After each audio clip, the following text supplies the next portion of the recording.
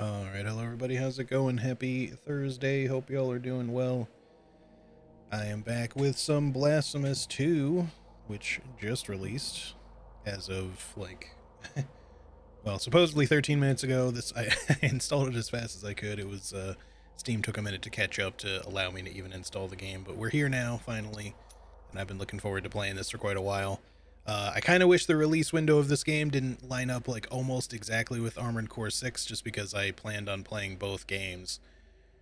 And we're also still playing Baldur's Gate 3, so we're just going to be juggling 3 games for a little bit. I don't think this game will take super long to finish, but it is a Metroidvania, and I do like being pretty thorough with Metroidvanias, so I'm sure it's going to be at least a few streams worth of one playthrough, if not, 5 or 6, who knows.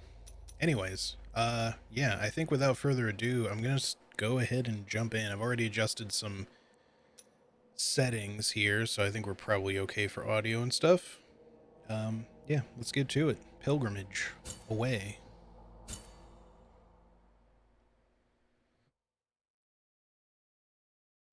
I feel like my OBS announcement stuff is still broken for whatever reason. This stuff always just, like, gets, like, super messed up for me. I should have read that quote. Oh well, you guys can read it yourself. Um, The hopefully eternal people will see dawn of our penances stuff here. heralds its imminent end.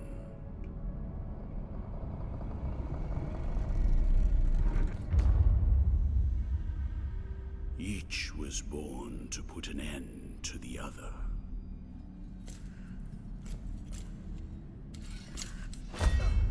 Now both await. But while yours slumbers, mine remains vigilant. May the miracle bear witness to this oath.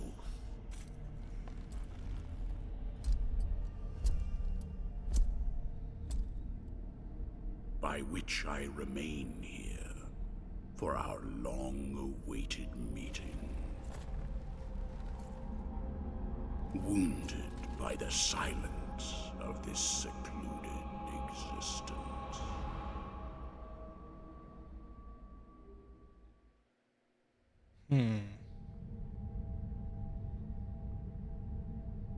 And then, as the city of the blessed name rose up, borne on the shoulders of 3 mighty statues, the resounding beat of a great heart could be heard emanating from the clouds, thundering like the knell of an unseen church bell, raised higher than any other, enchanting us all to lift our gaze aloft in an ascetic call to prayer.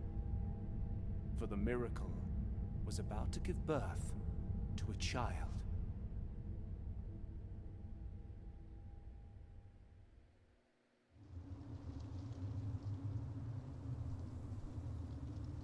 I'm liking these smooth animated cutscenes. I mean, the ones in the original were really good too, but they were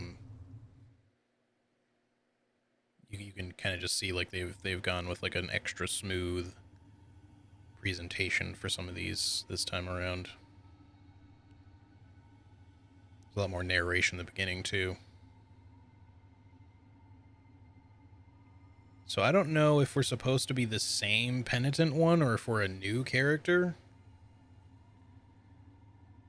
Because we could easily be somebody else. Like in the first game, when you start at the like Brotherhood of Silent Sorrow or whatever it's called, like there's tons of like bodies of other penitent penitent guys or whatever, just dudes wearing your same mask, who have all probably tried to make some sort of pilgrimage and failed or whatever. And it's kind of the same, like when you get to the end of the game, the indication is that most people who like succeed in even making the pilgrimage the whole way are kind of consumed by the ash or whatever at the end, unless you get like the secret ending, in which case you're able to make it to the top. But then you sort of become like the new martyr miracle thing. I don't know how much of that is canon, because like in the very beginning of this game, at the cutscene, you saw, I forget what her name is, but the other warrior lady and she kind of like impaled herself on her own sword there. You fight her as like the penultimate boss, technically, sort of like the second to last boss in the base game of Blasphemous 1. And there's an indication that, you know, like there's stuff yet to happen with her. I can't remember if they added more onto that with the DLC, because there was something I missed doing in the final DLC the last time I played the first game, but it's hard to say. But yeah, I've been looking forward to playing this for a while now, and I'm excited to get into it for sure. It'll be interesting to kind of unfold the story as we go. All right, I think that means Y is heal still. It would have been cool if I had the chance to play Blasphemous 1 one more time before the release of this, just to kind of brush up on, you know, the controls, the story, etc. But I just unfortunately did not have any time. You know, I've also played through it several times, so I didn't know how interested people would be anyways, but maybe we'll replay it someday when we're feeling like replaying this game as well. We'll do like a Blasphemous 1, Blasphemous 2 back-to-back couple of playthroughs or something. Maybe we'll do like a no healing vials challenge like we did in the first game, and we'll just do it again in the first game and then do it in this one or something. We'll have to wait and see what options we get. Anyway, bile flasks. Press Y to consume one of your bile flasks and recover vitality. These flasks are refilled by kneeling before a prie-dieu. Okay. Alright. We'll use... I like the animations look very smooth. I don't seem to be able to jump yet. Or, oops. I can heal. I think the only thing I could do right now is heal and duck and move left or right. We get our choice of weaponry right off the bat. Ooh, that's a tough call. I'm assuming we can only pick one. I wonder what happens if you actually just try to go to the right before picking something. I'm very curious to see. I guess it would make sense that we can't attack yet because we don't have a weapon, but what happens if you just run to the side here? Okay, it just prevents you. I just wondered if there'd be like something secret. Alright, so we got obviously like a big strength weapon. I remember hearing about the rapier and dagger, I think is what this is supposed to be. This is probably more speed and precision focused, and then this will probably be the more balanced of the two. This curved sword. I am really interested in trying all three, and I hope that we get the chance to maybe come back and try out the other ones or something, but I'm interested to try the strength one just because a huge flail seems like the most interesting to me right now, and you don't exactly use like a strength build so much in the first game, so this seems like, to me right now, the most interesting. So we can switch to try them out at least.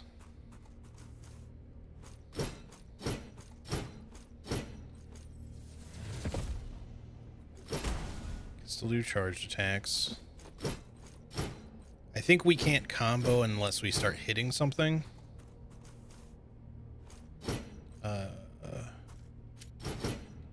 Oh, interesting.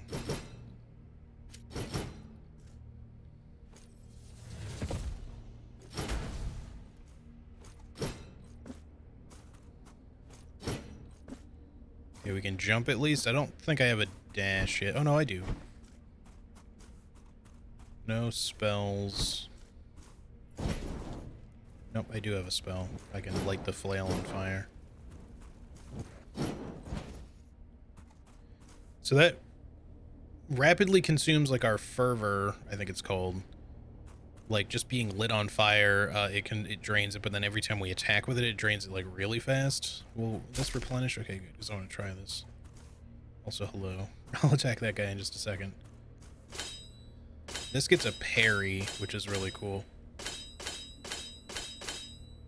Ting. Hey, Karate, how's it going? It was tempting to check out Charlie's stream today. Yeah, I didn't mind too much about being spoilered, because I figured she wasn't going to get, like, crazy far into the game yet, so, and I just kind of want to be there for her, initial, bit of playing, you know, I'm not too bothered by like Armored Core spoilers, to be honest. There's some boss fights I don't really want to see. I'd like to experience them for myself. But yeah, we'll kind of have to see how that goes.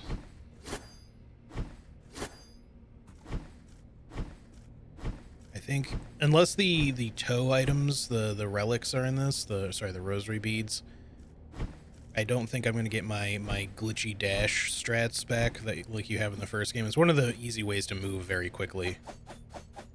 So this is clearly fast weaponry. Seems there's no charge attack, but there's a parry. What about this one?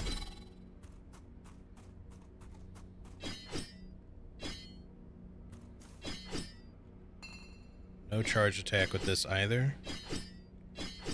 But it gets kind of like a double swing right off the bat that you can do without even hitting something.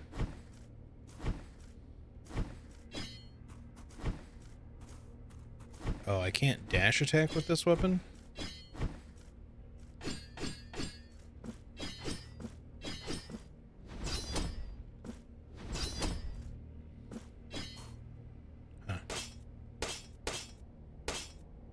So I think, okay, that is one thing I guess maybe we don't want to go with strength right away, because one of the big things about the first game is that you can parry attacks. So you get parries with both of these other, like, more light options, but not with the flail. It seems like with this you only get the buff instead.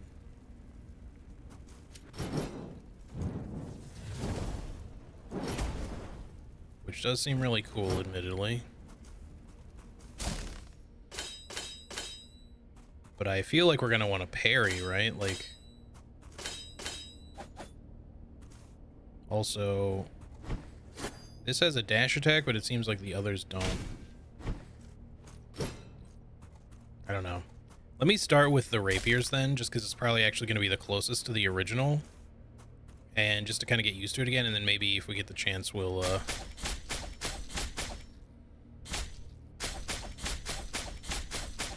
the damage output's not great.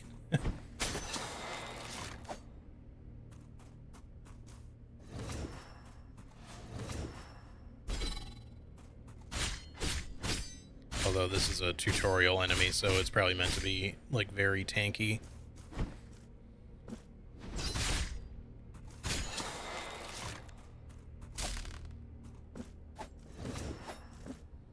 No downward attack with this.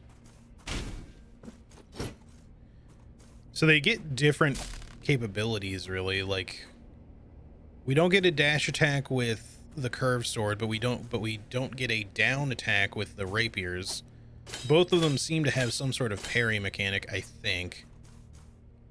But only this one gets a dash attack, which I was very, very fond of in the base game, because it's one of the easiest ways to get good damage. Now, again, maybe we don't build around that in this. I'm not sure. Also, hey Shadok, how's it going? Man, I don't know what to choose. This is gonna be tough. I'm just gonna try these. We'll see. Because I really want to parry. Hopefully the parry on this is an actual parry and not just like a block. Thou hast chosen thine companion on its pilgrimage. Only the miracle knows when thou shalt meet again in the presence of her two sisters. So in theory, we won't get to try a different weapon until later.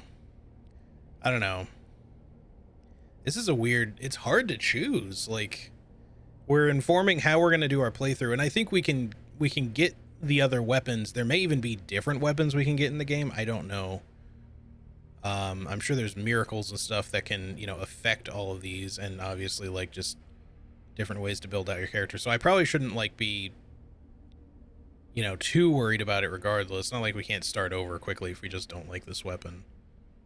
But yeah, I'm getting, like, a little bit of choice paralysis from this, just because they all seem to have their pros and cons. Okay, what I'm gonna do...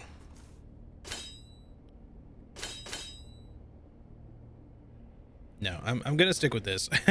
I was thinking, like, I'll just go with my instincts of going with the strength weapon, but I really want to be able to parry because parries offer like such a really cool thing in the first game.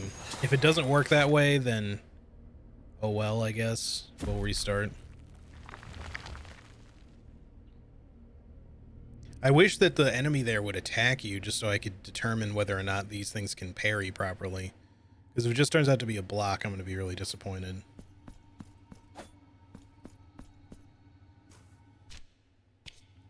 Alright, so we're back in the first room.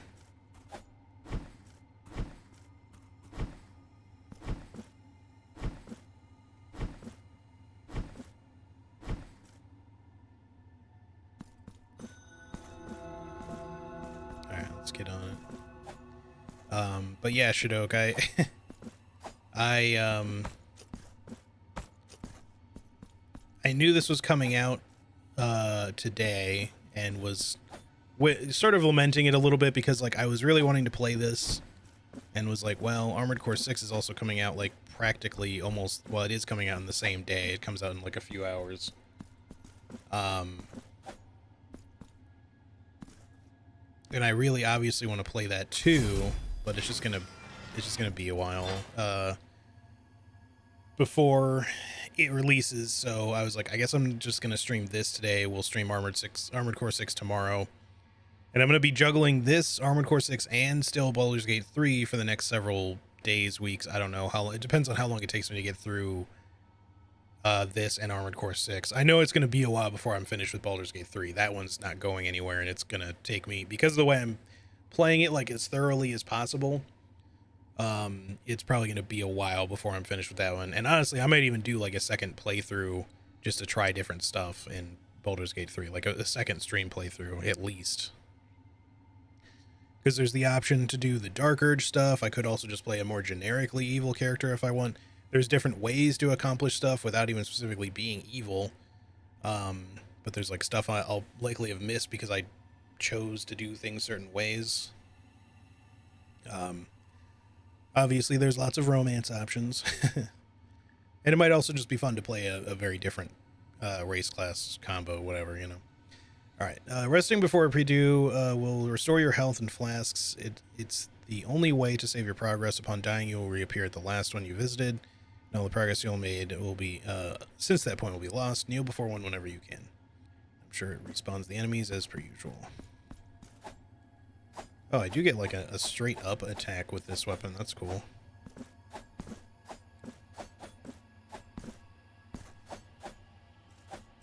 Oh.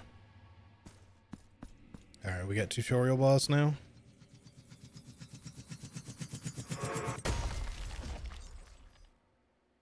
Oh, you sliced her face off. Ah, shit. I was like...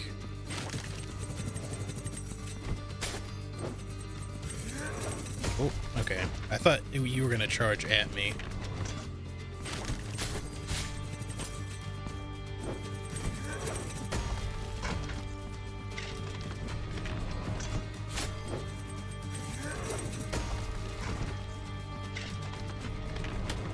Oh, the contact damage.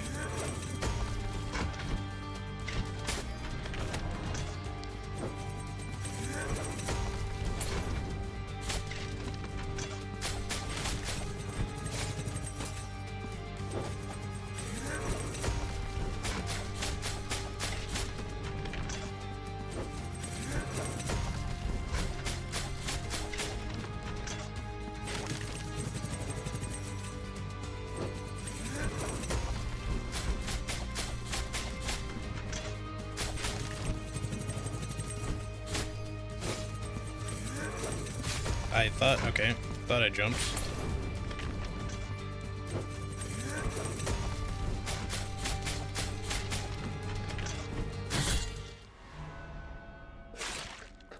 Alright. Could have probably had a better showing on the tutorial boss, but at least we didn't die.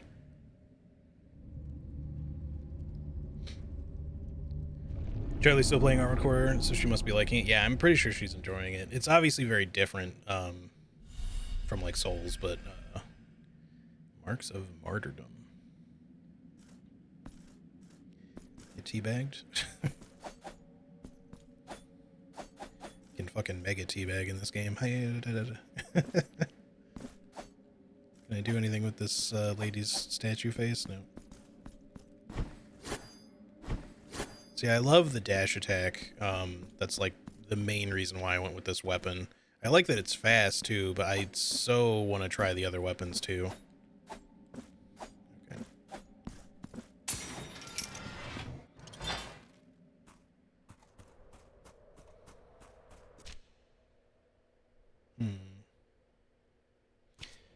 Before we go farther, I just want to quickly check back. I don't think there's anything else we can affect, but I do see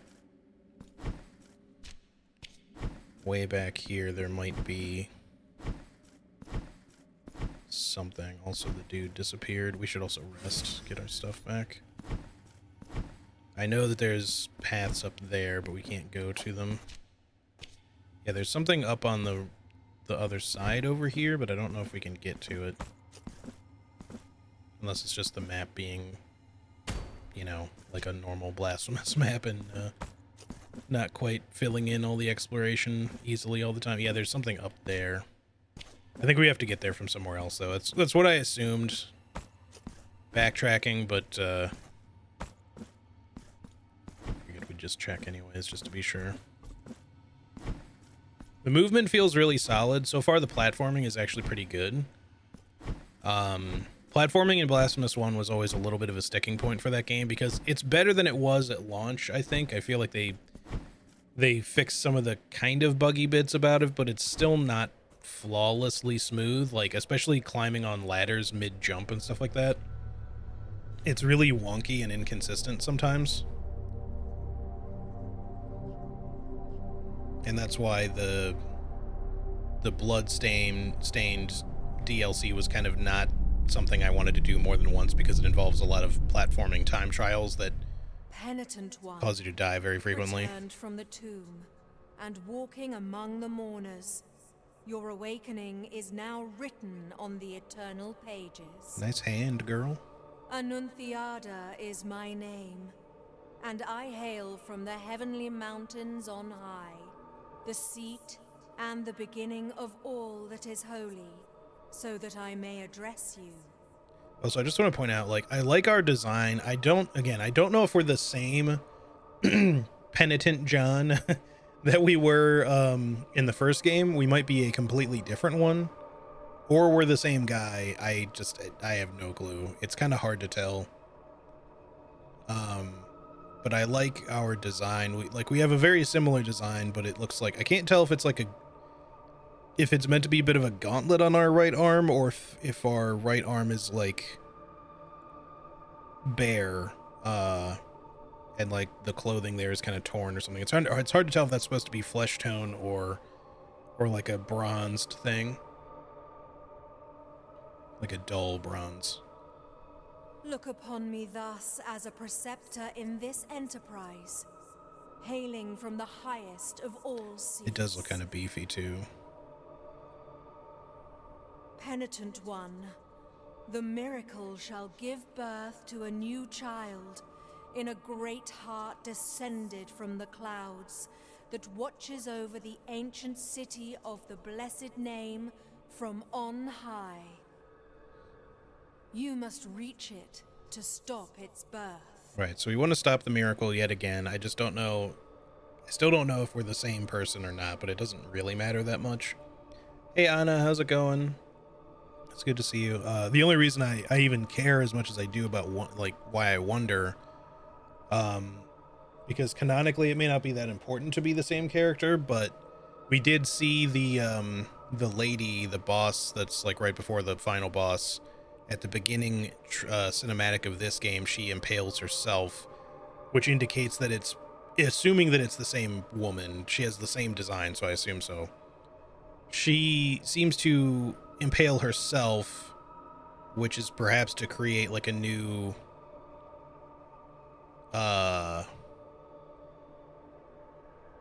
cycle. I'm not really sure what she's doing exactly, but if she's the same character and she's sacrificing herself to become like a martyr for the miracle or whatever the hell's going on there, I'm not sure. It's just the question is of is she doing that after the events of the first game and our character is now back as a result for some reason? Have we been awokened from our victory slumber somehow, even though I'm not sure which ending is supposed to be canon either, for the base game. I kind of screwed up in the final DLC and didn't do the actual final boss because I beat the regular final boss. But they added like a new final boss. If you backtrack to the beginning of the game and talk to, I think it's her or somebody anyways, it might just be the monk dude. But you do like some specific stuff. You talk to them before the end of the game, and then you make your way back, and then you fight the miracle guy, whatever the hell he is, in a different form. And I screwed that up in my playthrough of the final DLC, so I don't know if that changes the ending to be like a new canon ending. I remember looking up the ending at one point. I just don't remember it. But I've done the base ending, and I've done the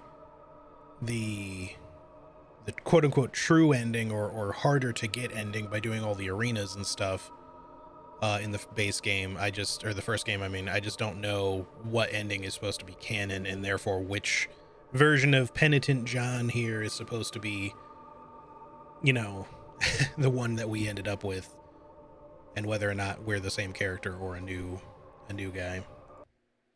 Sorry if the sound gets cut out here. I'm just dismissing a notification. There we go. Doing all right. Got a bit of upper body pain when I'm playing Fallout and chilling. All right, well, at least you get to chill. Hope you feel better. But on this ascending path of penitence, the Arch Confraternity awaits you. It's a mouthful. Those penitents that the miracle itself took as its sentinels now await your arrival.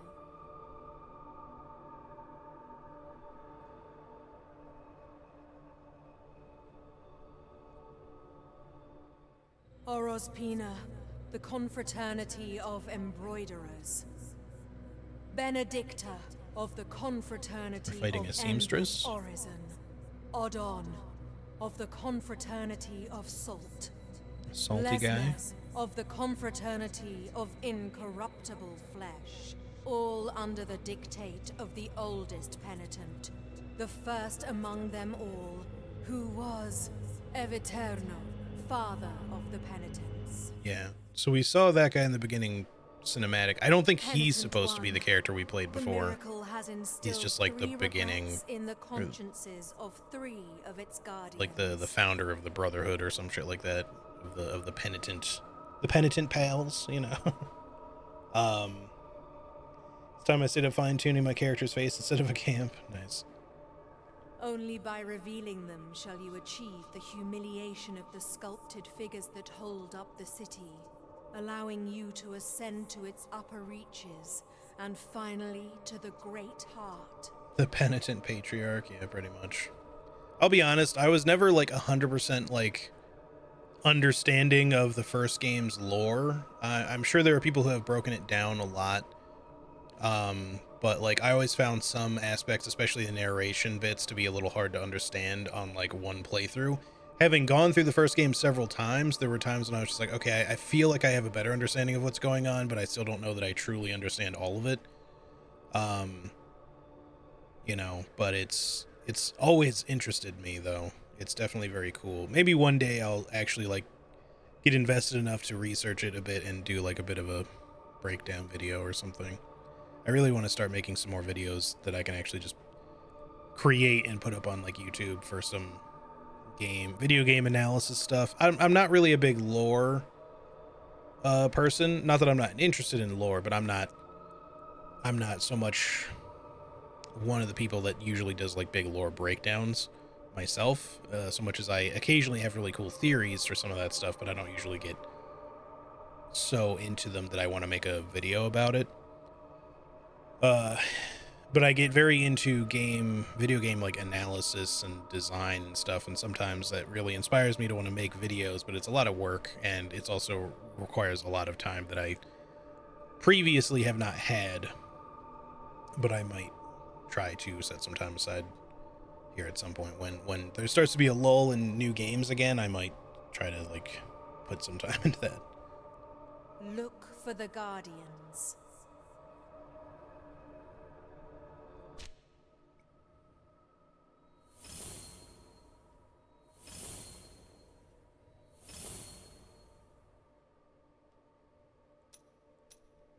Interesting that it only shows you 3. So this is going to be kind of like it was in the first game, where we can probably do them in whatever order we want. The question is going to be which one is truly the better one to go after first. This is going to be potentially the closest, but that could be misleading. We might have the hardest time actually getting to this area. I just remember in the first game, I went to the mountaintops first, and I fought the Our Lady of the Golden Visage first. And that was one of the things that at first, like in my first day of streaming Blasphemous ever, I was like, you know what? The platforming is hard, like harder than it needs to be. And this boss, this bullet hell-esque boss in a game that's not really about bullet hell mechanics, felt really cheesy and unfair. And I was just really having a hard time liking Blasphemous.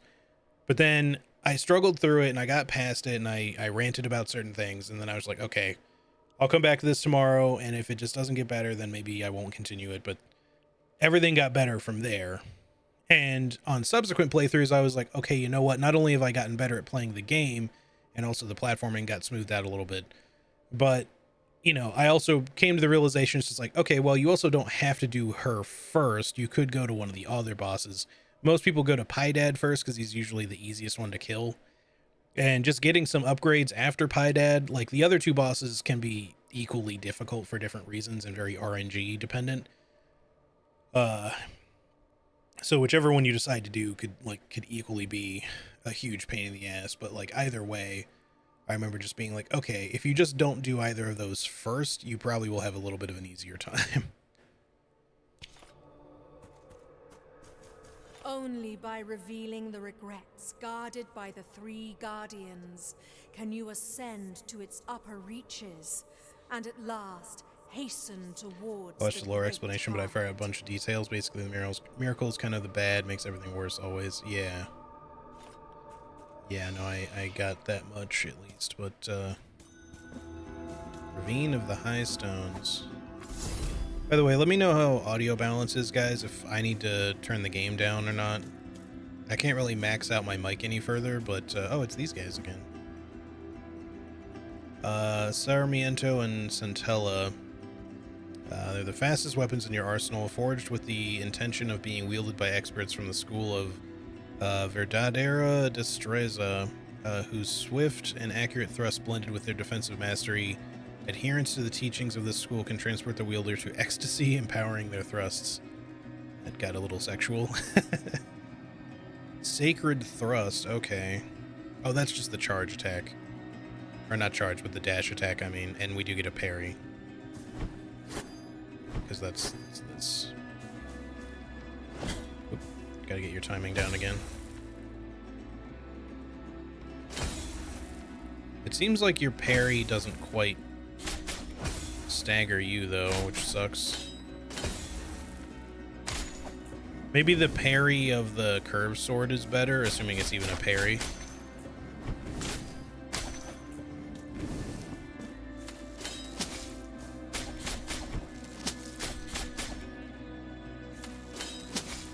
And you take some getting used to. Ow. Oh, I'm not dead. Thought I was dead.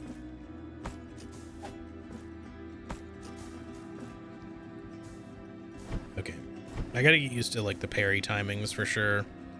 I have to like not compare this game so much to the first game though, because the Mea Culpa sword from the first one, which maybe you can get again in this game, who knows, but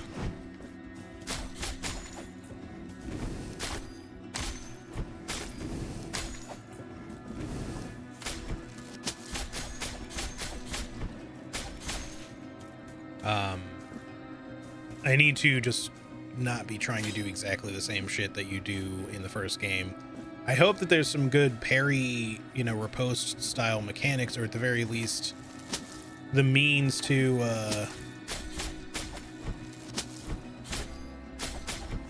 you know, execute enemies after, like, staggering them, but who knows? It seems like there should be something up here.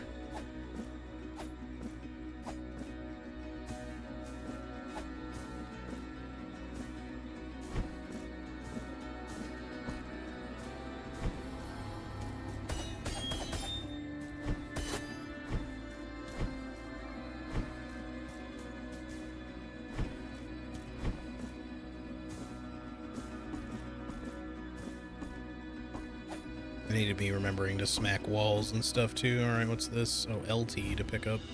You required Patenerus. Okay. Prayers and fervors. Attacking and executing enemies fills your fervor bar, which enables you to perform varied and powerful prayers. You can equip them from your inventory.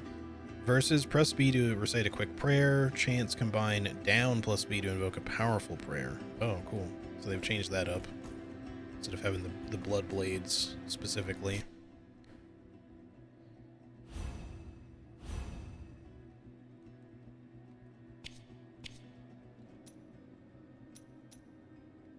So we only have a chant available. It doesn't, like, count as two different things. Immaculatus. So it looks like we can at least get the other two weapons if we want. I think the game is probably going to be balanced around having all three. If I had to guess, like, you can switch between them for different fights, and different, you know, enemies are going to be... So I don't think it's... Oh, I was going to jump over you.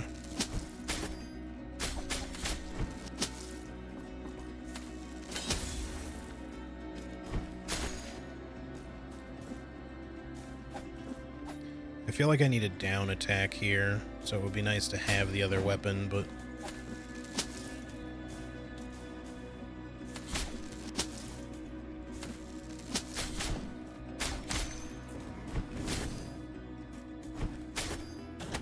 You and your stupid contact damage. I hope there's a relic in the game, or, you know, a rosary bead or whatever that... 800 tears. There's clearly something here, but we can't affect this yet. Some sort of relic that will allow us to platform on those. But yeah, I need like a downward attack, I think, to maybe slam through the floor somewhere here, because it looks like there should be something here. There's some secret there. Game music might be a teeny bit too loud. Okay. I can sort that out. Let's just take it down one for now, and you guys let me know. Maybe two, actually.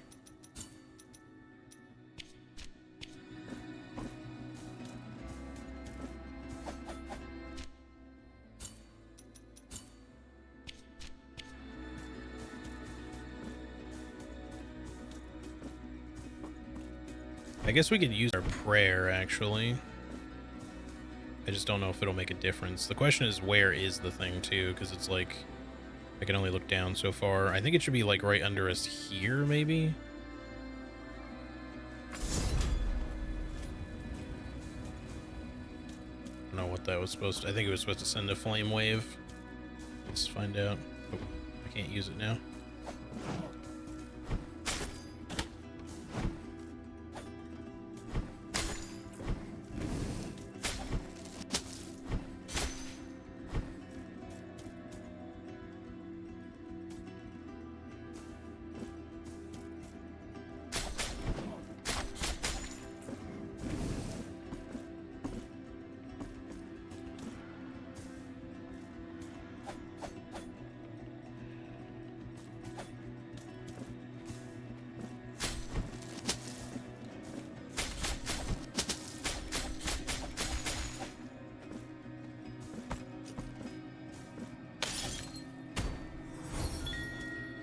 Got our cherub collections again. So again, we need to be able to bust through that at some point. I guess having the other weapons will kind of act a little bit like having relics in the first game too, if they give you different moves that you can't otherwise do.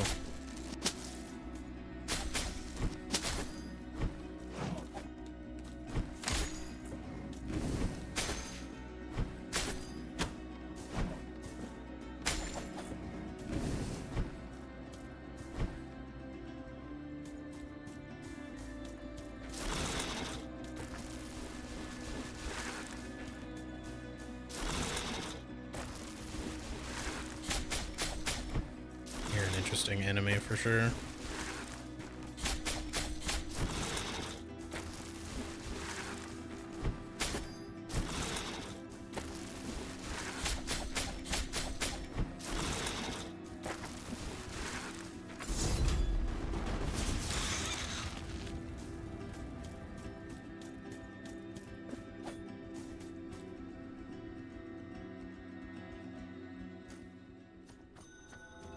City of the Blessed Name.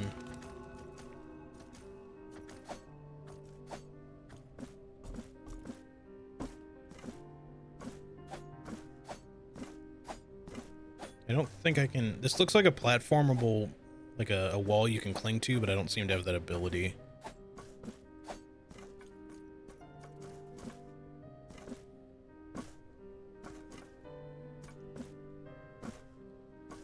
No, it doesn't look like it.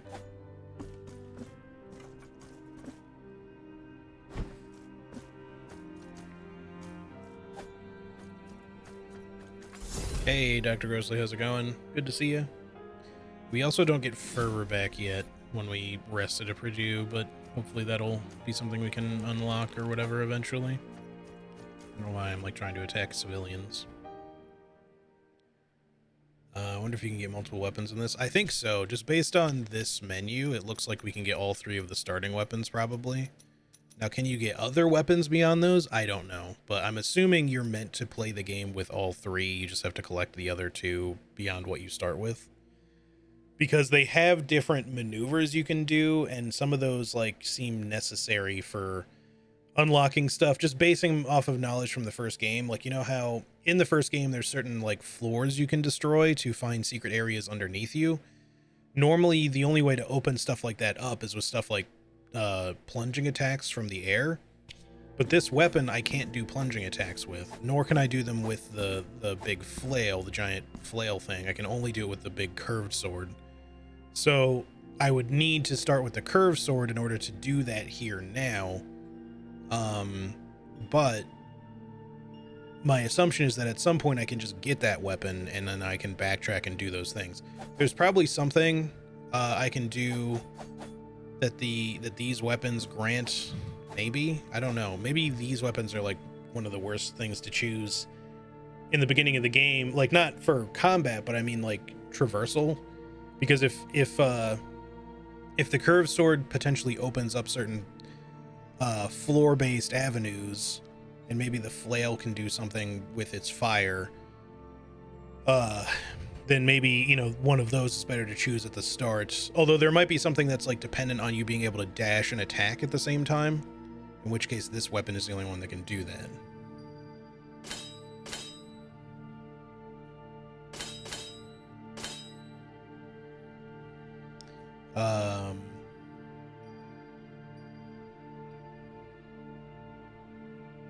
I'm playing Hollow Knight.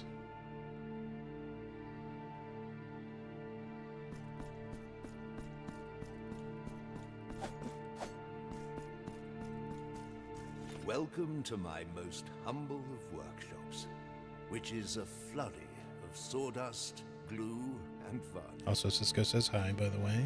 He's just chilling in his bed next to me. Montagnez is my name. Master Sculptor. One of those who, with steady hand and silver chisel, patiently carve out from the wood the faithful shapes of our true saints, so that they might be contemplated and revered by the devout. No trace of light remains in my glassy eyes, yet still I know what thou seekest and needest. For are we not all penitents on this earth, in some way? The miracle proclaimed that, as my profession was that of a master sculptor, I should carve in wood the figure of the Most Blessed Lady as my last work of art.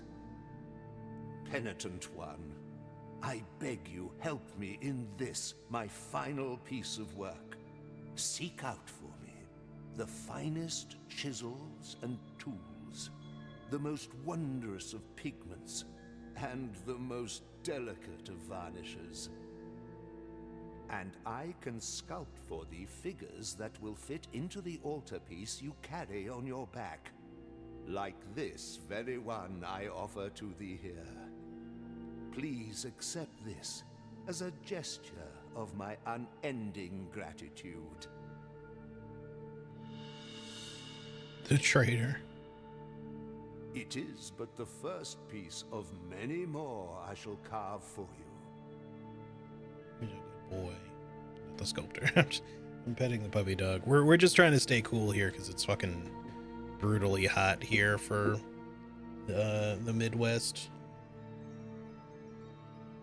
There's still like an emergency heat condition thing going on right now. It's like almost 100 degrees Fahrenheit, which is pretty fucking hot. Now I shall place it upon the altarpiece upon your back, and you will feel its grace, but also its Still, burden. yeah. Although today is supposed to be like the last day, theoretically, that it's like especially hot. The hands of the miracle will guide me in the carving in accordance with the memory you bring me.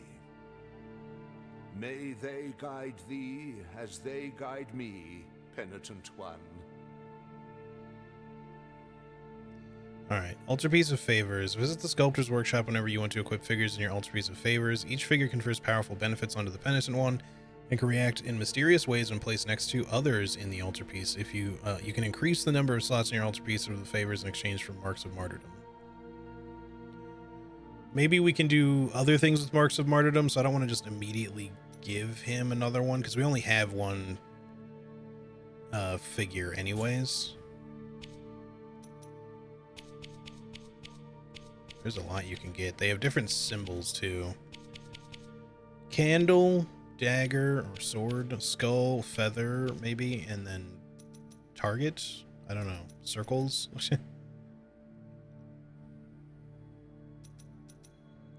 Empty something, weapon. Okay. Flail, curved sword, rapier, dagger. I forget what the hell their names are. I'm just gonna call them dual swords for now. Plus 10% physical damage to all 3 weapon types. That's cool. Let's put that on there.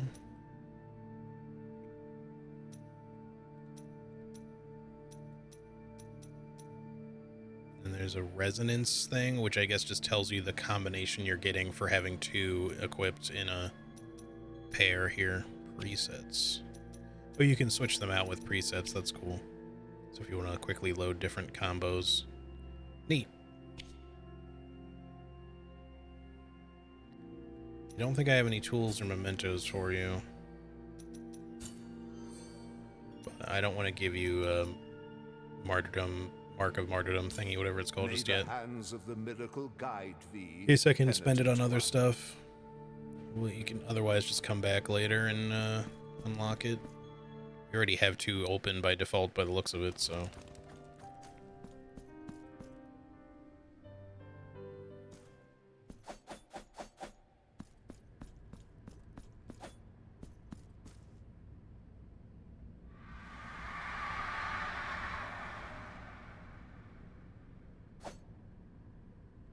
Okay. I still don't think I can climb these walls yet, so I better not go that way because I'm not going to be able to come back up, at least not yet.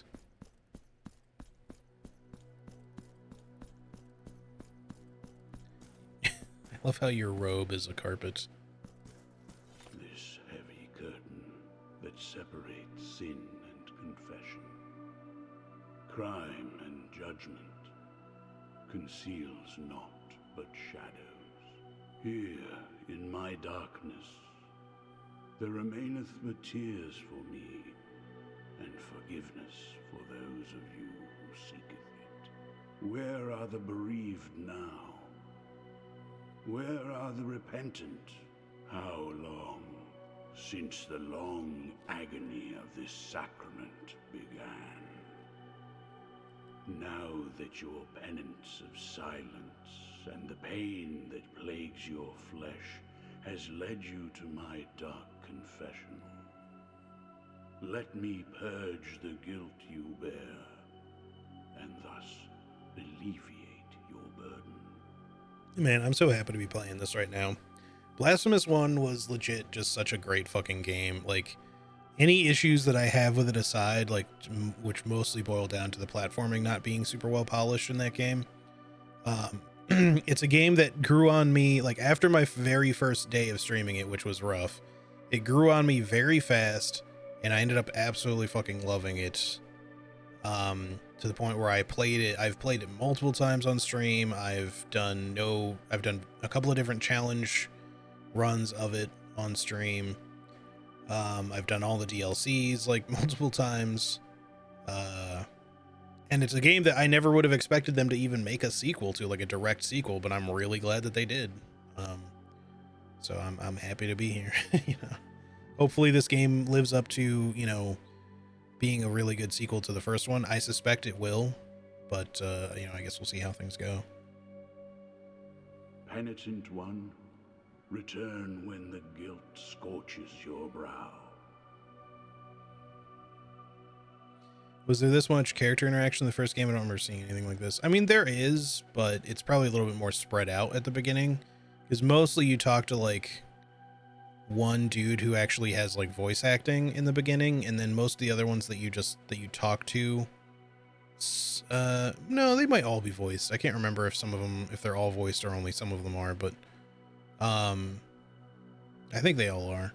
But a lot of the ones that you find, like the little NPCs that you find in like the first town, if you will, Alabasta or whatever it's called. No,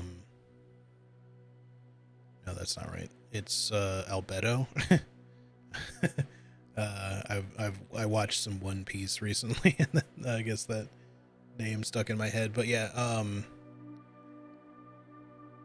at that town, there's some NPCs that talk to you, but they don't talk a lot, and they just have like repeatable like quest objectives. They're not repeatable, but things like you can give them a series of items and stuff throughout the game.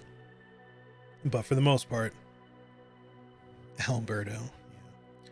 For the most part, there's not like tons of NPCs with like lots and lots of dialogue at the beginning. It's mostly just the one guy. So it's definitely a little bit more NPC, you know, narration heavy to begin with here, but I'm not like, it's not bad. It's just throwing a lot of like story stuff at you. I will free you from your burden.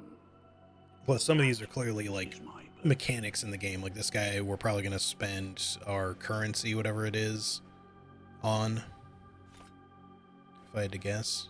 Penitent one, or no, he just, free you. maybe he's like, what's his name, Oswald or whatever in Dark Souls 1. He can relieve us of guilt if we kill an NPC or something.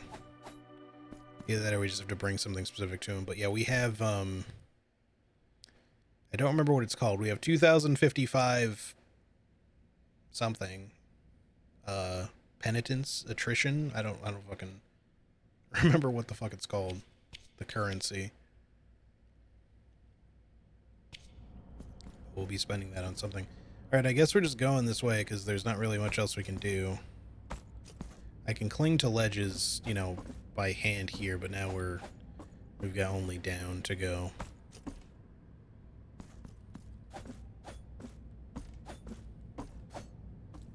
Because I can't, as of yet, stab my sword into walls.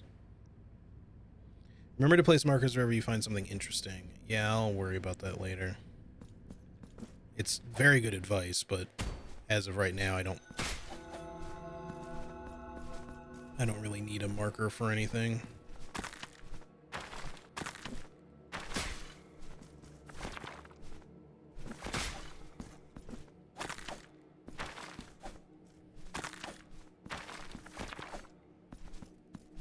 If you're wondering why I keep attacking towards walls, it's because in the first game there's a lot of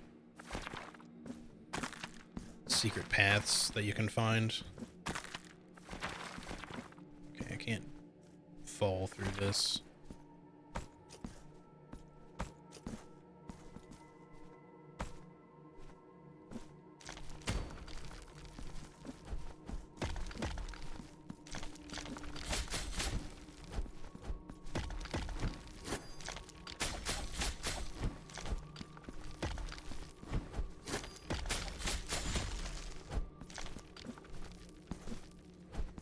think, again, I would probably need...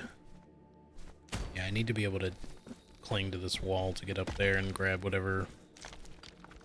I know it'll tell me the name of the currency again if I can properly do that.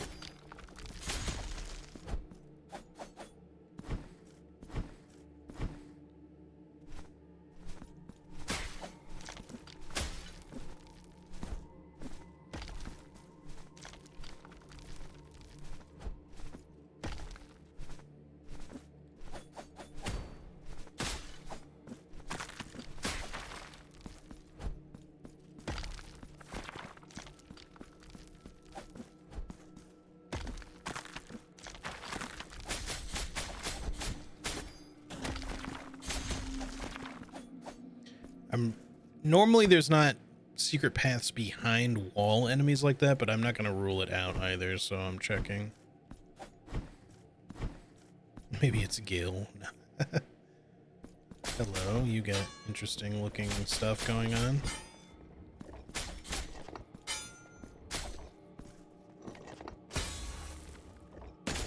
So just getting the shove back on our parry, so...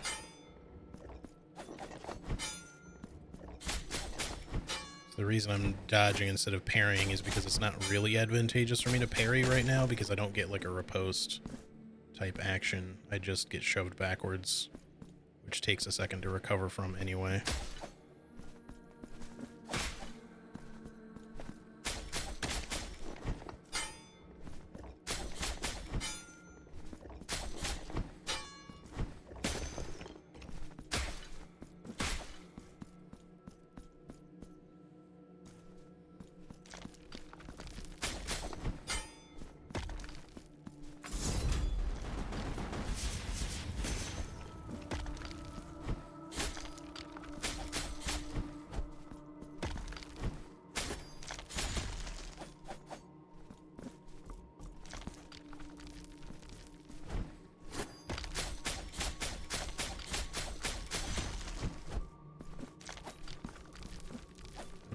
I'm not going that way.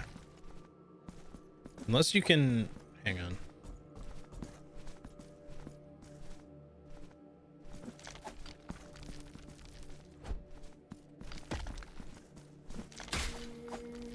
Seems like you can kind of bounce off of enemies, but not easily enough to pogo, like, particularly high or anything.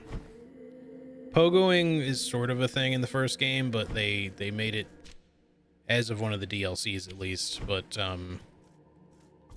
it's not like Hollow Knight pogoing though. Ow.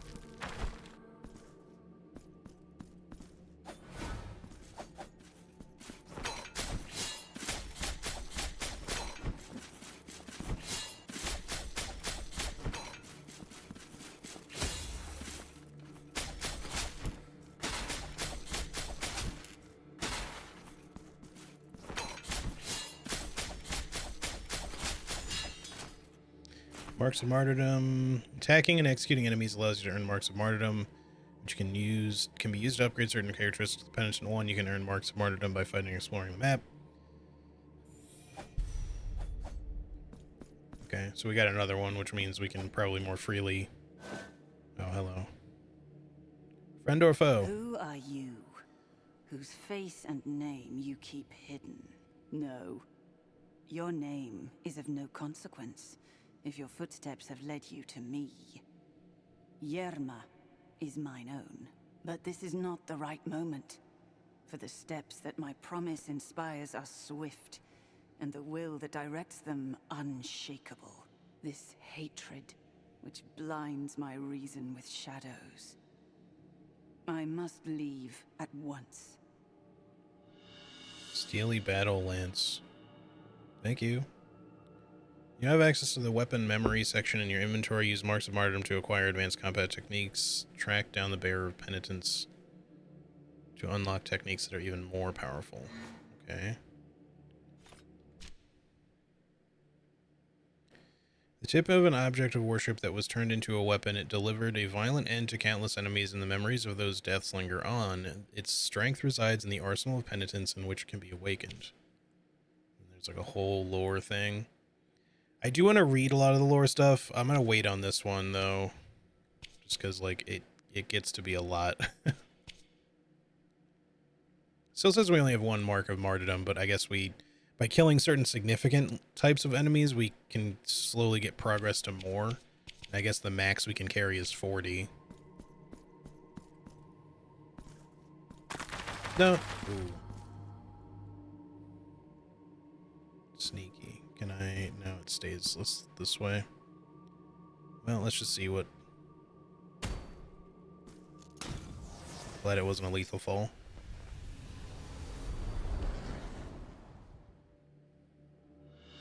Ivy of Ascension. Oh, can we climb walls?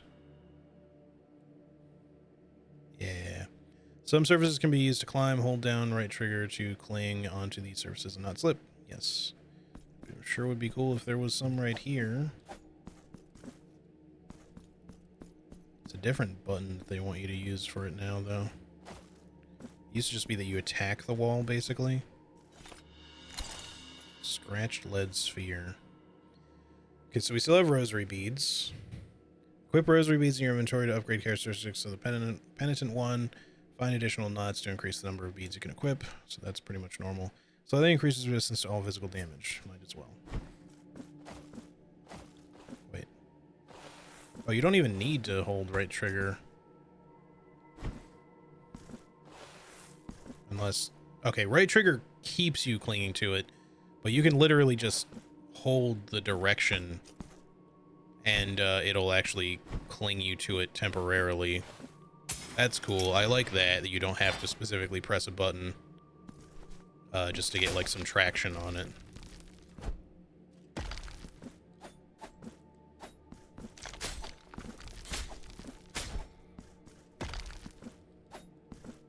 I don't know if it's really worth hitting me like this. It's kind of a pain in the ass.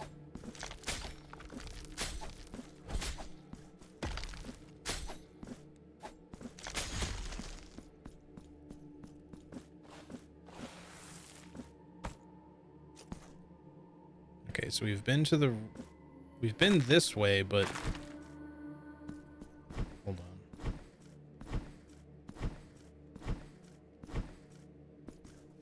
Yeah, we still can't cling to the wall over there, so we have to find some other way to get to that. Maybe there's the wall behind it is breakable and we'll find some other way there, or we'll find some sort of super jump to get us that way.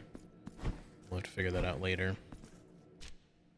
For now, let me actually put a marker there just so I don't forget that that room's not fully explored. With that.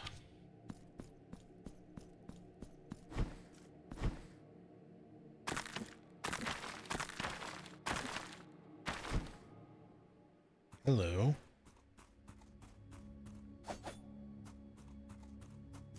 Y'all got a lot of arms, it looks like. Sleep, my child. Sleep. That one arm is doing some weird things too.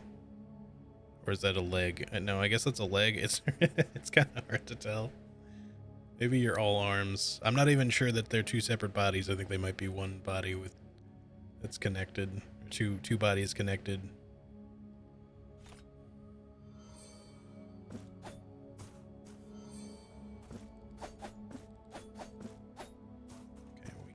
Don't seem to be able to do anything with this right now.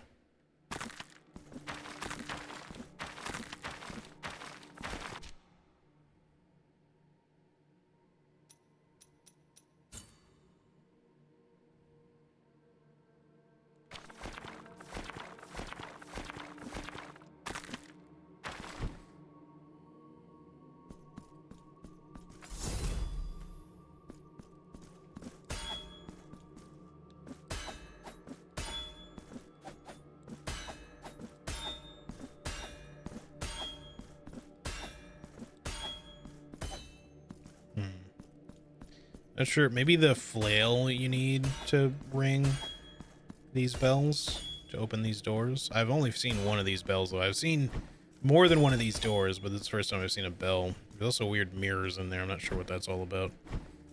But whatever. We have a shrine here now.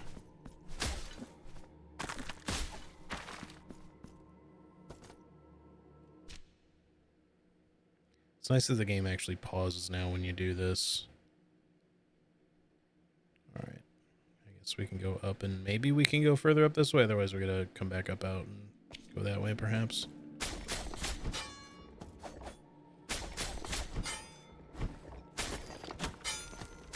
Freaking contact damage.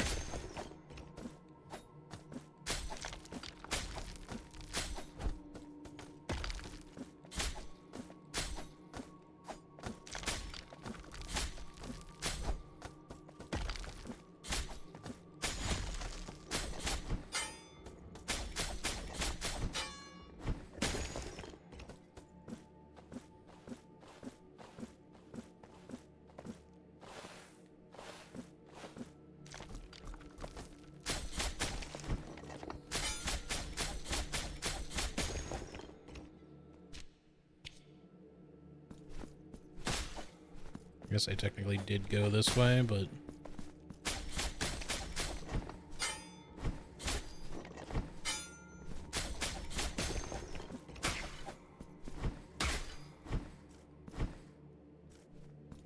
Right, that's why we couldn't climb originally. Oh, hello.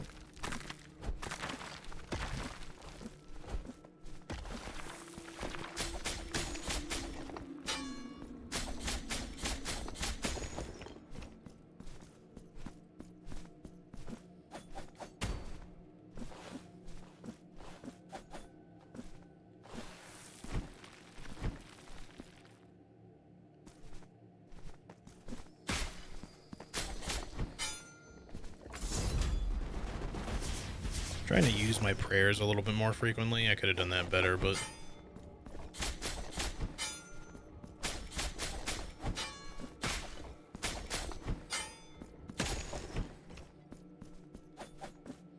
One of these days we're going to find a secret in one of these walls, I promise you.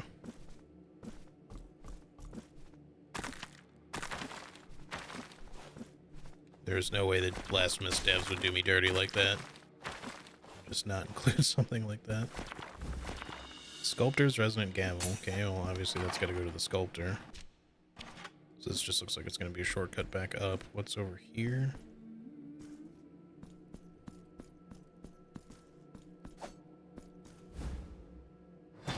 Yeah, I knew this wasn't going to be that simple.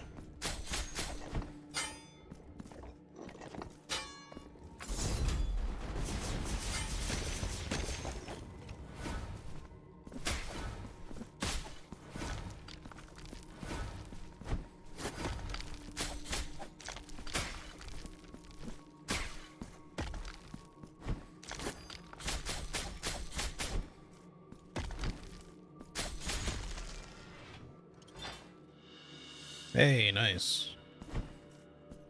Should be for another bile flask. Yep. Now we just gotta figure out how to fill it. Glass vessel used... glass vessel able to contain the blood flowing from the crimson flesh touched by the miracle, used to increase the number of bile flasks. Sculptor's Resonant Gavel. Small square hammer. Skilled sculptors use tools similar to this to work wood in its initial form. However, it is impossible not to conclude that any artist using such small a mallet must have sought to undergo some kind of penance or punishment. Just a teeny tiny little hammer. Okay, so that's open now. I guess we can rest and then go back down. Sound got a little bit glitchy there. Well, if we're gonna do that, let me speak to... I wonder if that opens at some point. Let me speak to the sculptor and give him the thingy.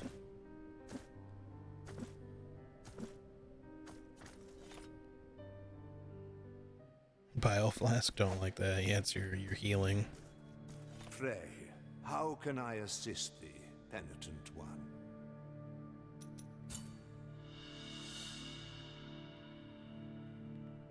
This mallet is so wonderfully balanced in the hand that it feels quite effortless to move.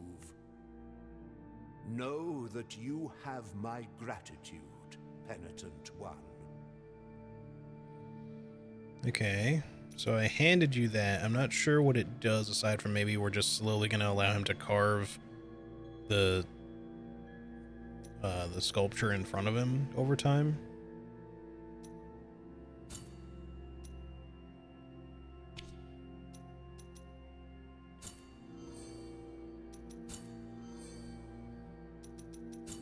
May the hands... He didn't have anything to give me.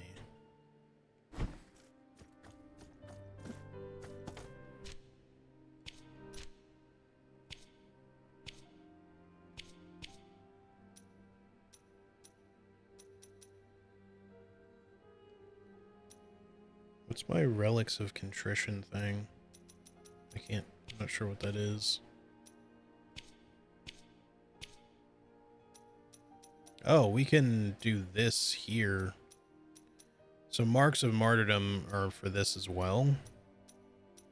Weapon memories.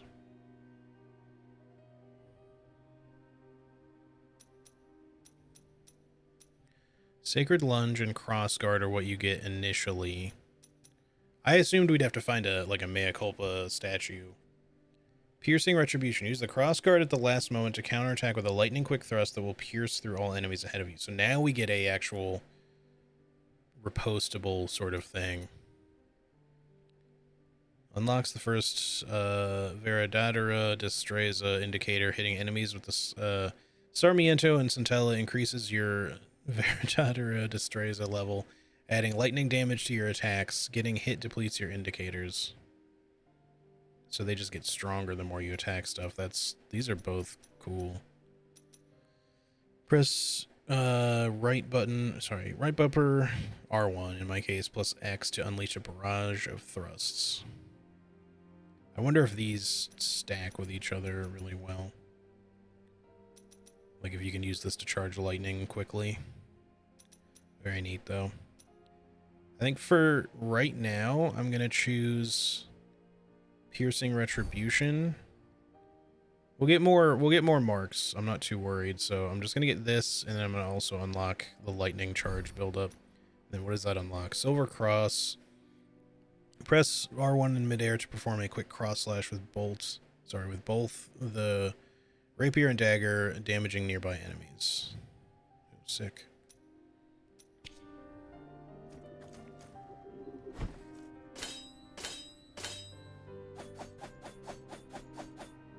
All right.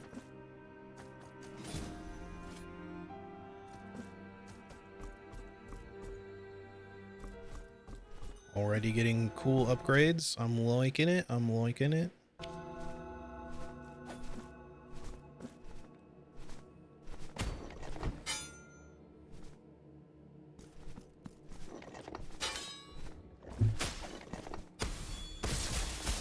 That was fucking sick. Ooh, our damage is actually pretty good with the lightning. I'm pretty happy with that choice.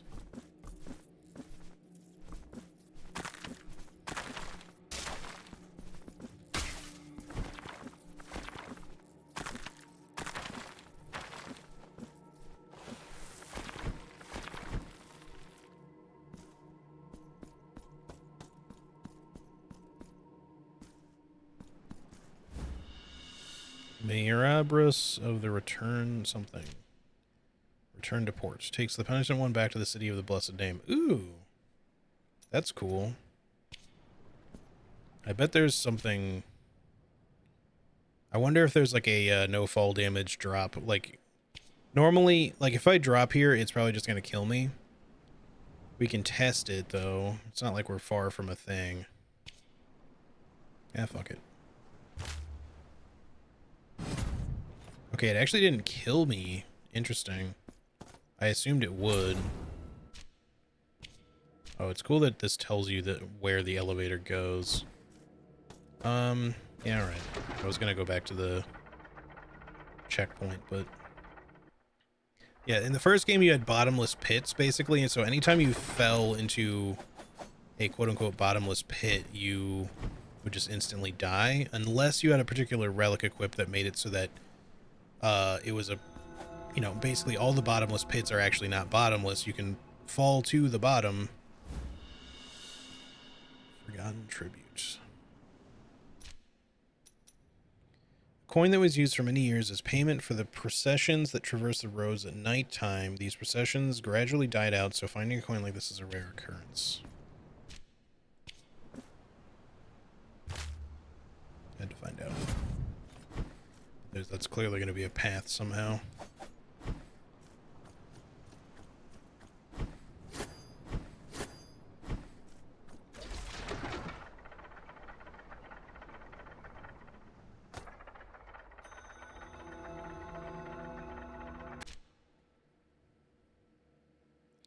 I don't think we have a means of getting across the gap that was here. Maybe we can still go this way? I'm not 100% sure. I wonder, how much does this cost?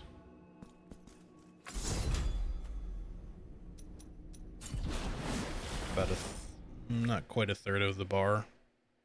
Of our current fervor bar, anyway. That's good to know.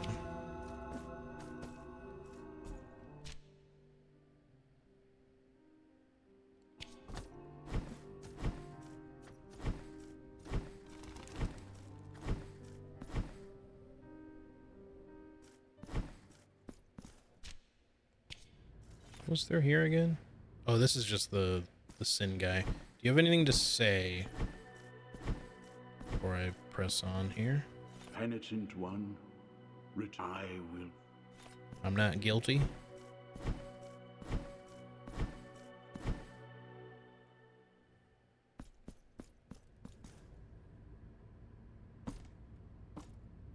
So we can go across here now. I want to quickly come back down here just to make sure that there's nothing else down there that I can do now that I have the ability to climb. I think we can get to that maybe now. Yes.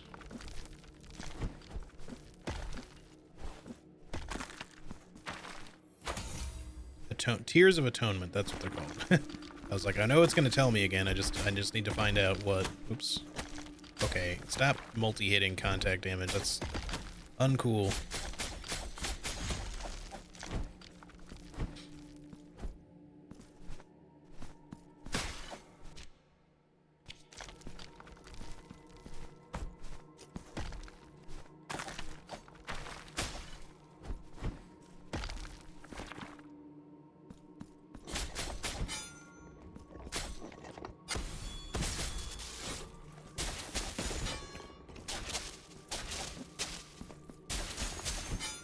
Damage boost that you get from that is actually really strong.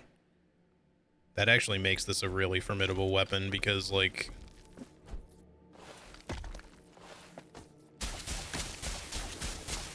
just the amount of damage you can do quickly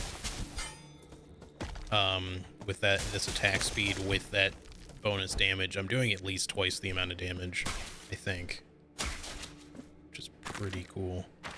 Doesn't necessarily mean it's as strong as some of the other weapons are, but, oh, that's right, it was just this. Still no clue. Alright, I'm not gonna rest. We are instead going to warp back up. So I don't think I can do anything with these yet, so...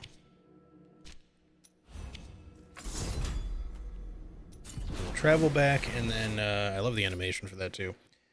We will go across, now that we can go across. I should rest first.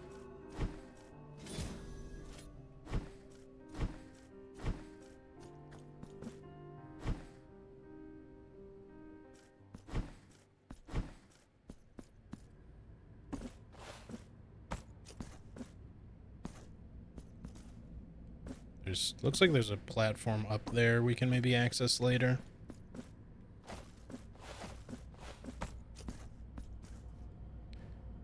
Hey, Lorena and Kate Sith, how's it going? Is it good? Yes, so far I'm enjoying this game quite a bit.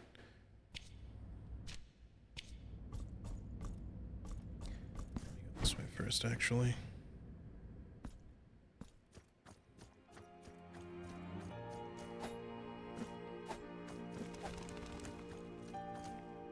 Oh, blessed are we, for I behold a penitent. I feel bad for the guy carrying you, but I'm not sure which one of you is talking. Probably the guy in the chair being carried. Humbly allow us to present ourselves to your reverence.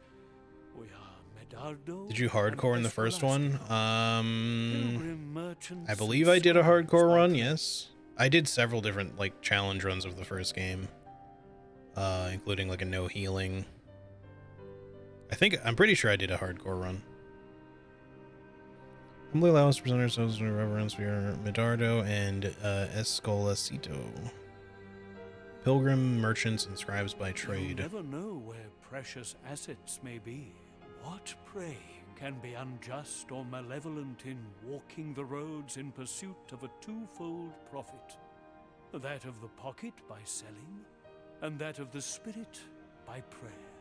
While Medardo pays penance in his meditative meanderings, I take care of the business side of things, sparing not a drop of ink to write about the beautiful landscapes of the many varied paths we travel. But go ahead and cast your eyes upon our shop window. The objects that were lost on voyages have great appeal and fascination, as they have become a reminder of the feat itself. Cast your eyes upon our shop window. Okay. Galera of the Living Briar is probably a prayer, or at least a, maybe one of the quick prayers, possibly.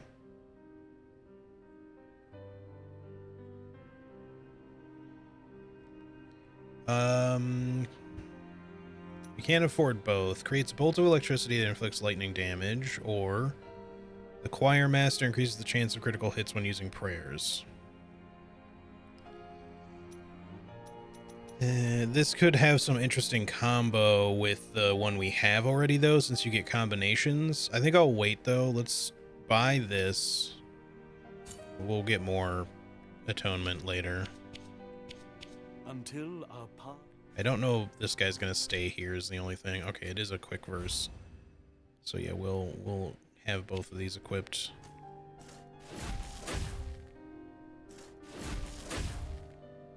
Cool.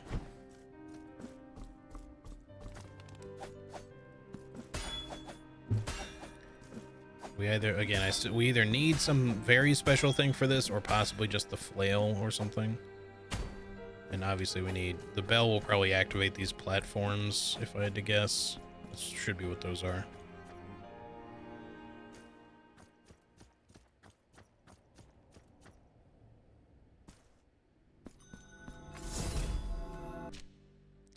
Let me... This is going to be like a whole new area. I do want to check it out, obviously, but let me go back. I want to see what was down the ladder. Excuse me, sir.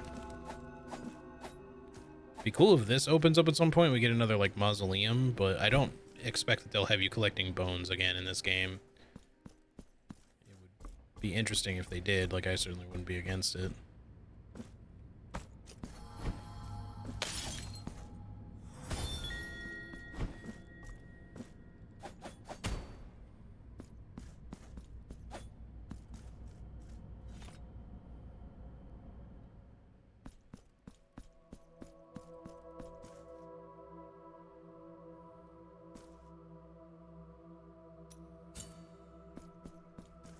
Open up the skin and red flesh.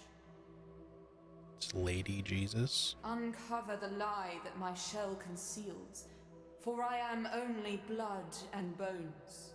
So allow the chalices to be filled with those who toast kings and priests. Now I shall grant thee a new flask.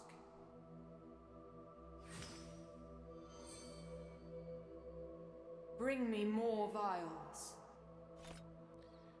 I don't know if this sacrifice is going to be... It just says, do you wish to make the sacrifice? I hope this doesn't take one of my vials to do.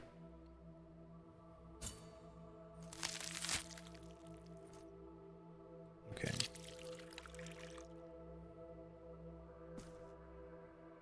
So we hurt ourselves to do that. Bring me chalice. What did it do? I don't know.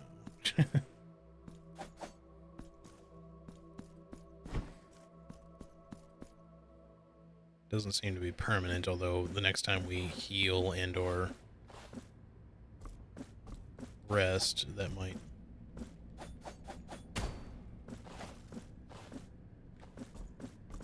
get undone. Okay, well that's explored then. I don't think there's anything else we can really get to from down here yet. They give you a lot more markers in this, which is cool too. Maybe there could have been a wall to cling to or something back here, but we'll progress forward for now. Those tiny things on our queue. Yeah, I believe those are the little cherubs that we've been freeing. We've only come across like 2 or 3 so far, but...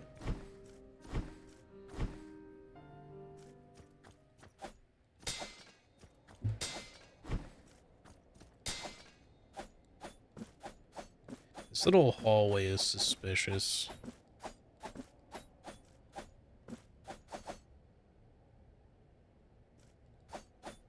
It just connects us between the 2 areas, but its existence is strange because it's not necessary.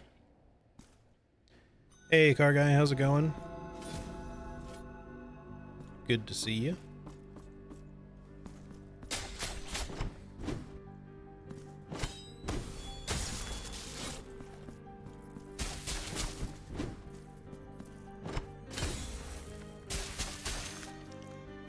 Either I didn't quite get the parry timing of that properly, or you can only do that so often.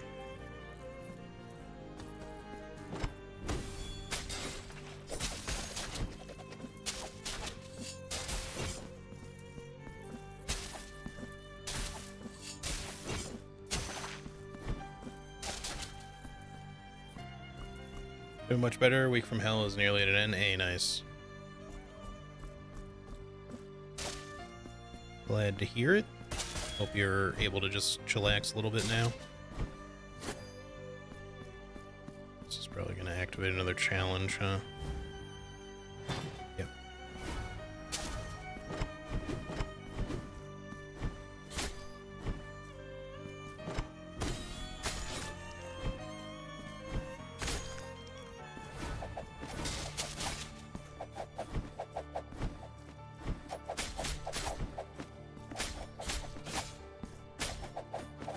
These guys are little assholes. I'm trying to fucking... Alright.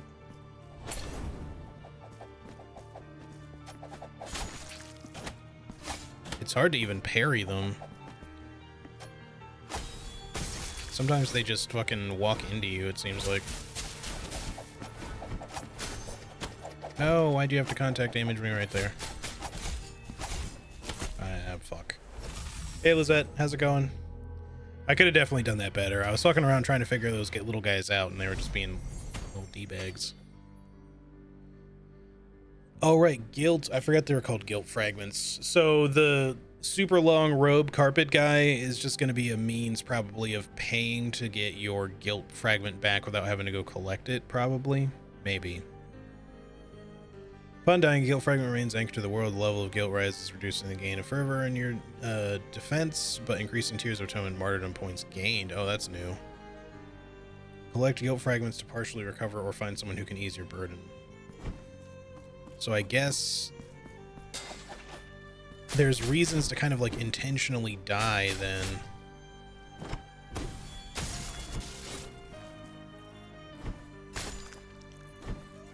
Because having the loss of fervor, or this particular state, I should say,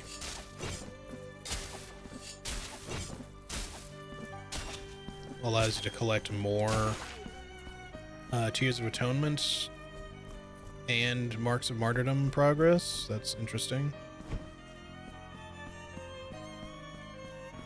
I wonder if that still heals you.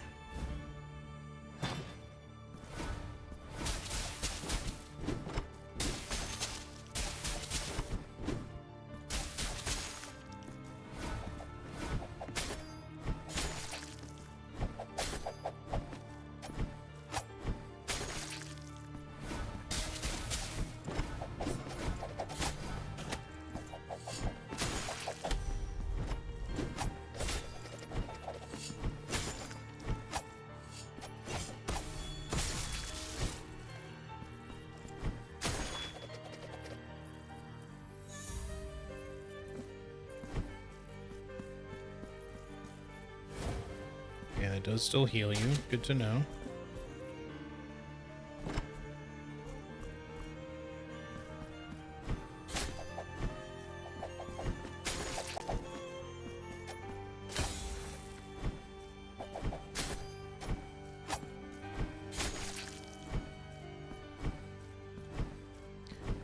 Yeah, anyways, Lizette, hope you're doing well. It's good to see you.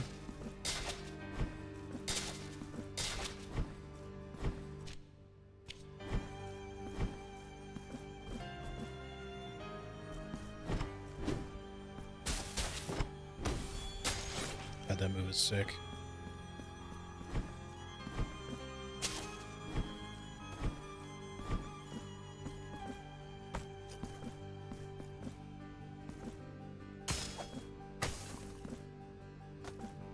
Interesting that you can cut those down.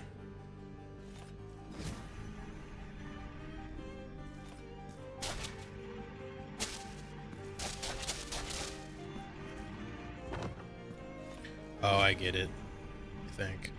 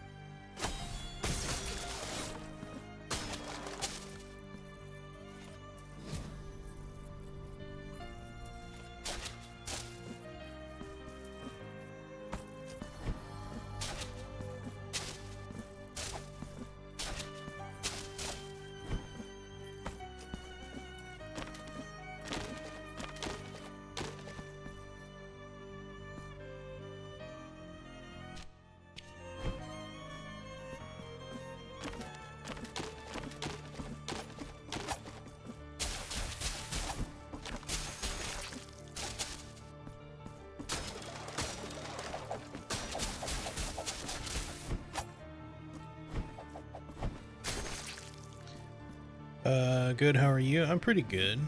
Enjoying Blasphemous II quite a bit so far. Having a good time. Need to hydrate though.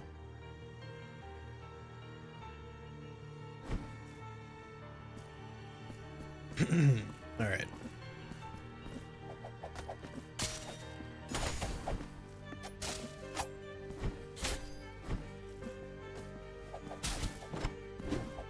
Ooh, thought he was gonna clip me with the back of his weapon there.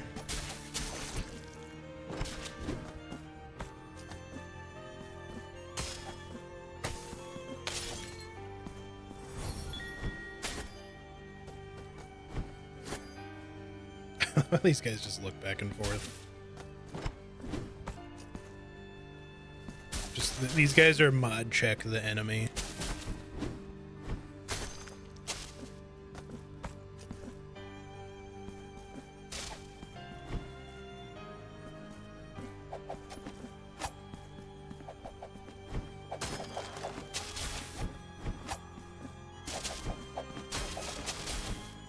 Oh, I didn't mean to leave.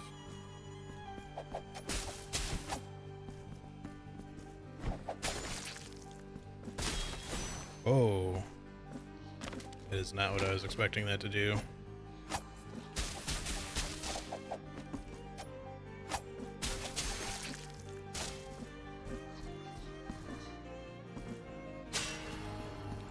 Knew there'd be a secret wall. It's creepy. We saved a weird whispering nun thing.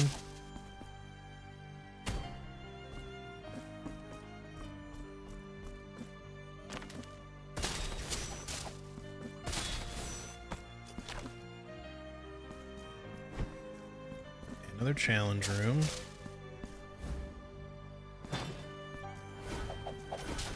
No, okay.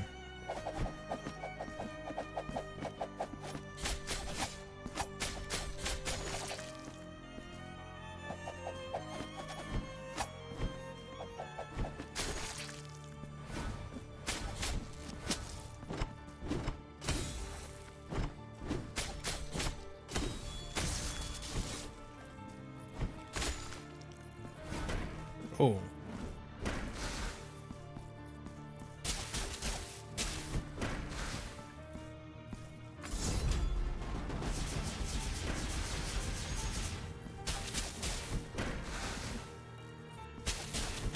Ah, he's got a dash hitbox.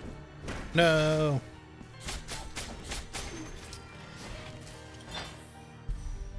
Okay, cool. We got another mark for that, though.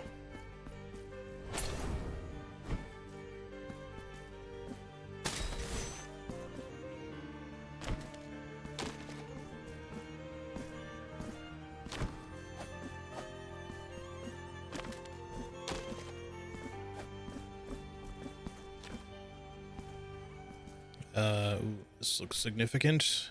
All right. Hello? Or is this just another suspicious room? Suspicious.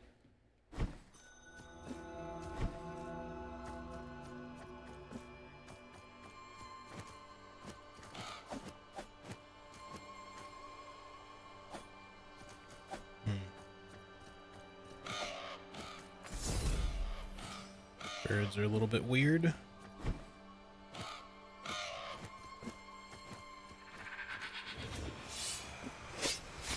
You got a long dash, my friend.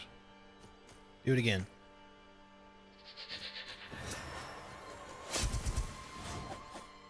He's like a penitent one, spirit.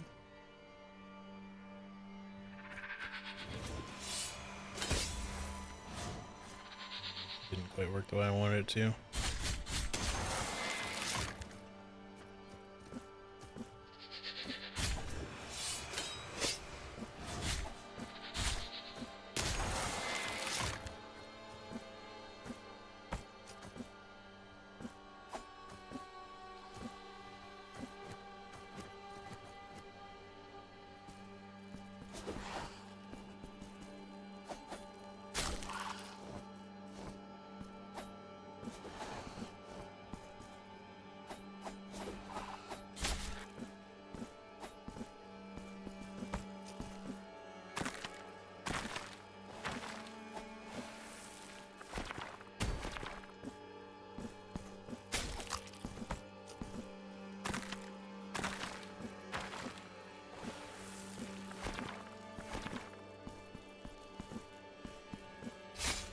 Ow. Okay, I was trying to maybe damage those so I didn't take damage.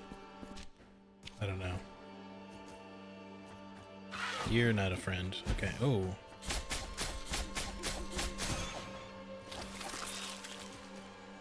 Rough. That's a rough way to go. Eaten by your own birds.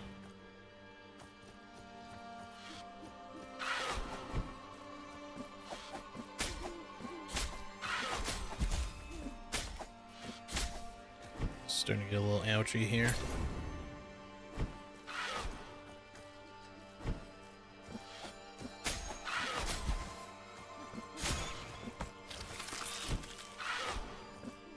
What? Okay.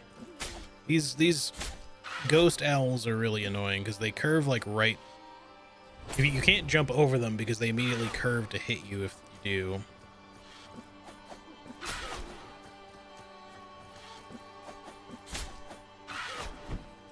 A better way to attack you.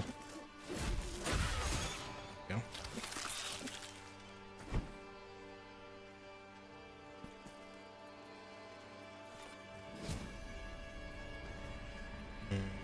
That's a bit of a time trial right there.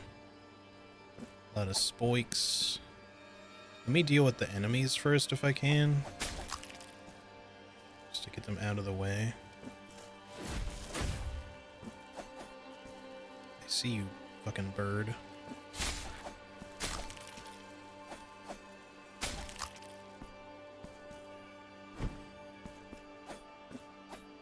Need like the sword to break through that. The other sword. Okay.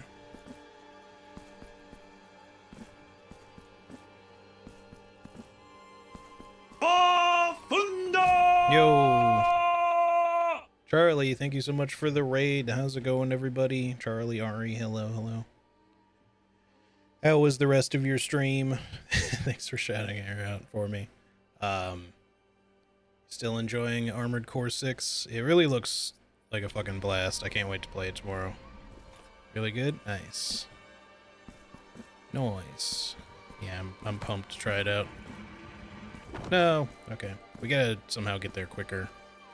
I'm gonna do this faster.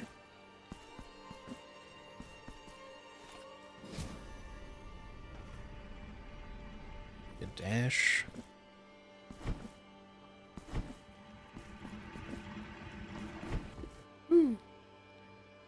Just barely. We've not even found a, ouch. We've not even found a good... Oh, that's not where I expected you to land with that. A checkpoint is what I'm trying to say. What are you? Ooh, okay.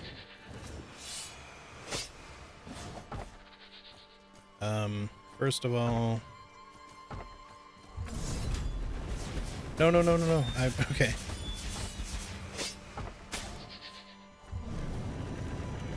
I'd like to use my fire and not have you use your fire. How about that?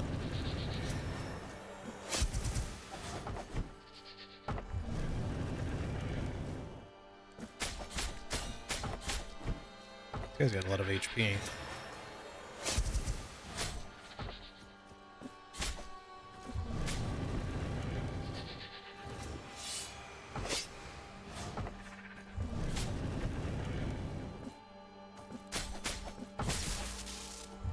Oh, we get the charge. Nice.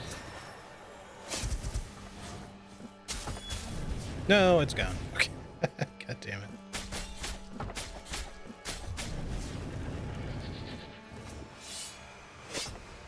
This guy's being a real... This door is being a real bee right now. There we go. He has a lot of HP. How's Blasphemous 2 going? It looks really nice. Yeah, it's actually been a lot of fun. I chose... You get your choice of weapons at the start. I chose the rapier and dagger because it felt like it might be the most similar to the first one. But in different ways, because, like, you don't get a plunging attack like you do. But I had to have the charge attack, or the dash attack. That was, like, kind of a must for me. But I think you can unlock the other two starting weapons as you go through the game, because it seems like you need their abilities to progress, you know, certain Metroidvania aspects, so we'll probably collect them as we go. There's like a curved sword and like a big, like, giant flail. But yeah, there's already like a lot more things going on. You still get the rosary beads, but there's like altar pieces you get. Instead of one prayer, you get like a quick verse and a chant. So your prayers work about the same way as you expect, but instead of having like the little blood blade thing as your circle button or B button, you get verses. So just pressing, like tapping B gives you the verse, and then holding down and pressing B gives you your chant prayer. Oh, also we have more marks of martyrdom. We can upgrade our weapon a little bit more. Let's see. Or unlock moves.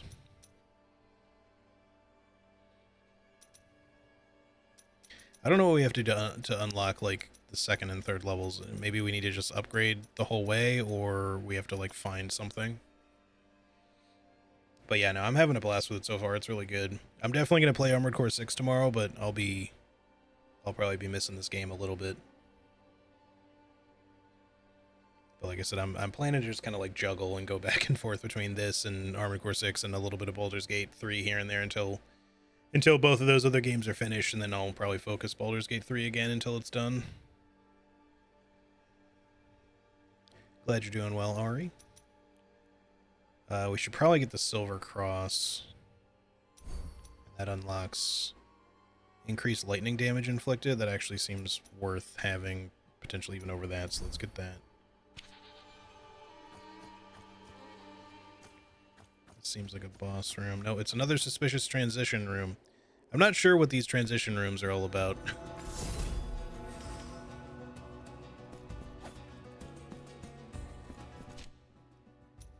We've already gone like a ways. Like I said, this one actually, despite the fact that it's the closest to the beginning, that one might even be like the hardest one to get to of the three first main bosses. Because I'm assuming it just wraps around from somewhere, but how you get there initially, I'm not certain.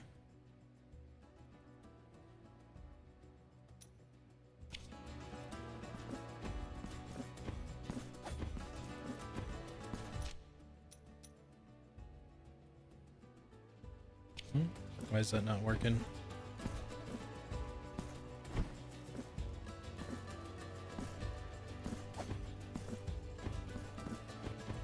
Maybe I guess you need...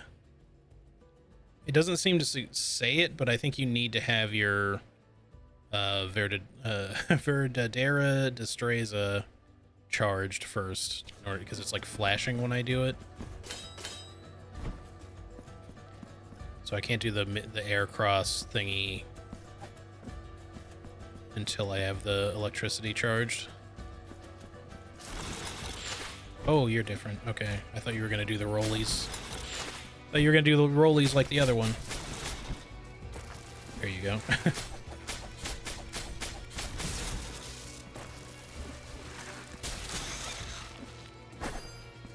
Okay, so the air cross is it consumes the charge, so that's something we have to... Oops, okay, wow, that contact damage was a lot.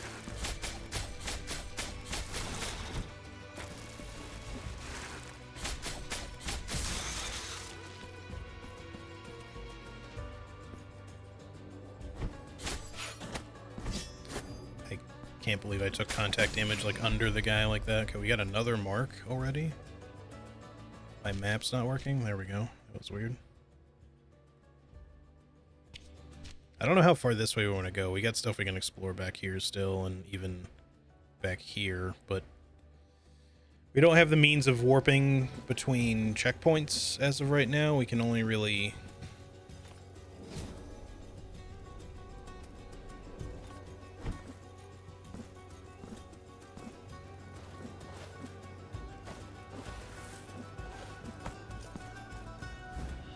Scroll of the Elder. I don't know if we can destroy that thingy. Manuscript belonging to the cantankerous old man who dwells in the hamlet of the Golden Knots. It contains a list of names that cover the parchment in ink from beginning to end. Oh, no destroying this. What was I going to say? Yeah, we can't warp to these. I hope that's something we can unlock. We can fast travel back to the City of the Blessed Name, at least. That's good. Something that the first game honestly could have used was, Oh, fuck off. Okay, I don't like that you're doing this mechanic again. One thing, Blasphemous game devs, please don't make enemies that teleport on top of you, because it makes contact damage a serious pain in the ass to deal with when you can't avoid it.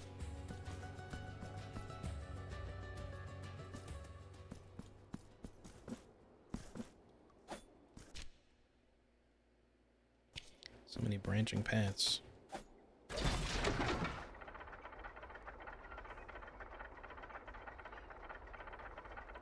I'm locked in position, so I can't, like, see if there's any weird breakable walls or anything there.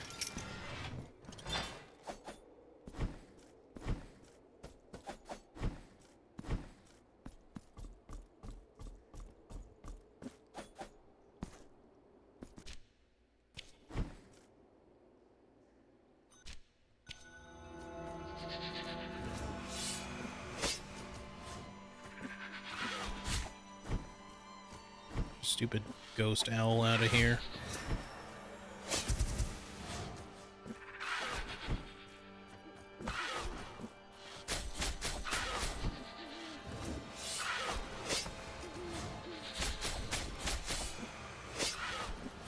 These enemies are such the ghost owl ladies are the worst.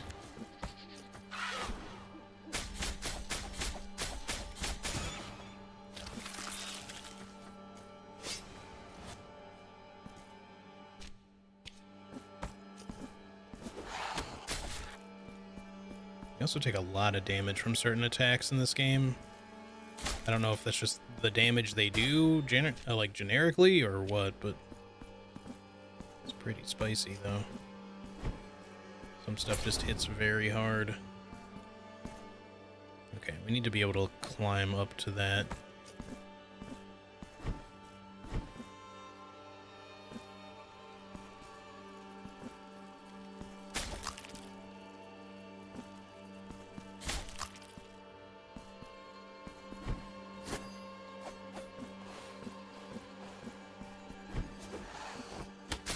Damn it. I was trying to avoid it. He did like a weird double take mid-air there.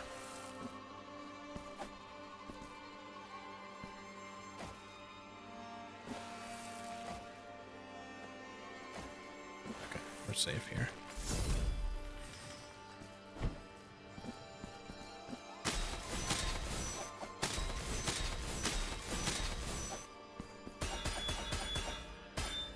Still no way through that, though.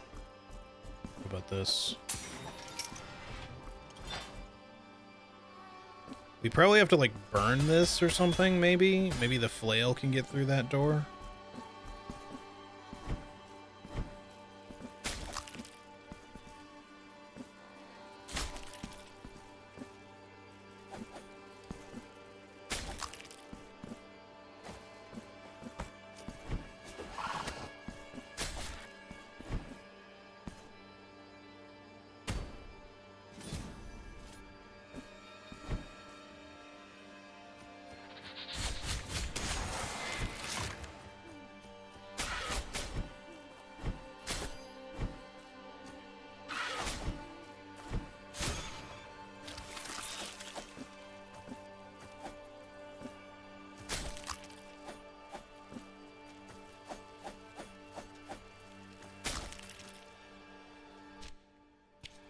It seemed very similar to a room I'd already been in, so I thought we had circled around, but it's not the same.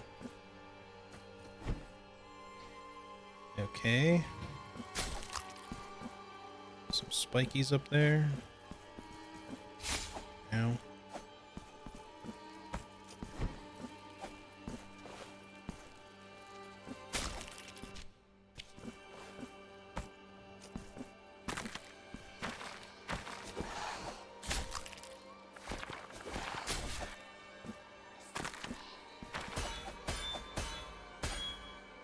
I feel like we just need the flail or something for these. We need to be able to hit the bell like harder or with like a charge attack or something, you know? They're locked mechanism we can't do anything with right now. Should put a thingy here though.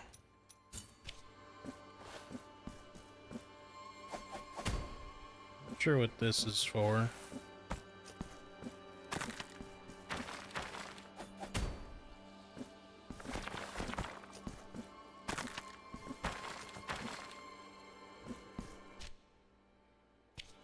Now we've come full circle. Although, maybe I just didn't try going under that. Seemed like I couldn't go down there before, but sometimes that's how those paths are. They look like a thing you can explore, but you can't until you actually come back up through the other side. I don't know how we're meant to access that, or if we're even meant to right now. Looks like I can like almost hit it, but not quite. No. Alright, we'll just mess with it later. I hear whispers though, like there's another one of those like whispery nuns. The question is just I think she's up above us there. Shadowy area. I could just figure out how to get past this weird chain thingy. Yeah, it doesn't look like I can hit it. I need something special for that.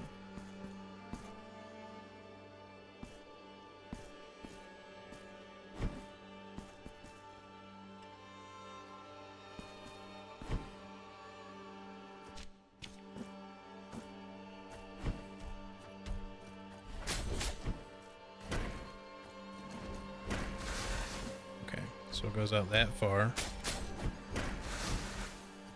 It's kind of a ways. No, don't back off. Yeah, come here.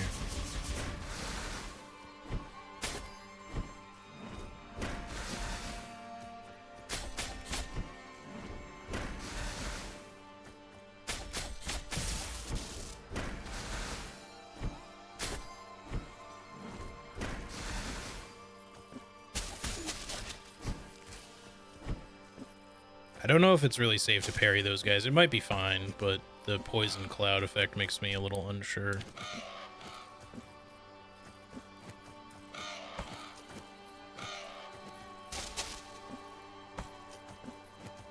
Okay. It's over here then. About made a full circle here.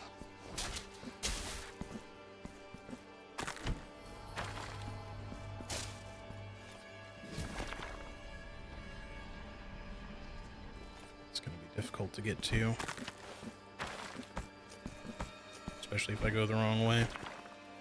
All right, let me get rid of this enemy first. Oh wait,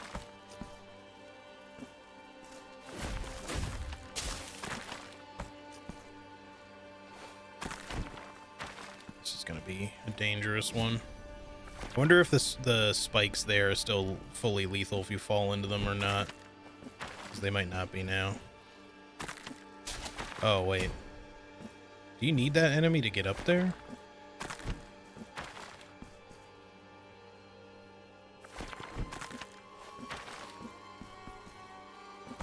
Or can we go around?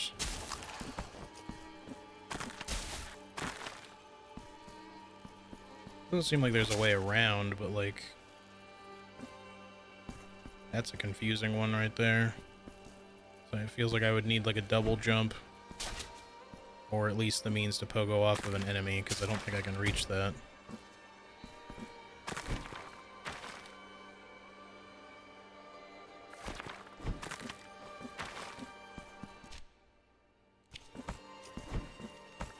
Let's just go this way for the moment.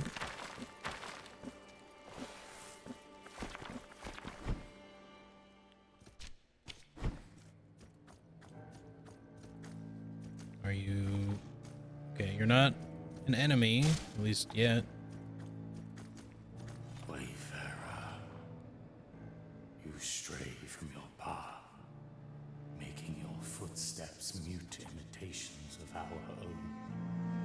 Does a jump after a slide get more height? I don't think it gets more height. I can double check, but I'm not even sure it gets more momentum. Deceive your eyes, for you stand Although it seemed like it did before. the procession of shadows, figure of the sinuous mists. Pay us with the false coin, the one with jagged edges and forgotten features, the one that is worthless and desired by none. I have a coin, I just don't know if it's the one you're talking about. We will guide you through the dense blackness to the remote. Still a lot of bed sheets? Yeah. The man has covered himself, his horse, and part of his carriage, as well as a couple of his people in one giant toga. Yeah, let's give it to him, I guess. Now pray. Lie down on the cold stone and let the black curtain envelop you in darkness. We go over 2 hours already? Damn. Probably gonna take like a real quick break here pretty soon just to run to the restroom and also get some more water because it's very hot and I've been drinking a lot of water. I need to make some more iced tea now that I'm back. I am... Oh, okay. This is interesting.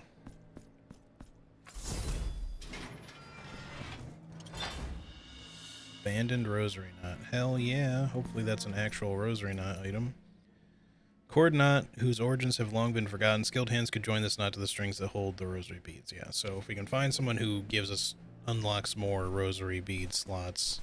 Yeah, see here, I feel like I need these guys in order to pogo over there. But... I don't know how to do it. I'm not sure how you pogo in this game. If you even really can. Like I just did it right there, but it didn't give me much like momentum doing it. I'm not sure how you get all the way across doing something like that. Oh, you're different.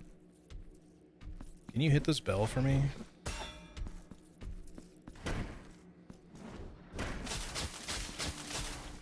Okay, so you're all about lightning.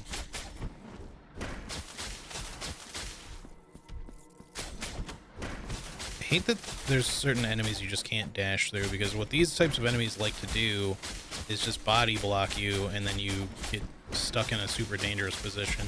Ow. Like, where do I go from there? I guess I could try to dash through that. Yeah, okay. I still took contact damage from him.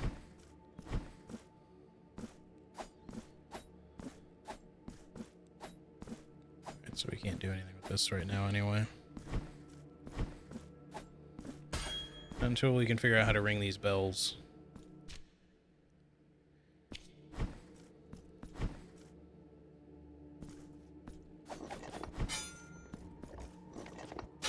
Wait, what? I parried that. Come on. Give me the good attack.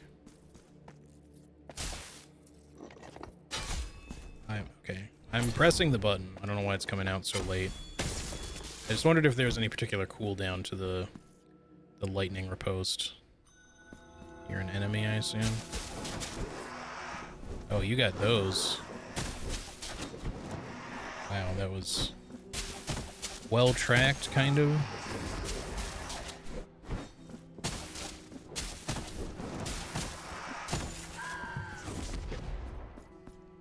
It's like a return to first game boss mechanics, kind of. One of them anyways, one of the early bosses. I don't want to go that way just yet.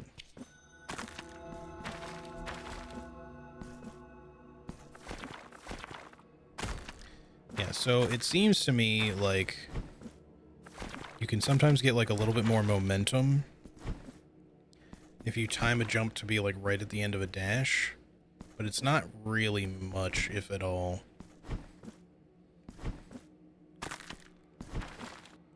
But I don't think you get any more height whatsoever.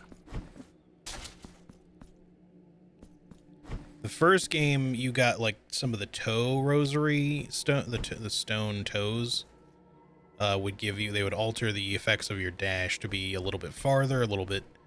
Well, not just your dash, but your jump could be a little bit higher, and you could dash more frequently. And those three combined were really great for movement in general.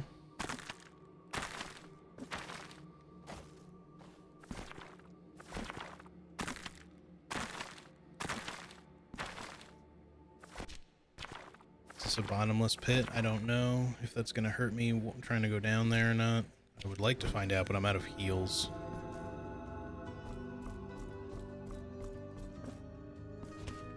Oh, this is very familiar. The enemies don't seem to be quite as weak, though.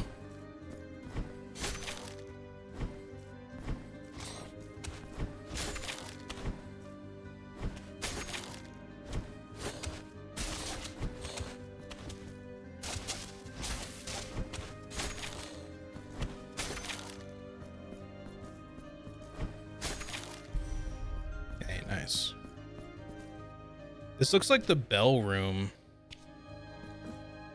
in the first game. Yeah, it straight up is. You can see it in the background there. So we know where we are right now. This is still the same area, technically. But who knows how much time has passed or whatever after the miracle. Or after the events of the first game. But that looks like the giant, well, not bell, but the giant sensor, I guess it was. But there was this big long room, although it seems shorter here maybe. But it's like swinging back and forth. Yeah, it says Mother of Mothers still, so it's the Mother of Mothers like cathedral from the first game. But this room has a giant hazard in it in that, you know, there's one of these like sensor thingies except humongous and it's swinging from side to side in the room.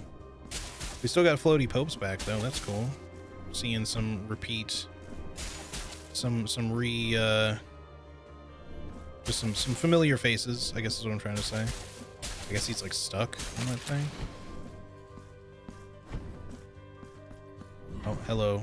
Charge boys still exist.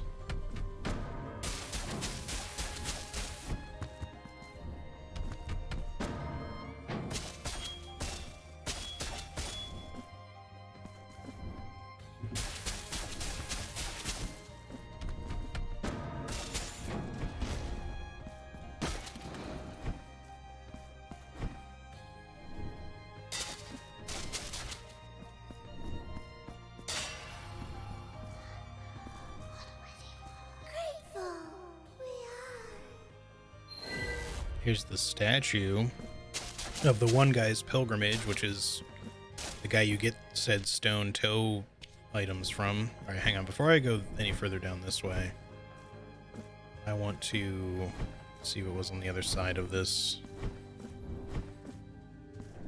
I don't know if I'm exploring as thoroughly as I should be right now. Did it talk? No, the statue did not talk. There was one of those creepy nuns in there. Little whispery nuns. I don't know what else to call them.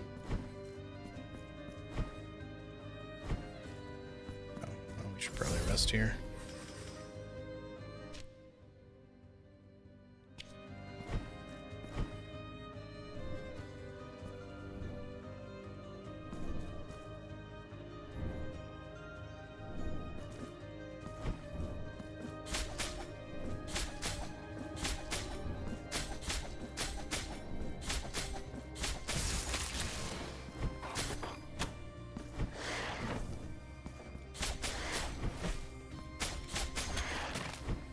Your shit's a little bit different, for sure.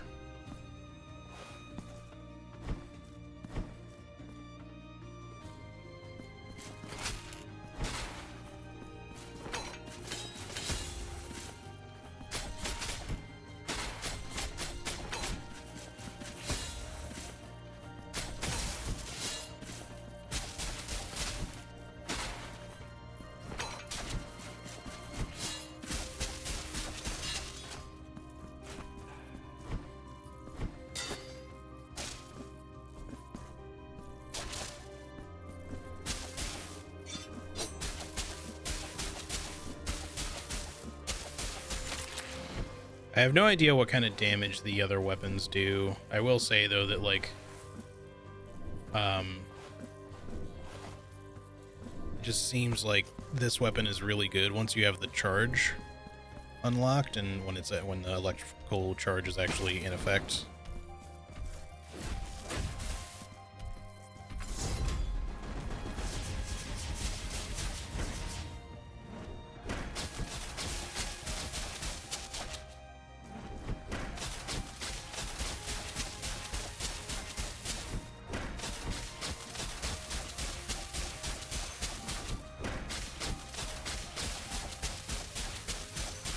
So much HP.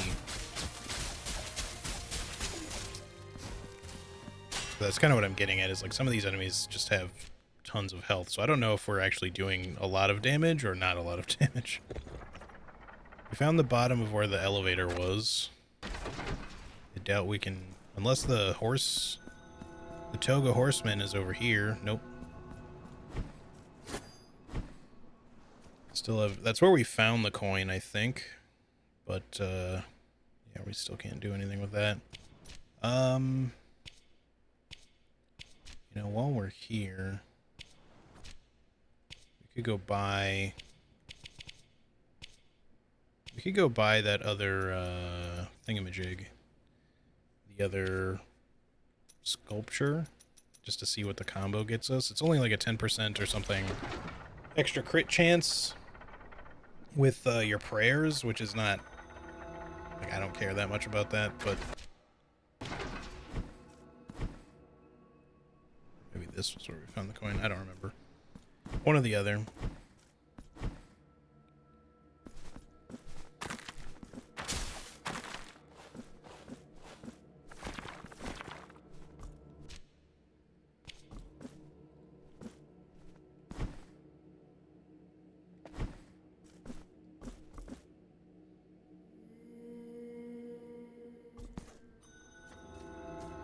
The, like, weird music transition that just happened then made me think something weird was going on in town. Oh, I didn't realize we could go up here, too. I wanted to buy the thing from the guy, though, so I should probably not get too sidetracked.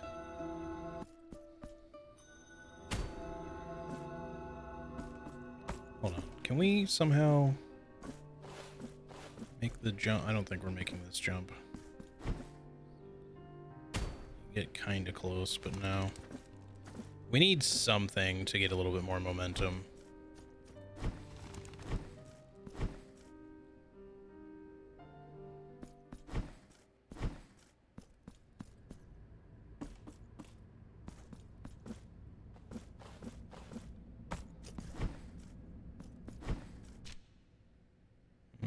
We don't have any more bile flasks, but I kind of want to check Blood Lady down here just to see if our sacrifice did anything. This is still full, so resting... Ooh. Resting didn't remove this, but she's had some progression. Bring me chalices and vials, and I shall fill them with mine own blood. Them little cherubs are helping her get right out of her skin suit. Okay. I guess we'll see what happens as we progress.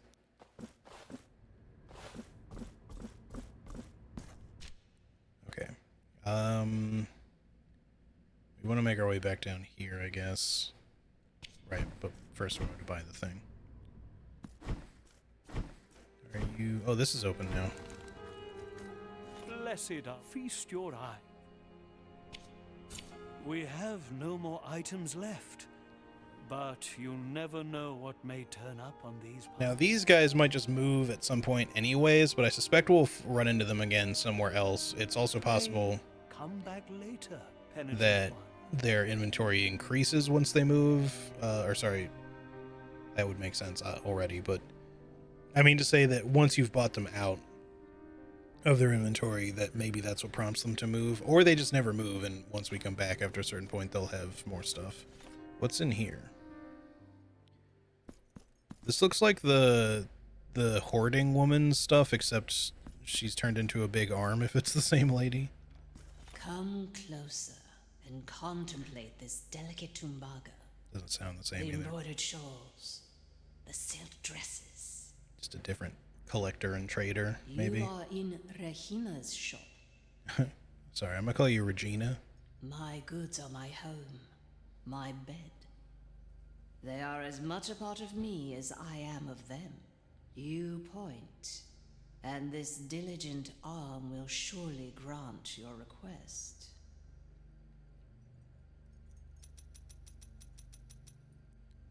So she sells some actual marks.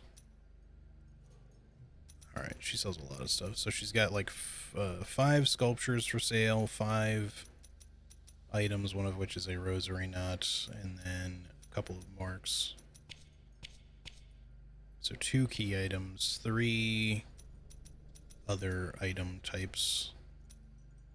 Maybe these are these might be rosary beads technically. And then 5 sculptures. Increases the window of time to perform a block. Recovers health after an execution. I haven't really been able to do quote-unquote executions, though, unless they just mean kills. But I haven't done any, like, seeming executions. And that's one thing I've been waiting for, is, like, is that still a thing in the game? I assume so, because the trailers made it look like you could do executions, but I have yet to come across one. Or figure out how to do it, if it's mechanically different somehow. Reduces penalties for accumulation of guilt. Increases fervor generated. Excuse me. Slightly increases the damage of prayers. None of these are ones I overly care about, which is good, because I just bought one already. I wouldn't mind getting extra fervor from attacks. Anything that increases damage of anything is always good. Yeah, we'll hold off on that, I guess. Increases resistance to lightning damage, resistance to mystical damage, slightly increases martyrdom points earned. The deformed rat skull would be worth getting, maybe. Obviously, we'd like to buy the rosary knot from her. Wax seed, one of the seeds for those who dwell in secrecy. The sleepless ones will arise for the one in need of genuine protection. So, nothing here is of interest to you. Such a pity. I wouldn't say that. I just, I want to come back and buy stuff later. So we don't have tons and tons of cash yet. Is the other door open by any chance? Probably not. I mean, we were already over there. We would have noticed, I think. But yeah, let's just make our way back down then.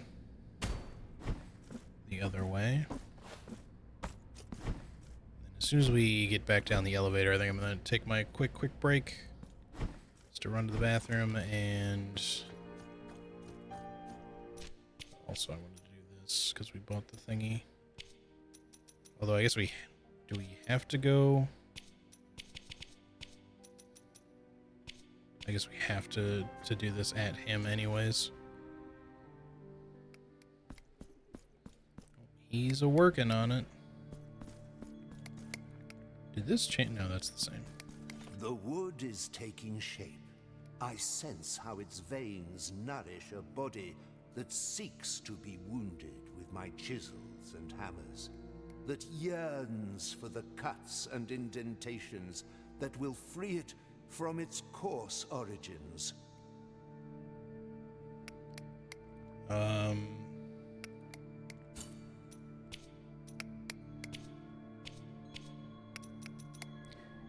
So increase the chance of critical hits when using prayers. So basically just 5% extra crit chance from prayers, I think. I think it applies to verses though too, because it just says prayers, so verses and chants. And resonances just say empty, or at least that's our preset. I don't think we're getting any kind of like specifically cool combo from this.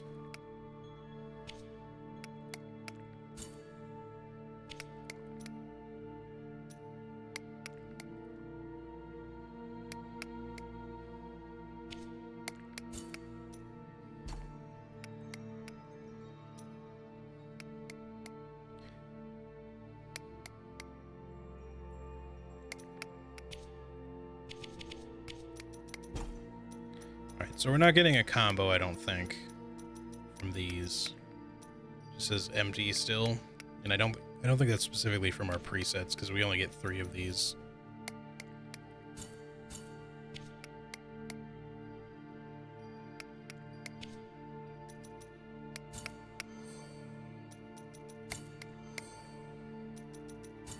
May the hands of the... Okay. Still haven't found whoever needs the scroll or the abandoned rosary nut. Steely Battle Lance. Arsenal of Penitence. Still don't know about that one. We got a lot of stuff to figure out.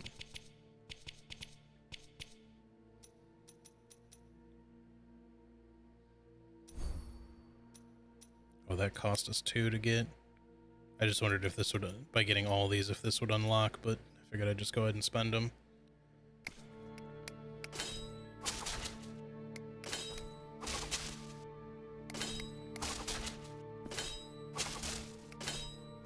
Doesn't seem to consume your charge, so you can just do that repeatedly, which is cool. Okay. Let's head back down.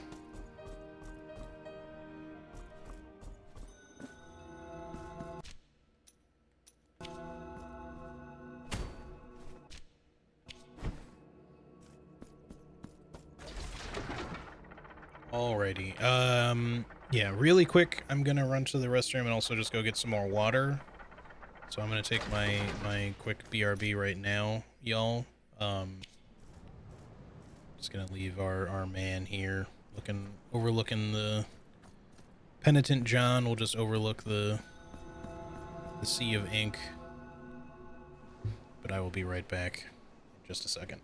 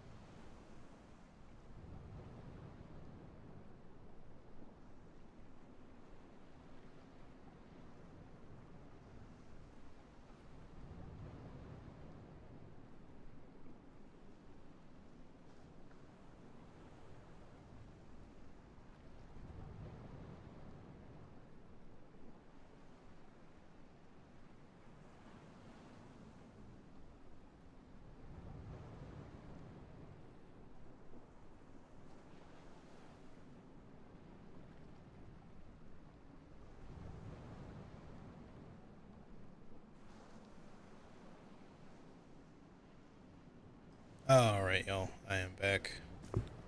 Sorry for the wait. Let's get on with it here.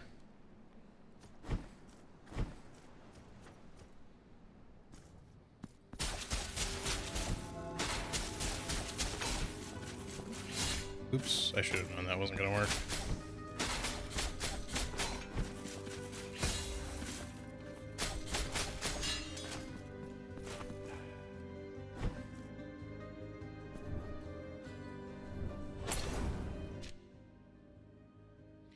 Let's continue up.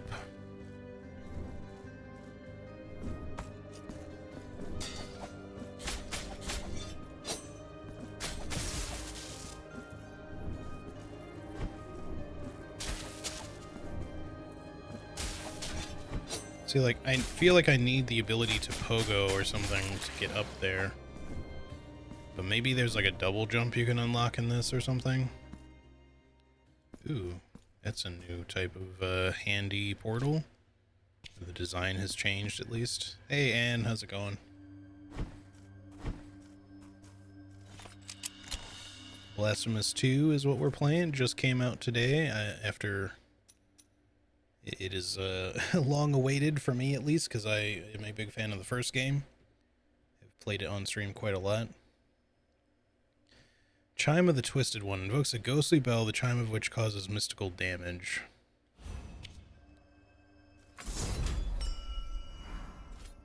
Huh. Oh, secrets. H. It's with a sword in it. If you kind of look, it looks like a backwards D. It's HD. Nice. Erlope and Serena with a chalice. This seems like a potential puzzle room, or it could just be some sort of like developer call out. I don't know, but come back to that one. I'm glad portals still exist, at least for the time being, since we don't as of yet have any sort of ability to warp between checkpoints, which I hope is a thing in the base game of Blasphemous 2, because it's something you can get in the DLC of Blasphemous 1, which is still good, of course, but kind of wish it was had been available from the start, if I'm honest. Because it makes the game a lot easier to traverse. I mean, you know, it's pretty common for Metroidvanias to not give you stuff like that, but Tribute to honor, to honor. sure.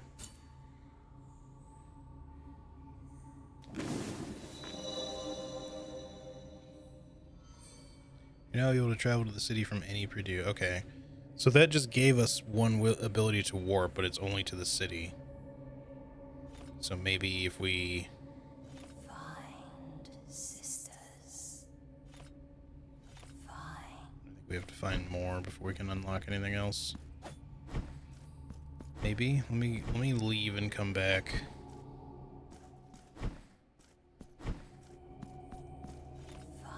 Or maybe there's, when she says sisters, she doesn't just mean the creepy whispering nuns, but the other big ones like her. Maybe there's more than just her. Okay. Well, there's that.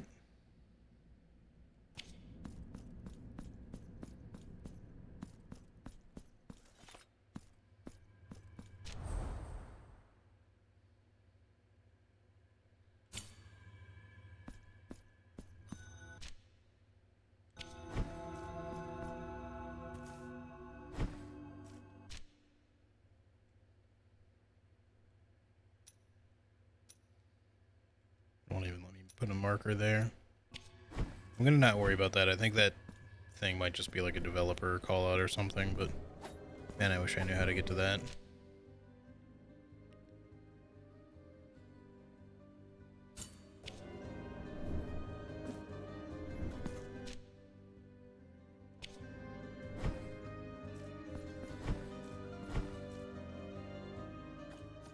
Right, can't go further that way.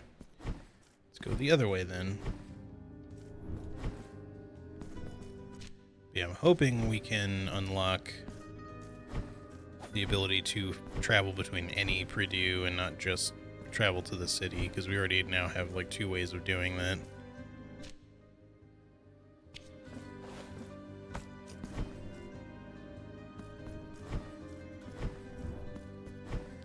So, certainly have a lot of stuff worth backtracking for as time goes on here. I keep finding a lot of things we can't do anything with yet.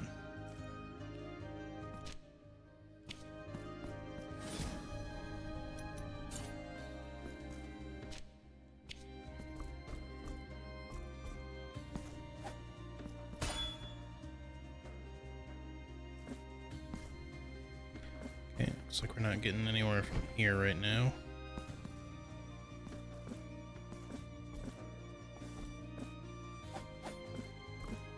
So freaking pretty, yeah. The artwork in these games is really exceptional.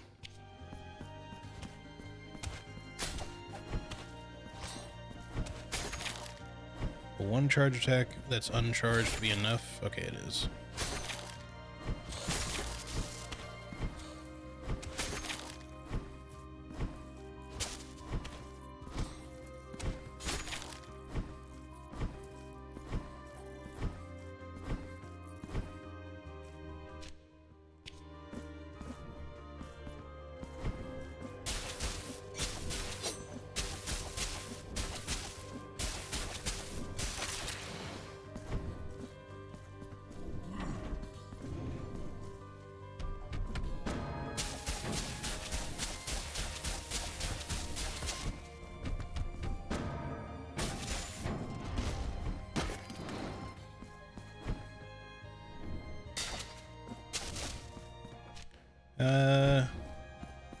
Right, we still can't do anything with that. Maybe this can still somehow be shoved to the side if we find a, stone toes again somehow.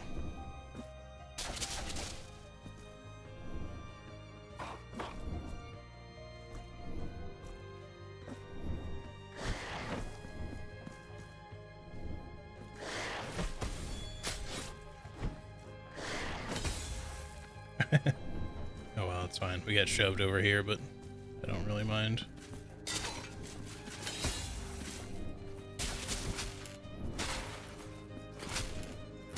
What's on me? There was like something following me just then. Oh.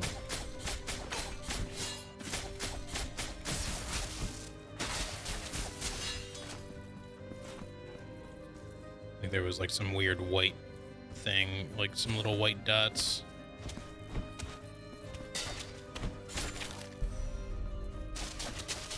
Okay, we got another mark.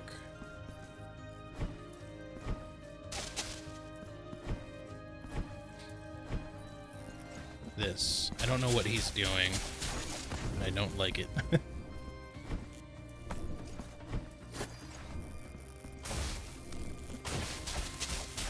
Now I understand, I guess.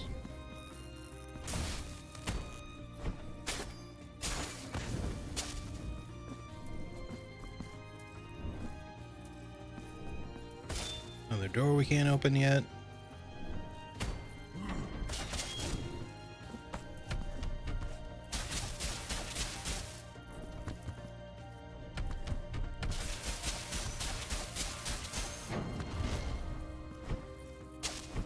Every once in a while I see what looks kind of like an enemy taking like a weird red flash to their health bar, which would indicate possibly the means for an execution, but I don't know if it's because I'm spamming so much that I'm just skipping over them and like somehow knocking them back out of it.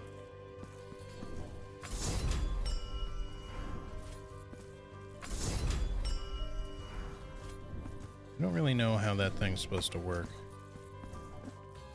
Still can't make this shit though.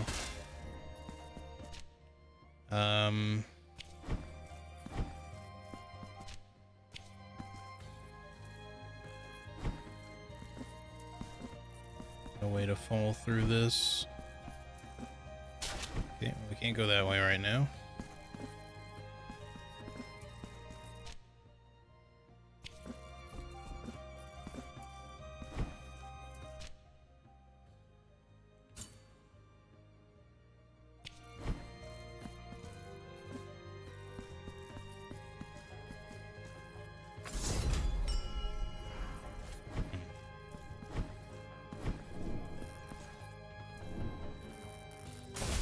Oh, okay. That happened a little sooner than I was expecting.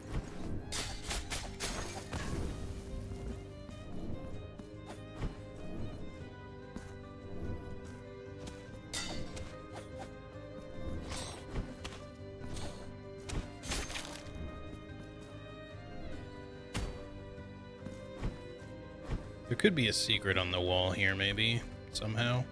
Doesn't seem overly likely, but doesn't look like it. More bells. And more stuff we still can't get to, basically. Unless we can somehow... Yeah, it's not happening. Keep running into a lot of Metroidvania dead ends here because we don't have the things we need to get stuff yet. So I feel like we're kind of done in the Mother of Mothers right now because I don't think we can go any further unless we can somehow get down here maybe. But there's other areas to still explore. We can possibly do something here. We can go back to the city and go up. We, I think, can still explore to the Crown of Towers, or more to the right here in the Choir of Thorns, perhaps. We got stuff we can do.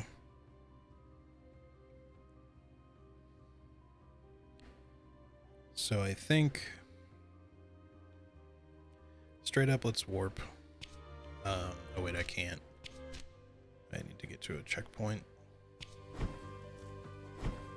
So I don't have enough fervor to do it with the spell, with the prayer, I mean.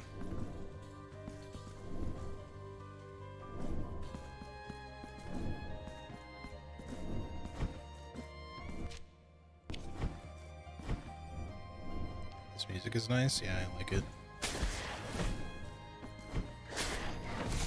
Ooh, I might die here. Especially, man, the contact damage is a little aggressive in this. It's aggressive in the first game too, but not maybe by that much. Like, you take a lot of contact damage in this.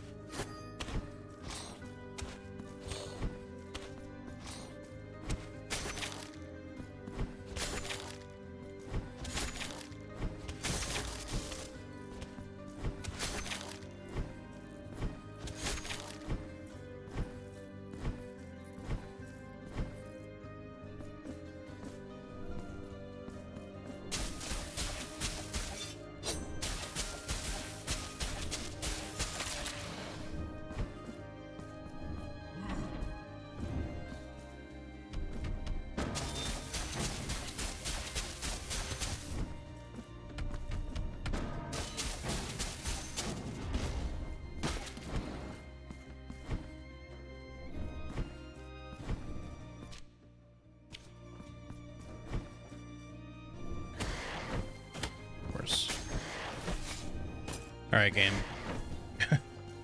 Give me a chance here.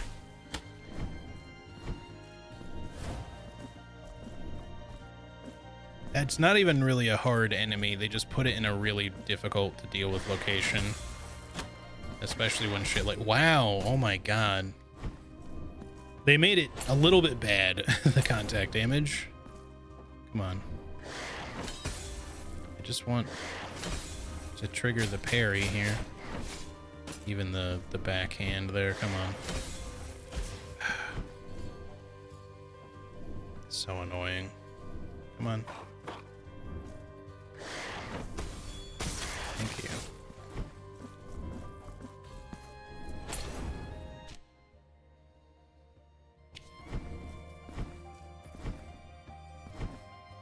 The main issue that I'm experiencing with contact damage, so far it's my only legitimate gripe with the game. Contact damage is already kind of annoying in the first game. In this game, they seem to have almost doubled down on it. Not only do you take a lot of damage from just bumping into something,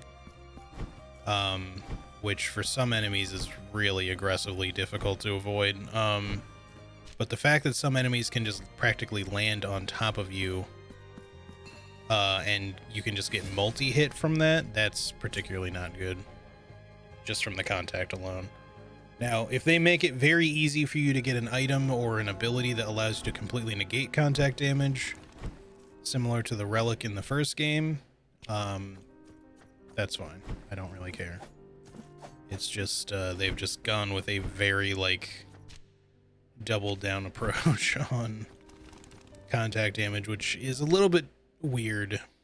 I feel, just because it was kind of a strange, it was not one of their best systems in the first game. You can manage it, it's fine, but contact damage in side-scroller beat-em-ups is always something that most people are just generally not a big fan of unless contact damage is the only type of damage in the game. You prefer to be able to just take damage from attacks and not just like, oops, I randomly bumped into a guy.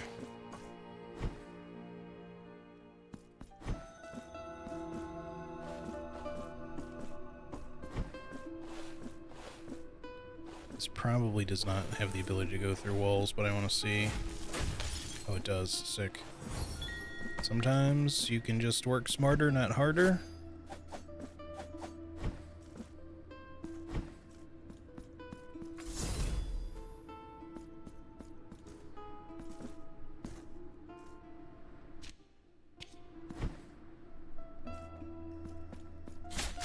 Figured we'd see some similar enemies here because this is basically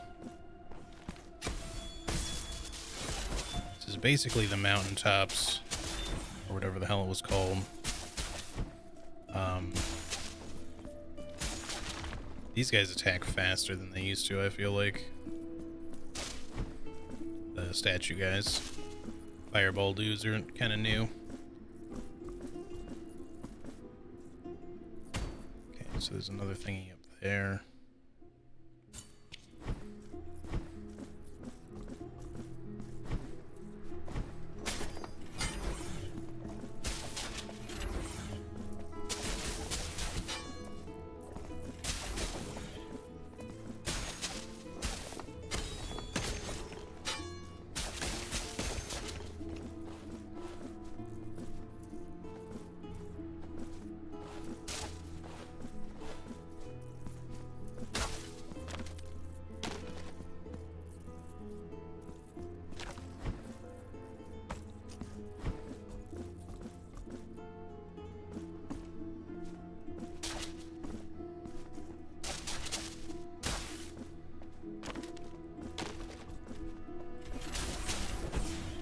Okay. I don't know why I thought this guy was like staggered for a second there. Oh. The contact damage still.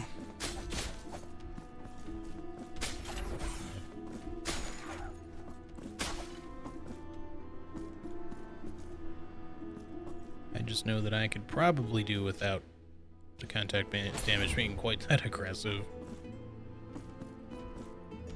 You just have to learn to kind of deal with oops. That's not what I meant to do. Whatever. Wait, hang on. I need to make sure there was no secret in the wall there.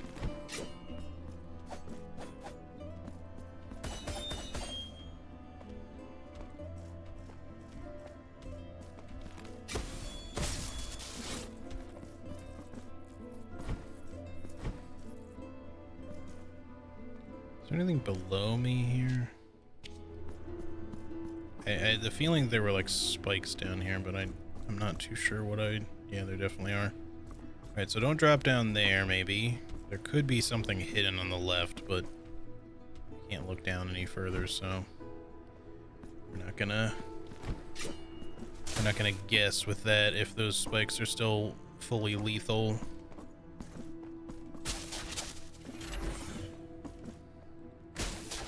Shit.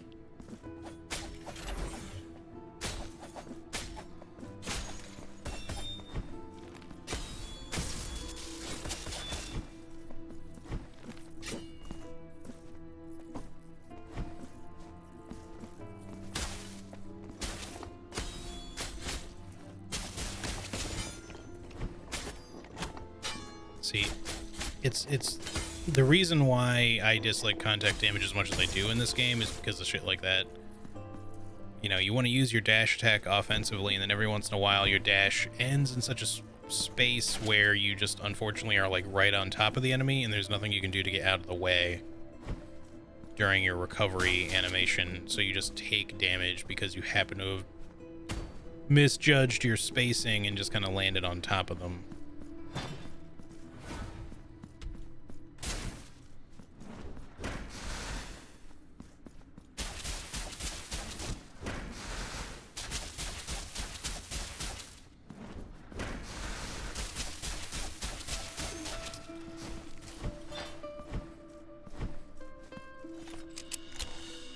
Purified one.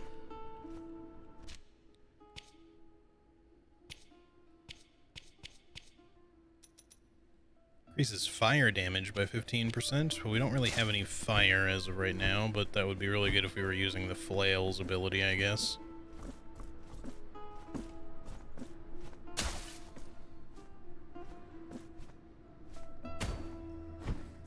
See, there's an enemy over there, which makes me think that I should be pogoing. But I don't think that I can use that in that way. I think I need to find some sort of... I hope that there's just some other method of traversal and not just like, oh, you need to learn how to pogo properly. Okay. So that's just to get there. To a door we cannot yet open.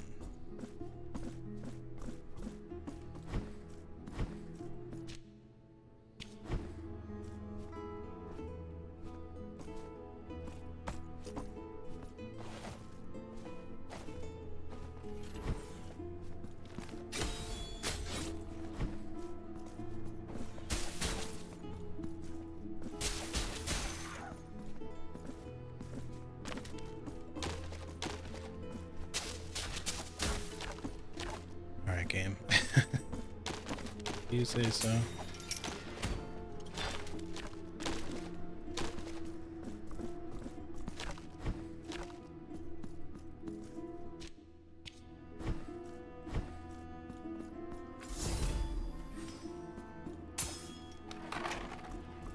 I like that you can climb down these while they're like in motion.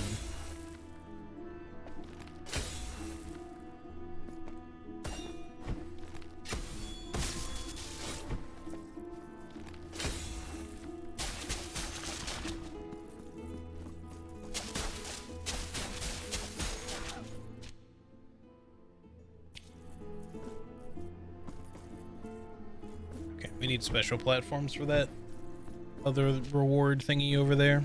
So let's go this way. And I guess we can go to the right, but then it also... Yeah, we can also go up. Let's go this way first, I guess. Although, well, hang on. Typically, they would seat the checkpoint before progression, so the right theoretically would be the right way to go for progression.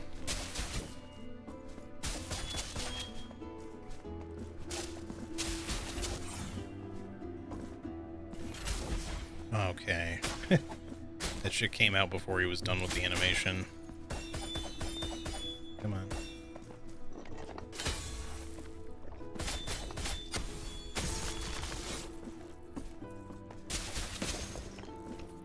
Not sure how that killed the bigger stone boy with that, because I don't think I had done damage to him previously.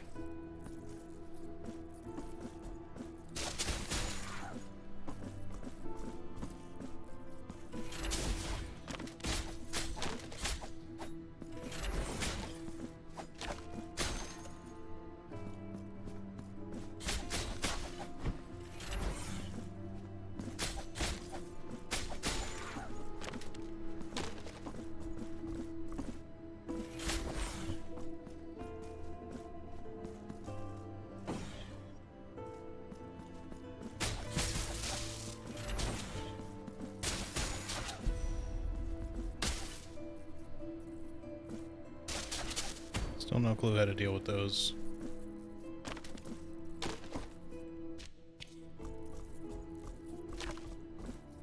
Right. Yeah, we already went this way. Or rather, we came from there, I think. So we're trying to know what to do with those chains. Yeah, see, we need some sort of, like, air dash, because there's no way I'm getting across this with what we have now. Yeah. Is that gonna stay broken? Probably, yeah, because there's other platforms there. Could we have made it across that? I don't know, maybe with said air dash thingy, but... How am I getting out of here? Can't go that way. So we can just backtrack maybe somehow? Or wait, can we... Oh, there we go.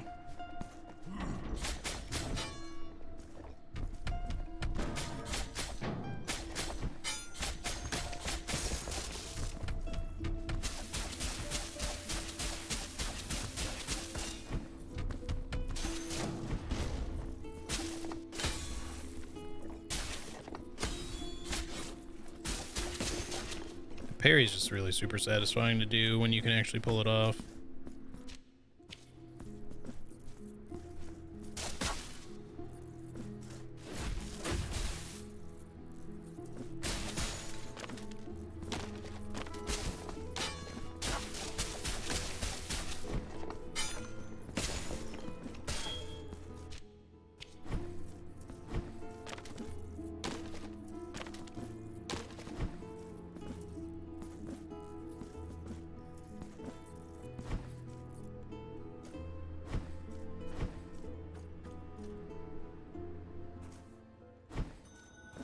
Sacred Entombment. So that's where that one of the bosses is. We know that much.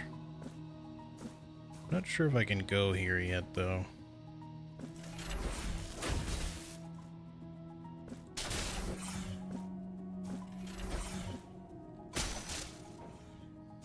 Oh. Ow.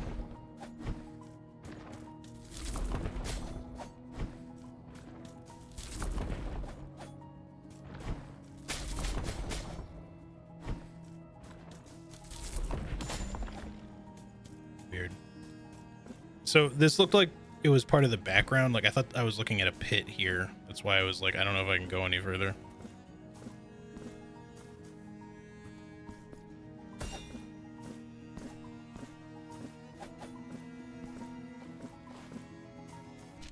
I don't think we're getting that right now. Not without platforms.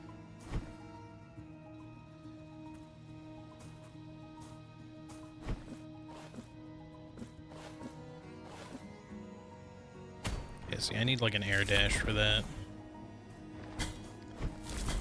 Alright, game. Come on, don't be lame now.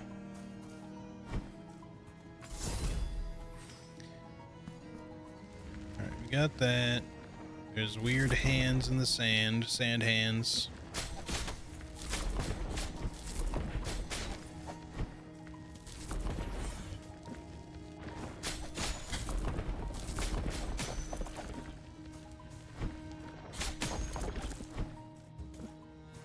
Alright. I just wanted to kill them. They're just gonna respawn anyways, but... Needed some revenge there. These skull enemies are really annoying. They really like to hover like just out of reach for my normal like upwards attack. And or do shit like that where they're just gonna end up evading my stuff. Alright. Oh, come on. Come on. Let's do the movement I'm asking you to do, please.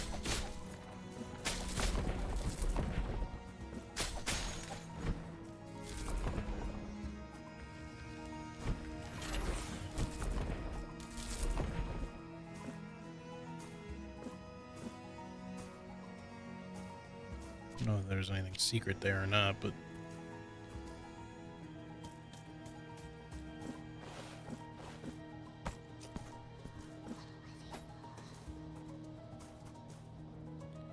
Okay, so there must be another whispery nun up here somewhere. Maybe the wall here looks different, which made me think that we could break this, perhaps, but...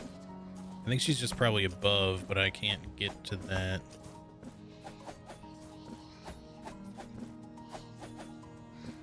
Although weirdly, it feels like this should be where this breaks, actually, and maybe we just have to do it from the other side. Because There's just an item up there. What's this?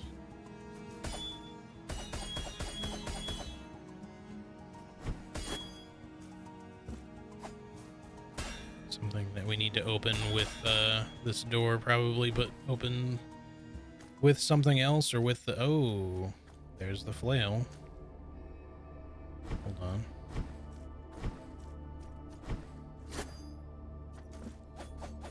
Okay. We found our second weapon then.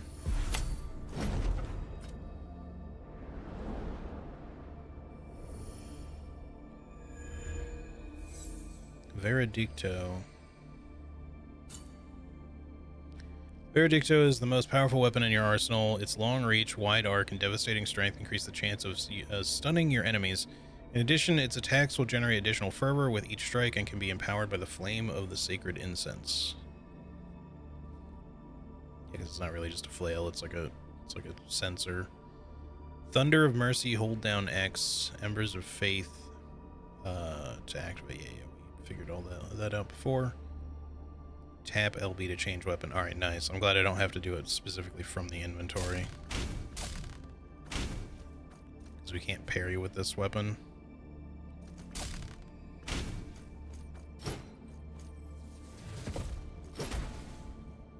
We also can't charge attack with it.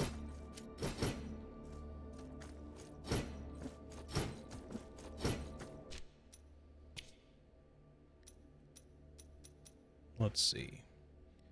Ignition strike. Press R1 after an attack on the ground to convert it to a powerful horizontal strike that turns Veredicto on or off. Oh, so that's useful if you want to be able to like end the buff early to not drain your fervor.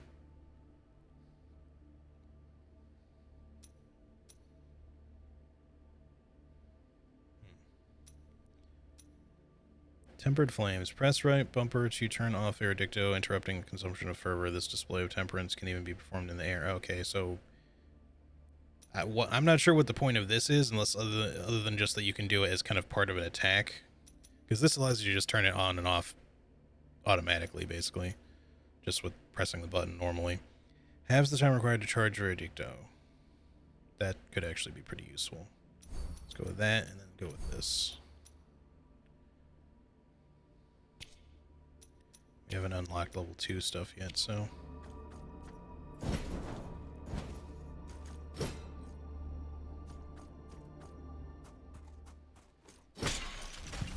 Yeah, so my assumptions were correct that we require certain weapons for certain things. We're draining the sand, apparently. It's like a weapon that will give enemies a headache, yeah. Certainly hope so. Oh my god, sorry.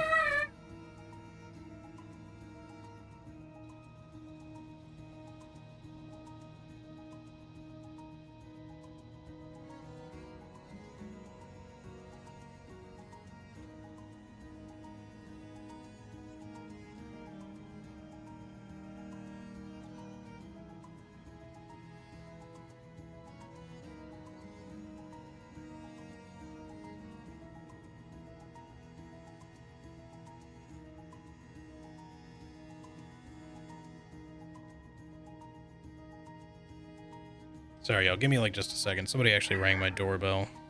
I really need to like start just disconnecting that shit when I'm streaming. Hang on a minute. Be right back.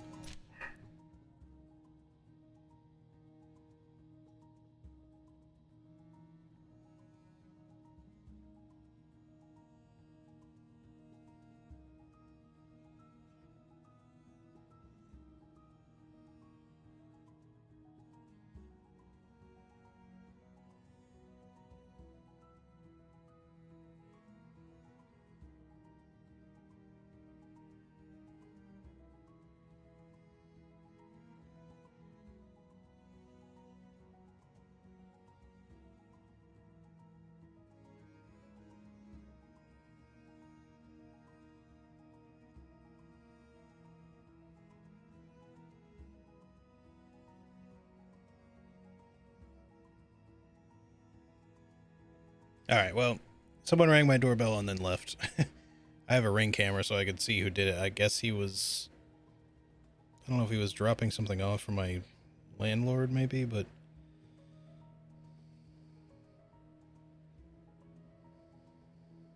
he's probably just doing some door-to-door shit. No clue. Anyway. Increases base defense. Oh, that's useful.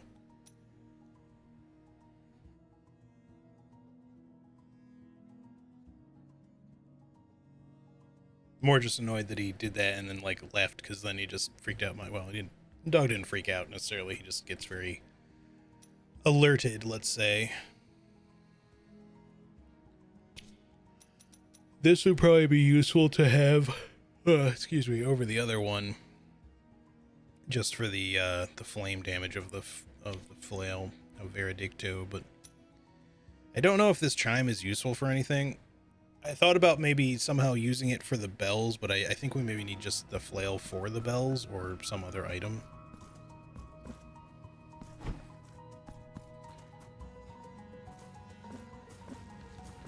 It's got the same icon on it, so it is definitely correct.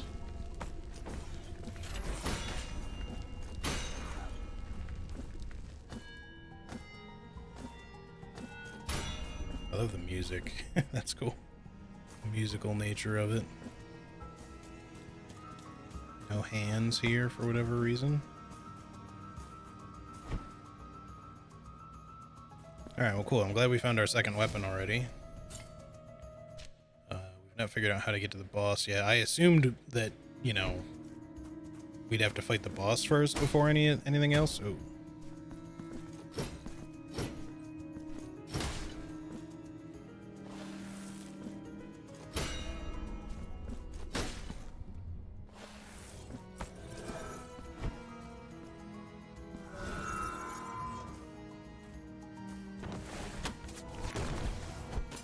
I was not ready for that.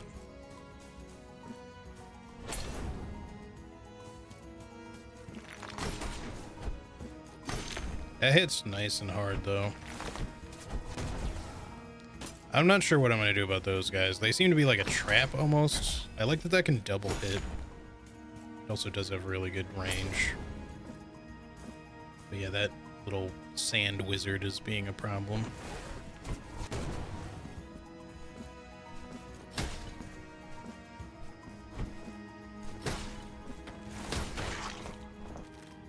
Well, at least one hit from this thing will kill him, if I can do it before I get hit. There seems to be like a secret little path there, but I'm a little concerned about trying to use that. Because of the glass shards there. It'd be nice if they got filled up here. Looks like they're going to. Okay, good. Glad I didn't try to go that way then, because I probably would have just died.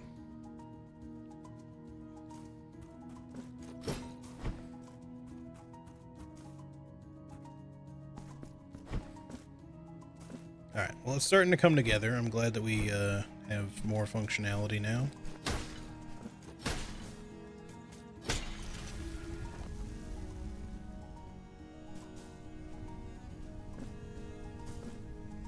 This could be good or bad, I don't know. I guess we'll see how this goes. Can't actually... Oh, fuck off, game. Why does he have to be right on top of me? You. Perfectly timed. I just wish that, you know, this was a lesson they really needed to learn after the first game. And it felt like they did after a certain point. Like, I felt like they were doing it way less with the DLC and shit, but, like, telefrag enemies are just not fun to fight. I don't know who needs to hear that as a game developer before you actually internalize it. But don't make enemies that teleport on top of you. Unless it's, like, literally their only means of attacking you, I suppose. Just make it so that that sort of shit's, like, super difficult to occur. I feel like I can just, like, almost reach this guy.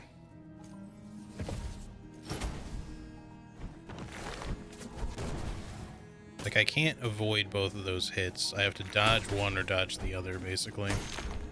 I should probably focus on dodging the statue, but the thing is, like, if I get hit by it, he'll probably knock me into the other dude. Whoever designed this section did so to intentionally be a bit of an asshole, it seems. Because they really like to space out your dodges to be getting hit by stuff as soon as you dodge.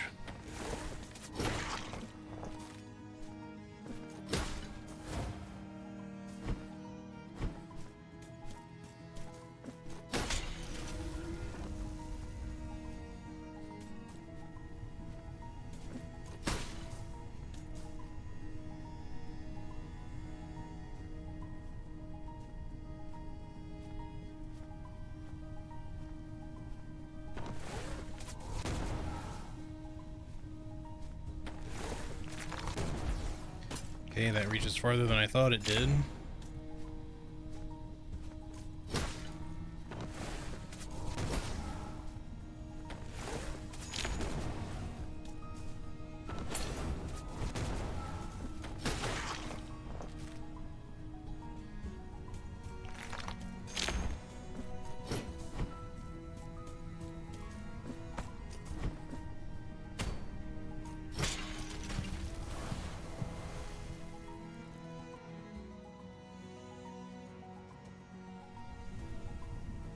Like, you know, don't get me wrong, these particular enemies, they're really just more of a trap than they are anything else.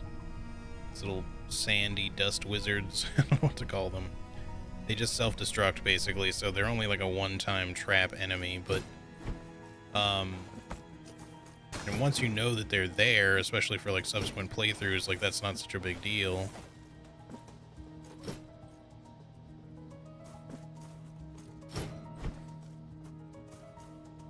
Weird.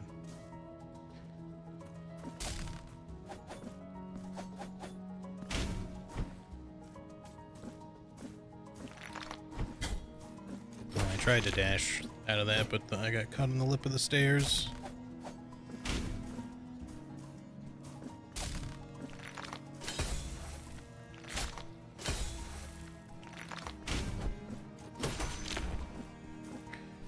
Trying to be like more proactive about like switching weapons in between attacks and stuff, because I'm sure you can do some really cool combos with this weapon swap setup. Oh cool, another portal.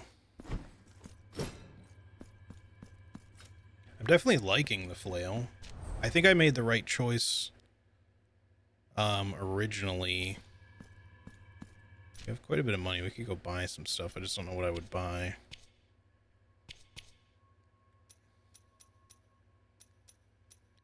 I like the idea of increasing base defense for now. I don't know why I thought I had a point to spend. We could buy a different... Okay, you know what? Here's what we will do, though. I'll go back to town just so I can equip the fire one instead, and then the sculpture, I mean, and then maybe we'll buy one of the rosary bead items or something if there's one that I like. Assuming you don't have anything new to say. Yeah.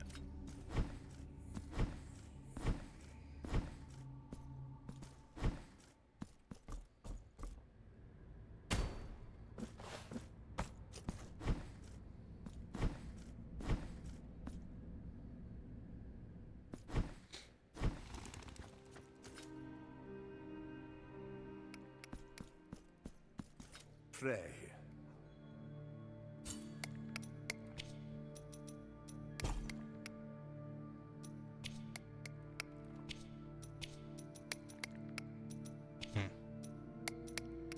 It's interesting when you do it that way.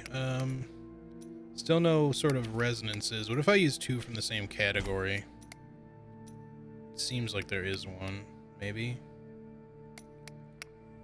Sierra's favor increases any sorts of elemental damage. That is pretty good. But I like the idea of... Well, here, let's do it like this. Oh wait, I don't have any marks, never mind. Yeah, so remove that one. Let's put the other one back on for now, because that's just a base increase of weapon damage. and losing 10% damage could be not so great. But having the combination of those other two to increase all of our elemental damage between fire and lightning both, as well as just having that extra 15% fire and 5% prayer crit chance or whatever, that could be a pretty decent combo to have, since we use lightning a lot on the swords. Okay, nothing else to give you right now. Oops. May the I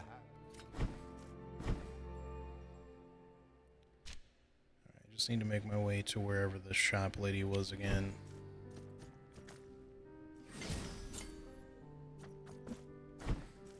I guess it was on the other side. She was in like the skull marked one.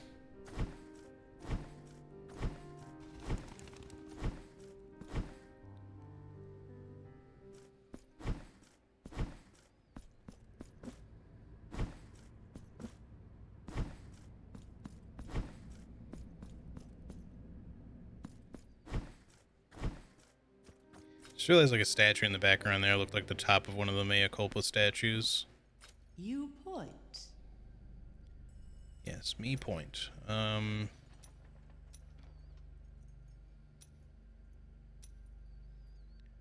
scribe could be good. It'd be nice if it would tell you what category these belong to, but I think that's just part of the whole thing, is just letting you figure it out for yourself. So that increases martyrdom points earned could be really nice. Buying this wax seed so we have it for whenever we run into whatever the thing is that requires it might be good, just so we don't have to come back.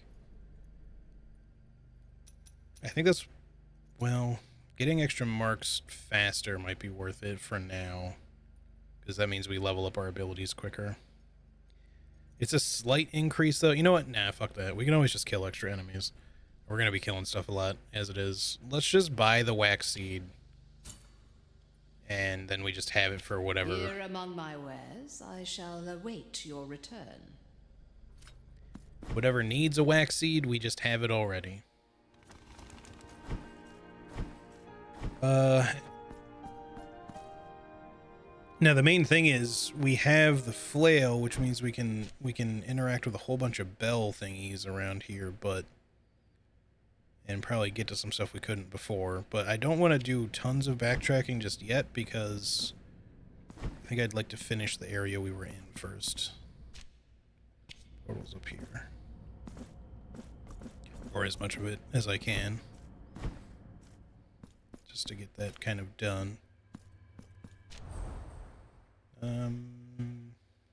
Should be up here.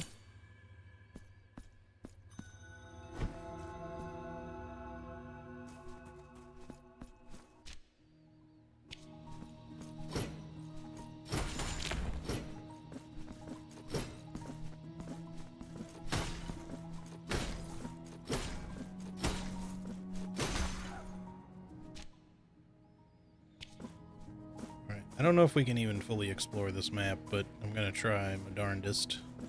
Looks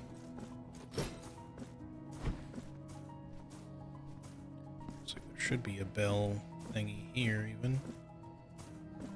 A door. Oh, the bell's on the other side of the door. So it's like we gotta ring that bell, and then it also opens the door down there and allows us to get through all that. Can we somehow get there from the other side of this? Can you open that from the... Hold on. It's probably out of reach. Yeah, I don't think we can hit that from here.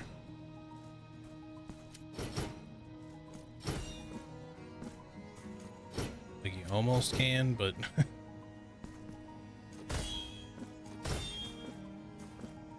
I don't know how we're supposed to use that bell here.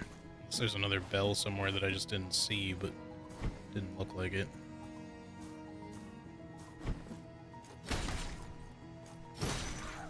I don't know how intentional that double hit is, but I'm certainly appreciative of its existence. Being able to double hit enemies. Maybe there's some more bells this way.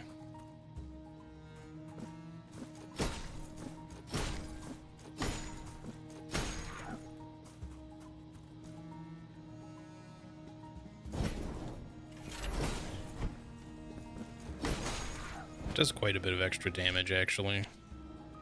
Not unlike the swords. It just seems like they do almost like double. I think we're just backtracking at this point. I don't... Maybe there's a way we can get into this corner, but it just kind of seems like right now, until we get some sort of air dash or jump or something, I don't think we can get back up there. So, with the sand lowered where it is. Alright, if we go down... There's a bell there that I don't know that we rang. Though I think we did. I think that was just for the door that was there. Looks like we can go farther. Used to be able to.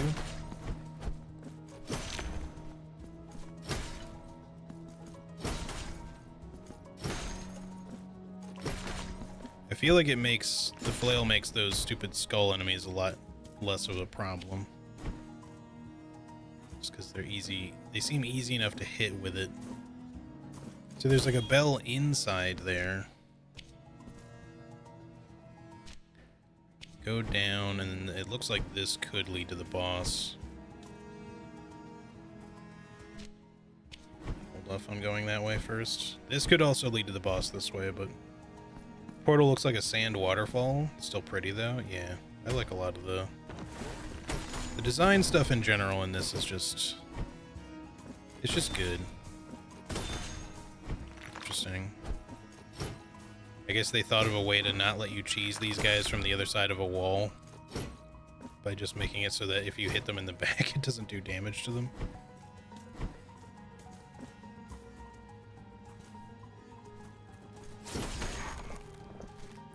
So I guess that's another one of those like explosive sand wizards, but like of a different variety.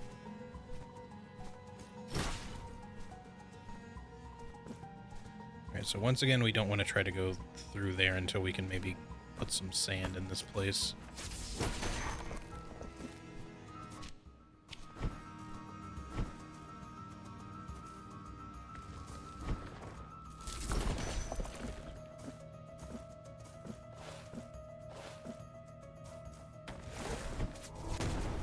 I just wish there was like a better indication of telling exactly where those guys are, and maybe there kinda is, but it just seems really hard to read where they might be, like, located as traps on the floor.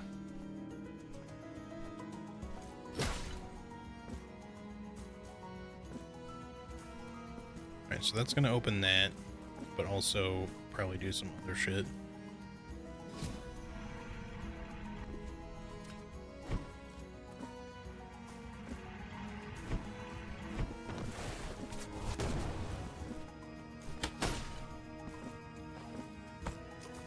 At least the nice thing about this weapon is I don't have to worry about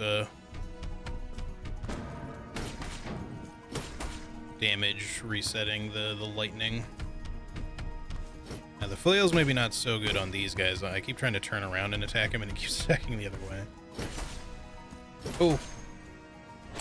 Oh no, let me... Okay, I'm glad that lasted for a while. I pressed the wrong button. Execution, we finally got one. Some attacks can leave your enemies stunned. When this happens, press left trigger to execute stunned enemies. Defeating an enemy in this way grants you a fervor, tears of atonement, and martyrdom points bonus. That's all very sick. Maybe it's kind of weapon dependent, and we just haven't run into a lot of enemies that can be executed with the rapier and dagger yet.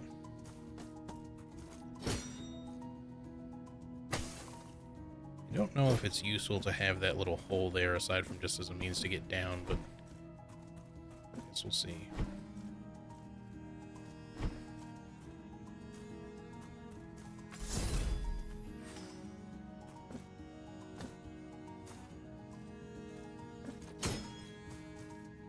Because they're not exactly like elevators or anything, but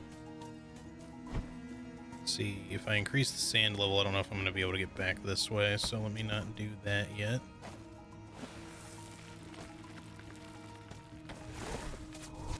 See, like, that guy's just there. I don't think there's any indication that... How do you get up here?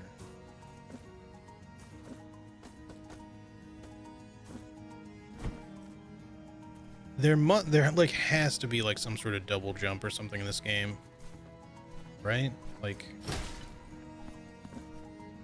just seems like that's what's this game has to be like leaning towards, but I don't think I have any way of knocking that thing down from anywhere. And it would just be to get over here anyway. Maybe once we raise the sand level or something, it'll affect that. Or we'll need to use it to get through here, I mean. Okay, let's do it. Right after we do this. Okay.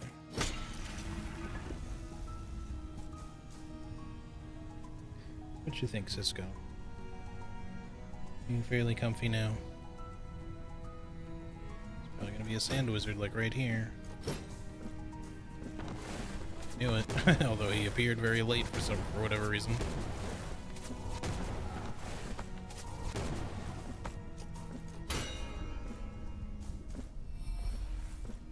I guess that would have been helpful to get through here a little faster. I don't know if we're gonna make it or not. No, we're good.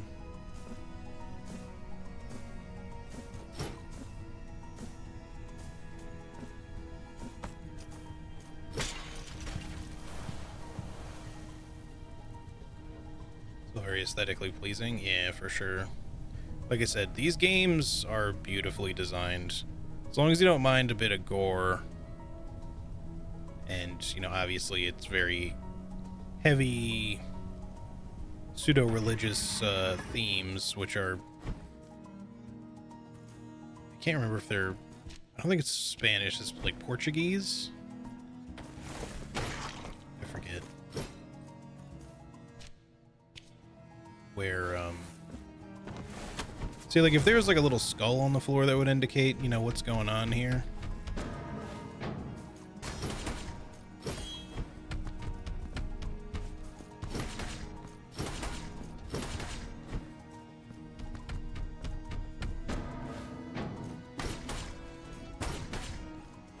Love it if you would die, sir. Thank you. I keep pressing the wrong buttons. Just wanted to switch weapons there.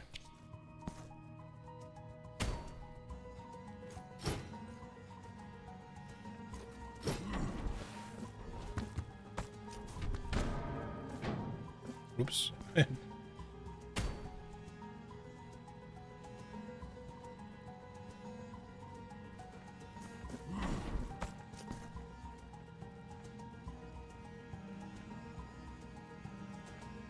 See it a little bit closer.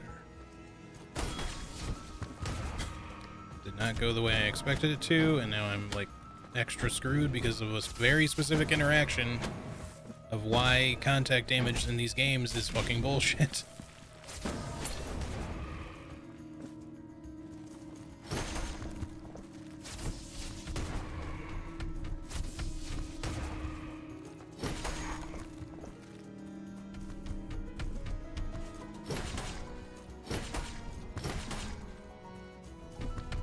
Okay, I thought I was closer to the edge, so I would not get bonked on the ceiling, but...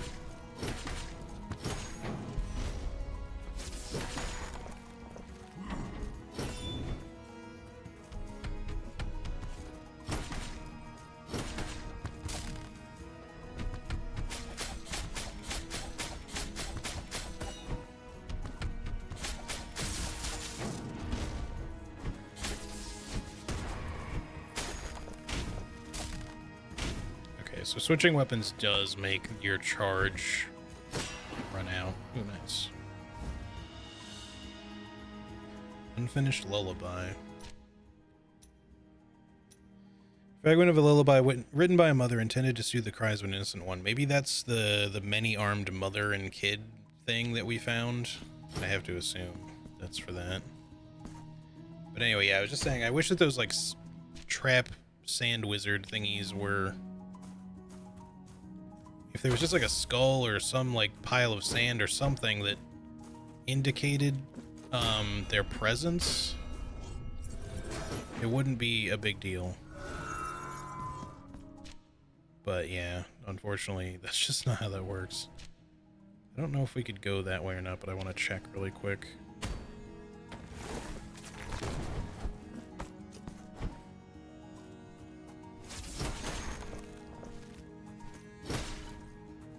Oh, that's what that did. Okay. Nice, we got another mark. Speaking of, give me the base defense increase. I like the idea of that, even if it's a little, you know, little bit of the the little bitch move. It's not quite leveling vigor, but you know. I just feel like it's useful to have. I don't know if this only applies when you have the Veredicto equipped, but just in general, it seems useful for, especially when you're using this weapon, because you have so few, like, moves with this. It's kind of mostly just one big swing and a charge, and you can do, like, the duck attack that kind of, like, sends it out forward, but that's very situational, I think. We'll buy this even though I don't care about it that much, just to unlock the next things. Aerial ignition. So it's basically lots of like ignition and extinguishing the flame so far. Okay, we need to figure out how to lower the other one so we can get in there. Because there was another cage to drop.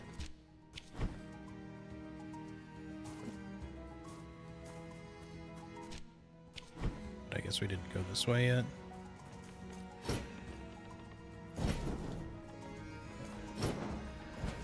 Alright, I think we need the curved sword to get through those. So we're not going any further this way right now.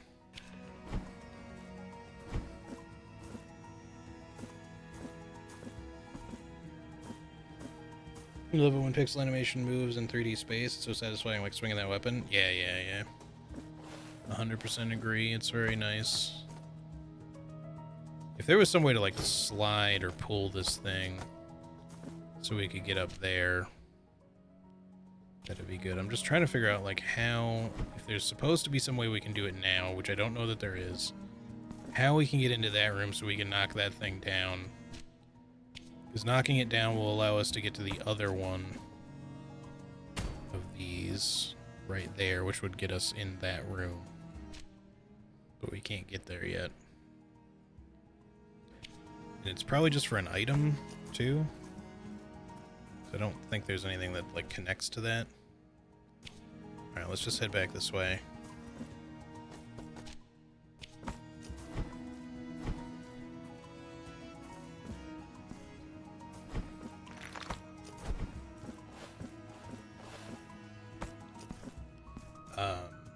Reminds me of the Ocarina of Time Water Temple with the sand leveling.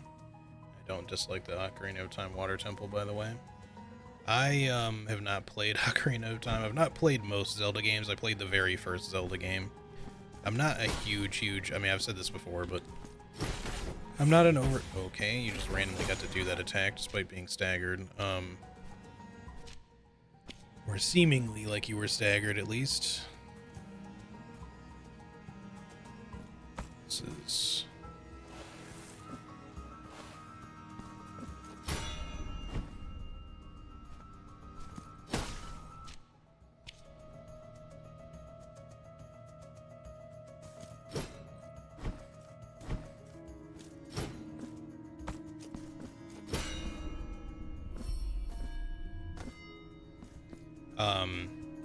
yeah, I'm not a huge Nintendo guy. Like, that isn't to say that I dislike Nintendo specifically.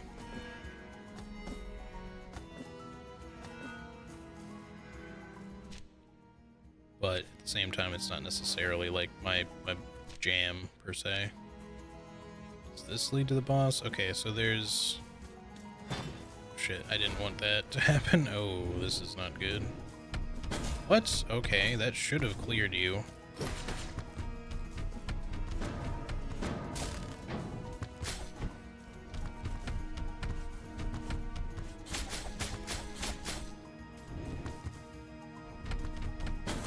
Okay, I don't know how that first jump didn't even clear.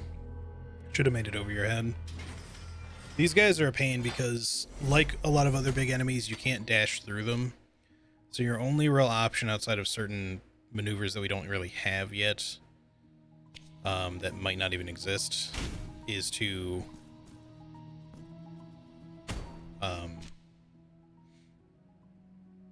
Sorry, my mind was blanking for a second there. Your only real option is to kind of jump over them.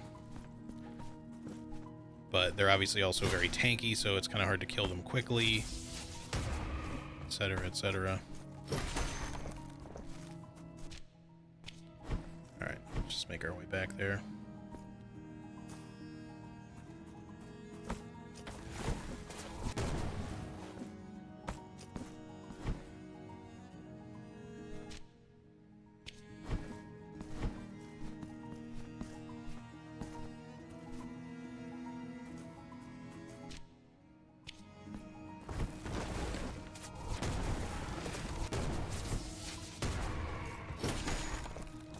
Not realize there'd be a bunch of these dudes down here. Alright, I just want to grab... I'm gonna have to fight these fuckers. Oh no, it was good to me. I just want to see what's up top first. Because I think the to the right is probably the path to the boss. We have to figure out how to lower the sand in there, but...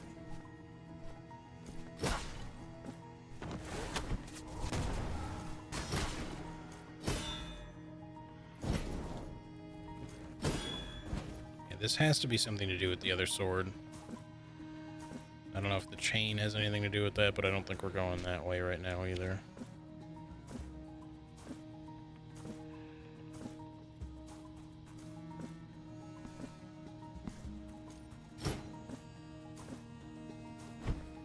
Alright, well, down we go then.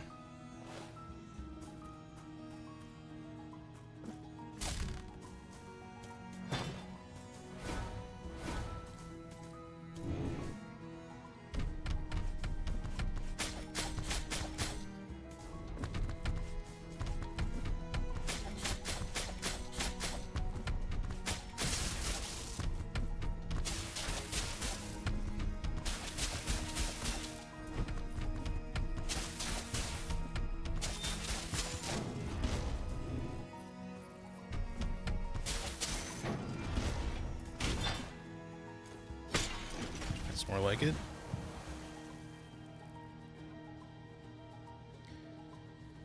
The water temple has a similar mechanic of raising and lowering the water level to make progress, and changing the sand level makes me think of that. Yeah, no, I'm familiar with like how some of that stuff is in the various Zelda games and whatnot. And I've also watched people play Zelda games. The only one I've ever played is the very original Zelda. Like, I've thought about picking some of them up over time, but like I said, outside of a few titles, like I love Mario 64. Mario 64 is like a revolutionary fucking game, at least at the time that it was made. And still holds up to be like a fantastic game to this day. But Mario 64, I want to say Star Fox 64 was kind of a fun game, but I never owned it. I just played... Well, I didn't own any of the N64 games. I only ever played them at friends' houses, but I did manage to beat all of Mario 64 like repeatedly at different people's houses, just because that game is so good, and I used to like just play it for hours. Let's see. There just weren't really a lot of other games that I was super into, though. Like, we had a Nintendo for a very little bit. I've told the story before. But, you know, not to reiterate it too much, we had a Nintendo for a little bit when both my brother and I were very young. We accidentally broke it, and they were pretty expensive, of course, so we did not get another one for a while. And when they did decide to get us another console, my parents had decided to instead get a Sega Genesis instead of a Nintendo or a Super Nintendo, because that's just what mainly my mom had some experience with the Sega because some friends of theirs had one, and she was like, yeah, I like this, so we'll get them that instead. So yeah, we played Sega games mostly growing up until the eventual time where we got ourselves we played a lot of PC games growing up too. I was never like specifically PC or console. It was always both, and I started gaming when I was like 4 or something like that on PC. So I started at a pretty young age. But yeah, we had the Sega for years and years, and then we didn't really have anything in between the Sega until we picked up a PS1, which we didn't get like right when it came out either. We got it like a year or so after it was released, I think.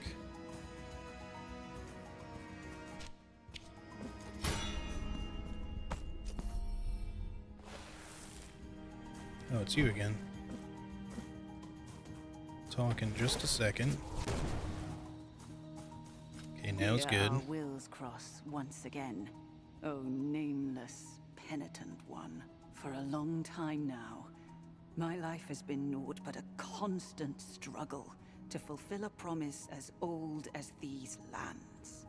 Is it your wish to meet her? Yes. When I was but a girl, I was able to escape the horror of the deformity engendered by the miracle. A miracle that chose the clean reflection of the still waters of a lake to reveal the truth it held in store for each of those who gazed within it. The old bell, which had fallen to the bottom of the lake many years before, began to ring, making the waters ripple to its eerie chime.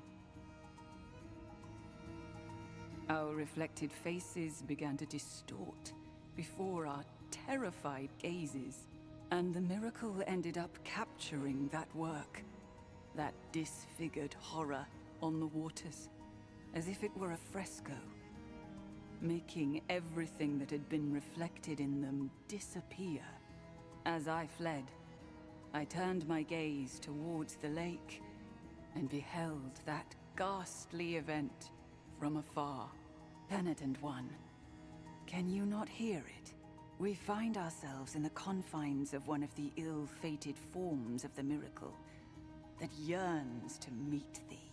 Do you wish me to join you in your next confrontation? I kind of do because I want to see what you can do, but I also don't because I don't know if it's going to sacrifice your life force or anything like that, like it did for the healer in the first one.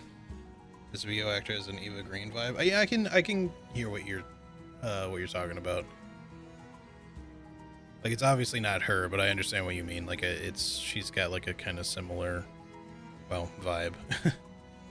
But yeah, in the first game, there's a few bosses you can get assistance with from this one NPC who will offer to you. So all the 3 first bosses, I can't remember if she can, I guess she can help you on like a couple after that maybe, I can't remember, but the thing is, if you accept her help, she basically just works as like a passive healer in the fight and just occasionally heals you like very slowly whenever your health is kind of low, which is mainly just to help you survive, especially if you run out of heals. The problem is that if you succeed in beating the fight with her present, you don't miss out on anything, like reward-wise, but it consumes a portion of her life essence, like, to do that. So the next time you meet her, she's much older, and if you do it again, the same thing happens, and you can do it like a grand total of like 3 times or something like that, after which point she's dead. Now it's okay if you use her help here and there as long as she doesn't die, basically. So if you don't use her the max amount of time, she can still reach the end of the game, at which point you get a special prayer as a reward for her getting there. So you're allowed to still use her help if you want. You just need to be careful not to use it too much. And it doesn't count against you if you use her in a boss fight and you lose the boss fight. It's only if you succeed at the boss fight with her helping you. Now, me personally, I like getting her to the end of the game without her having been, aged before her time. You don't get anything special for doing it, I don't think. But I also just kind of like whether it's ego or otherwise, I just like doing the boss fights on my own without the extra assistance, which has me more leaning towards not accepting this woman's help because I want to fight the boss on my own.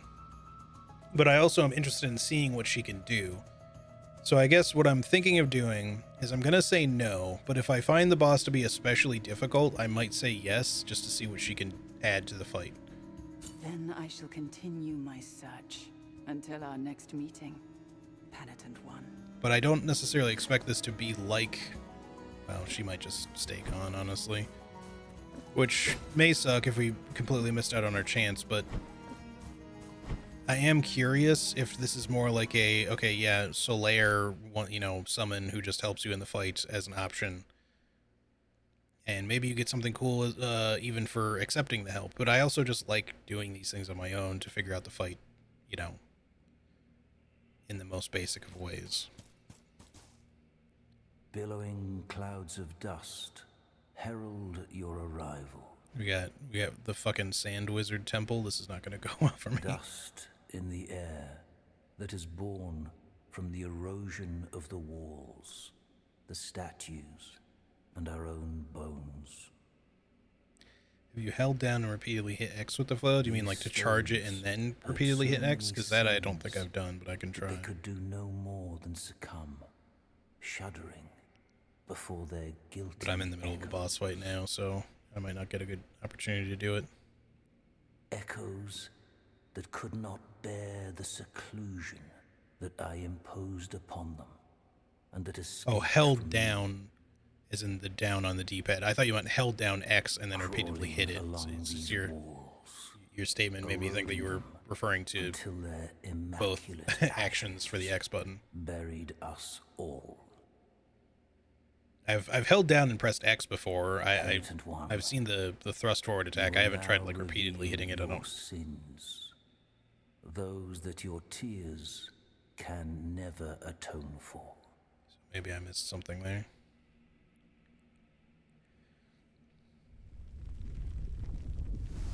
I knew it. I knew he was going to be a secretly big man. Ooh. Oh, I see. I get it. That's cool. Of course, you're going to be that kind of guy. Oh, it would not... Okay, I guess I dodged.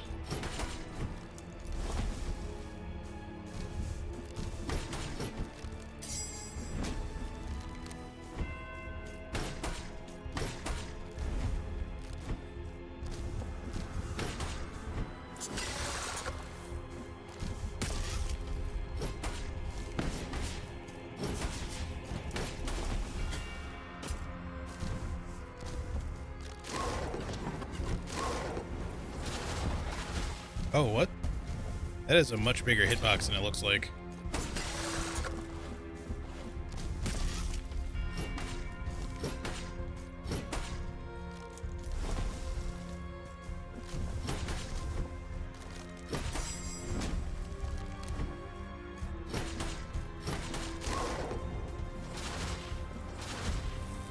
Fuck. Screwed that up.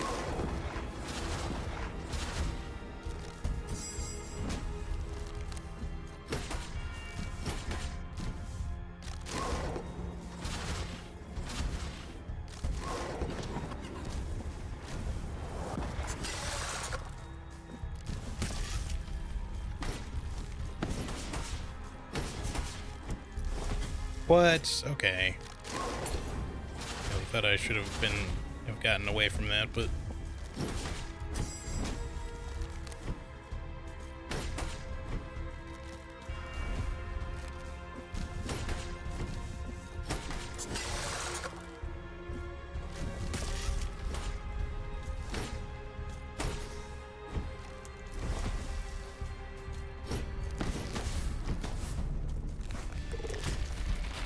No shit.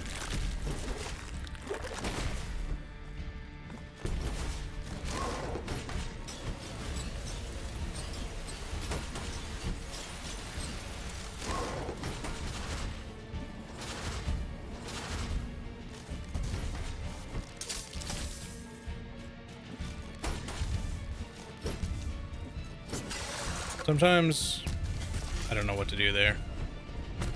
Maybe I can jump over.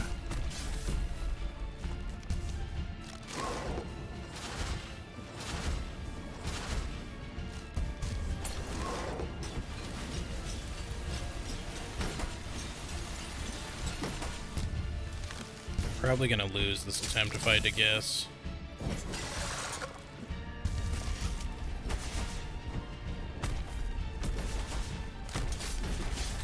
I tried to dodge.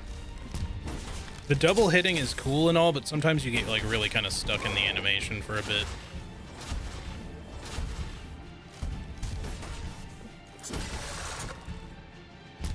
Oh, fuck. I thought he was doing something else. The game fucked me. So I thought he was doing something else there. I thought he was doing the big glass, you know, like shotgun, but I think that comes out of his hand, and I just got confused. The reason why I said the game fucked me there is because I got hit, then I got double hit, and then it knocked me into a boulder, and I couldn't avoid any of it. This is why contact damage just needs to not work the way that it does. Like, you could just have it not do that bullshit.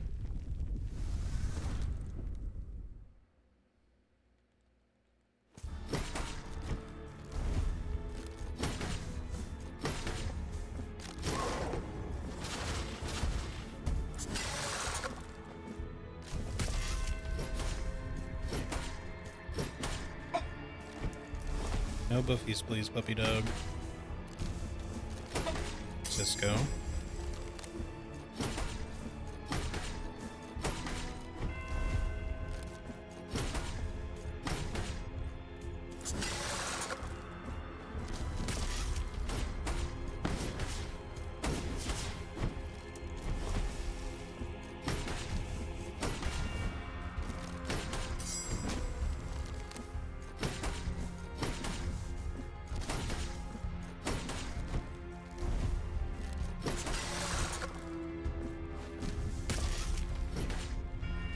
What? Okay.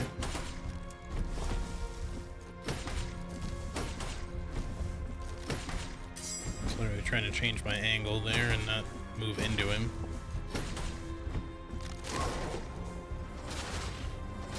Oh.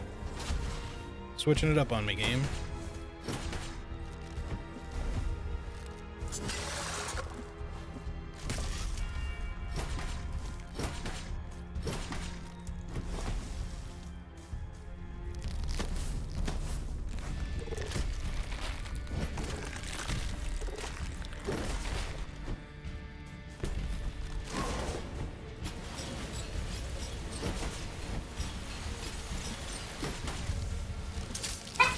Cisco. Sorry, 1 second, guys. I don't mean to like yell into the microphone. I think my roommate is back.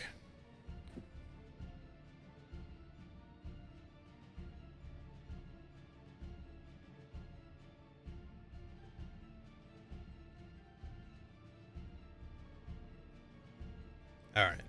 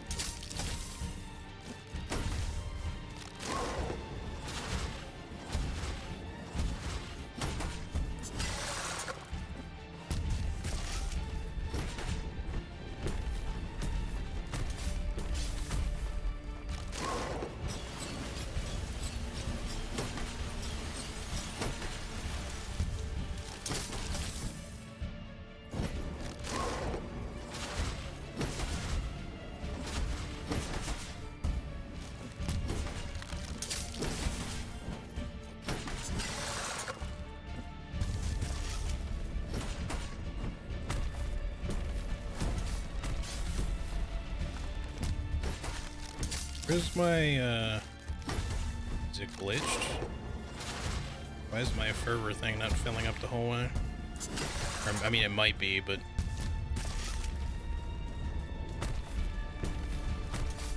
like, the roots are, like, still there for whatever reason.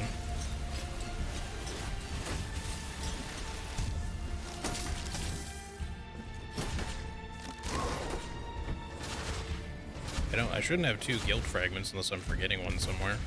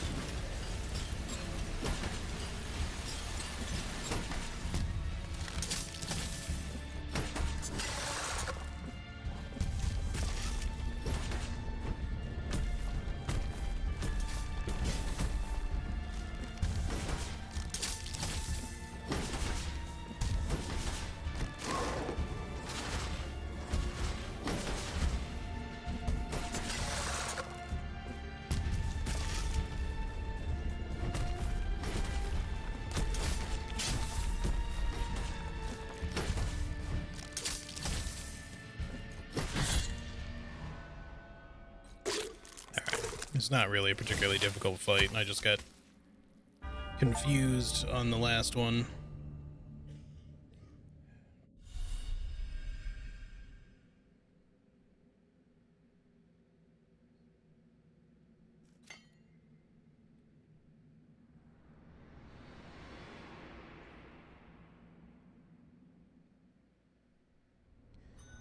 Neighbor's dog sometimes does do the both when she's restless and ready for something to come by so she can bark away. It's pretty cute. I heard the other day she's starting to sound a bit hoarse. She's an old dog. Hope she's still in good health. Yeah, hopefully. Anyway, not too hard of a fight. I'm not sure if the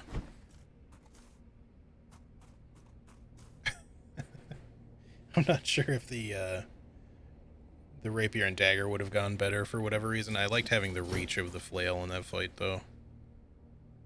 Be witness to this vigil before my final journey. This man's bed is like a hot rod. Like, it's like, yeah, I got a sweet car bed. I, Radames, spent my long life listening Except to it's the being pulled from the other direction. of so many burdened hearts.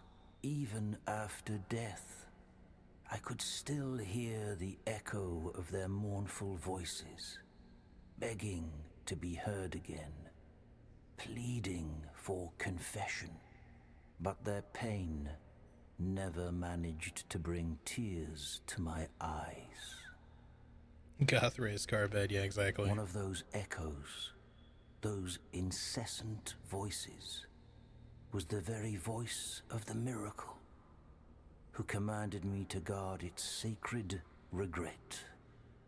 Too bad it doesn't have anything to pull it, yeah. I obeyed, and it was then that my tears did.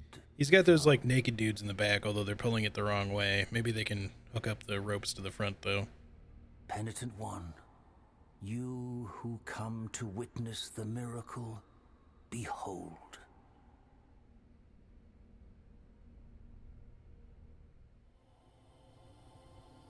The memory of him still hurts. So it was that a humble married couple, torn apart by their inability to conceive a child, entrusted themselves in their utter desperation to the miracle. A miracle whose light seemed to have gone out in all our hearts. For having long ceased to bathe us in its benevolent radiance, we believed it extinct. The dying day already puts out its celestial light, causing my eyelids to droop. Let the miracle cast open its black gates, so I might venture to where that terrible dream, from which one never wakes. He melted into the background for you. Yeah, I get it. Alright, you gonna give me an item or something, or...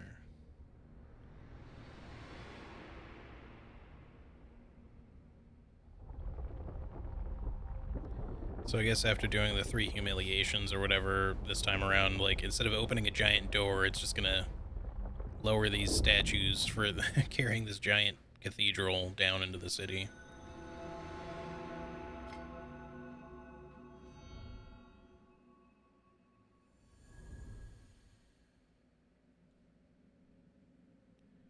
So here's the thing. I don't think I have...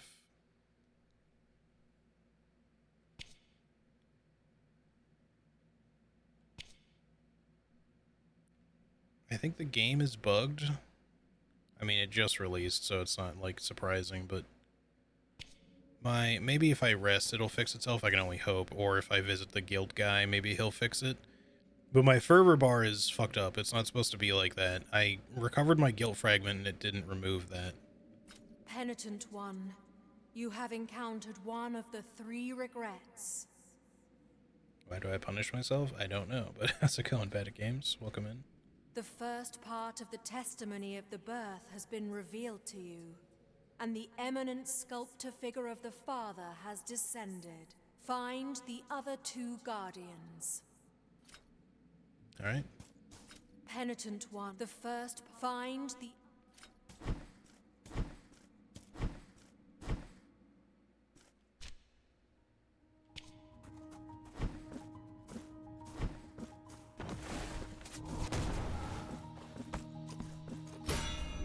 I'm gonna go back the other way, but before I do, so double check here.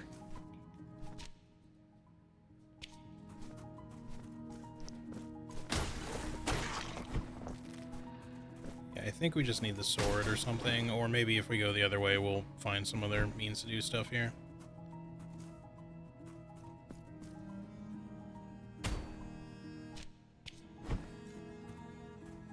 Start with this. I guess we'll try traveling to the city. Maybe fast traveling will fix it. Like, if I have to be stuck with my fervor like this for the whole playthrough, I guess I'll just deal with it as best I can, but I really hope that that doesn't happen. Or if they can fix it within a quick patch for, because I'm sure I'm not going to be the only person to run into this bug. Hopefully it'll be fixed without having to restart the game. Do you wish to purge? Yeah, okay. The game thinks I have guilt somewhere, but I don't, so I'm just gonna spend the money. So be it. I'm getting robbed of some money, but it's fine. The sacrament, your guilt has been purged, but will remain. Also, Ari, have a good night. Thanks for hanging out. For that Sleep well. See you next time. Now go in peace. At least we didn't have to, like, look around for this dude, and he was just conveniently available in town. Alright, now we want to head back.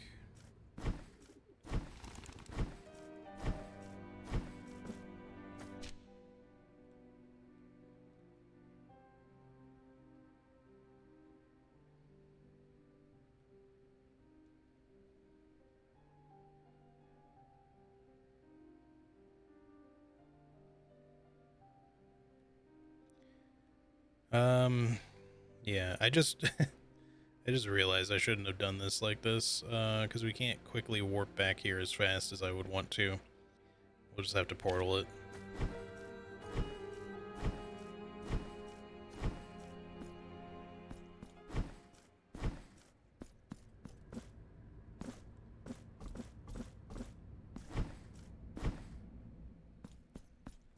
But yeah, it was just bugging me, and I just really wanted to see if I could do anything about that, or if I was just going to be stuck with it.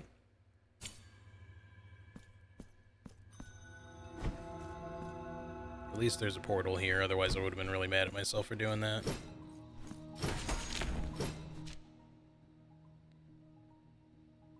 I guess I gotta go up and around, though.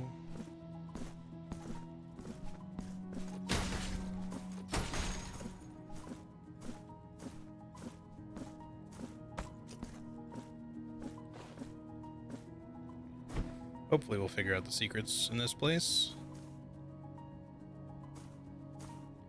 Gonna try to go to bed before 2 a.m. tonight. I hope that you succeed in getting some sleep regardless. Getting good sleep at that. It's really dangerous to just drop there the way I did, but we did get to a place by doing that, so...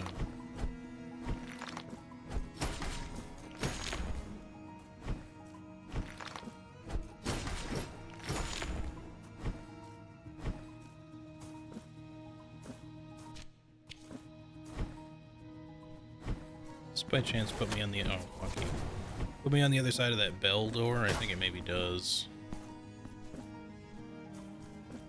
Or wait, no, we've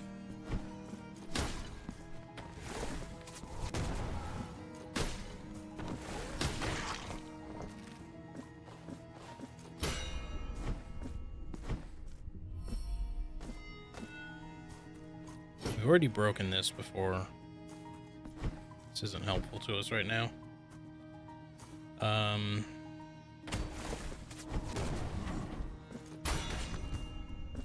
can do that at least.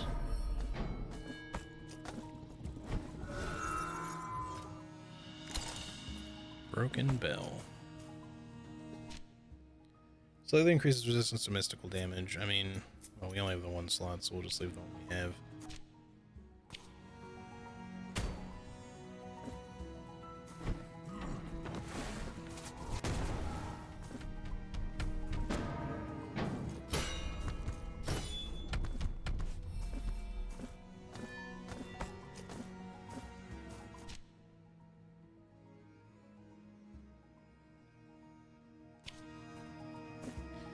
Seems like we can go further this way, though.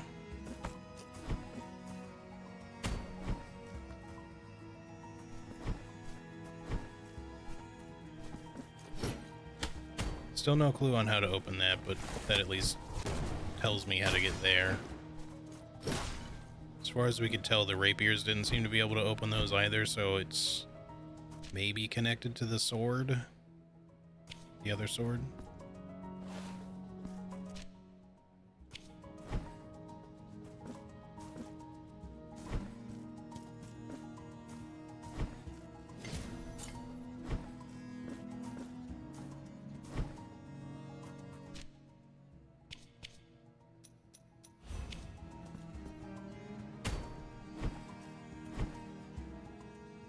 Okay, now we can continue this way.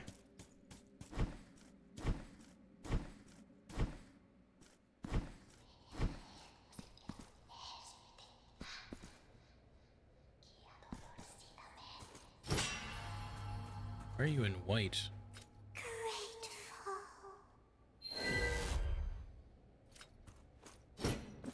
Not found one in white before. I don't know what if that means anything significant or if some of them are just in white and the rest are in black. There's still stuff here to potentially explore, but I don't know that we can do it all right now.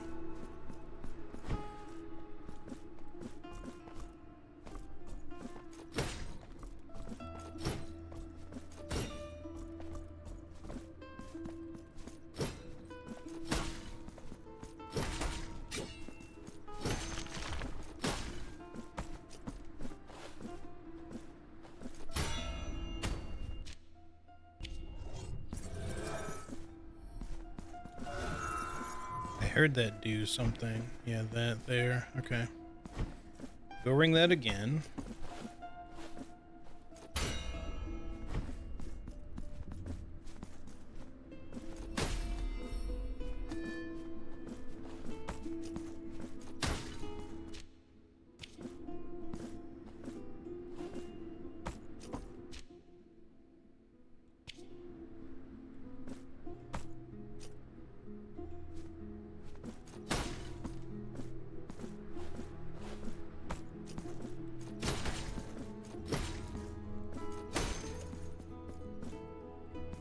Another door. I guess that's it.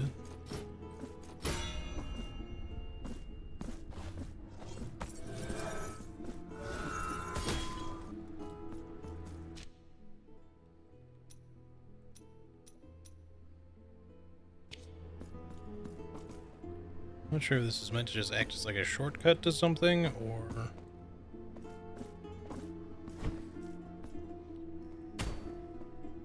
like a shortcut back, I mean, or if we're meant to use that for anything else.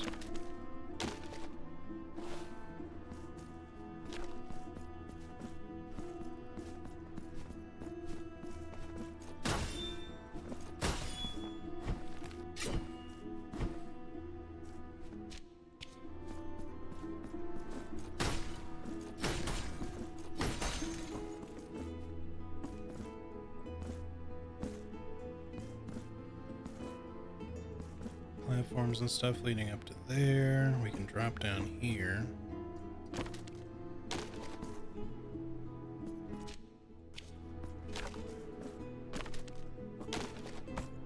Till we can ring a bell, I don't want to go that way.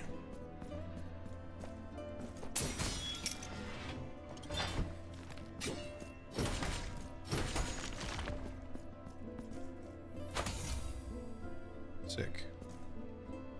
2,000 tears. Let me open the map, please. Thank you.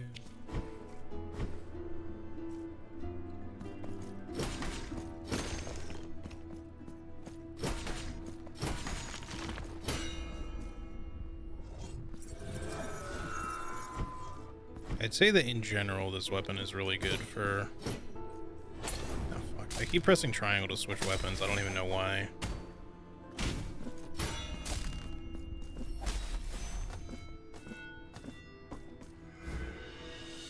Immaculate Mother of Pearl Gouge.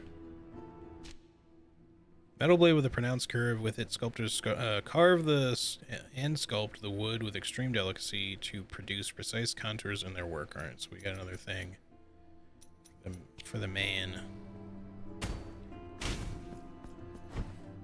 Sculptor man. Wait, hold on.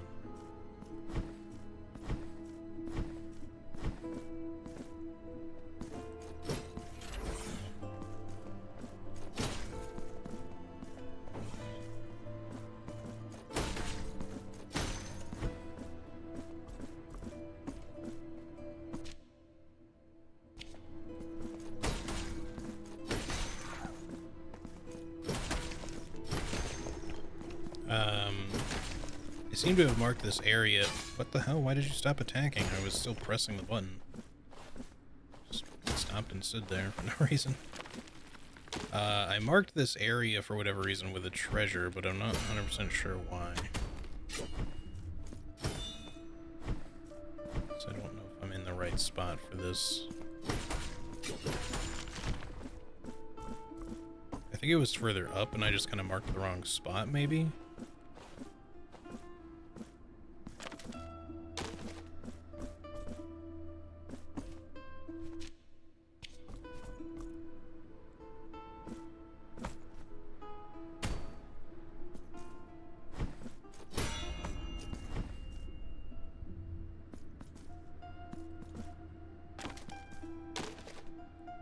Doesn't even sound like that does anything.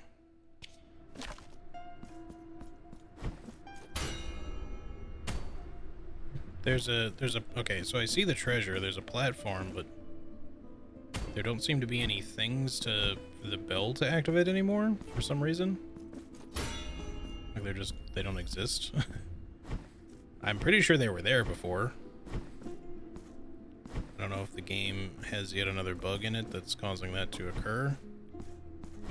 Or if I somehow did something to remove them. Come on.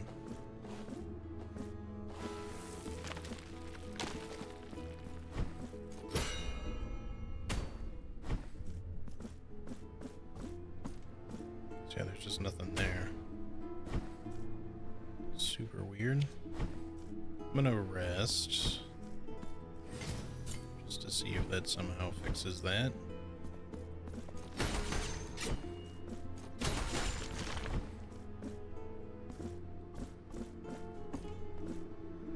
Still doesn't look like it. They're just not there anymore. I'm quite certain there was some more of those like same little floaty bits of whatever fluid that is that you could get to by activating the bell, but they're just gone now. I don't know how the fuck I'm supposed to reach that at this point.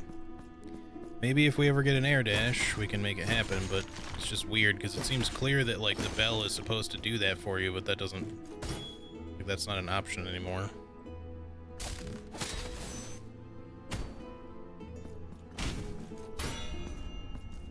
I don't assume this makes any difference.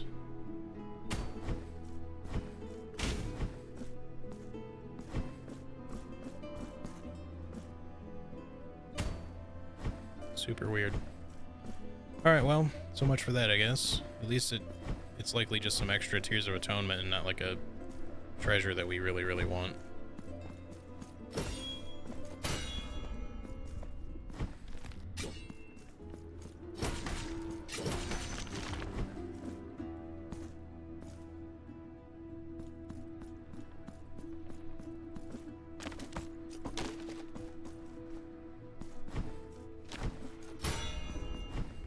This was here.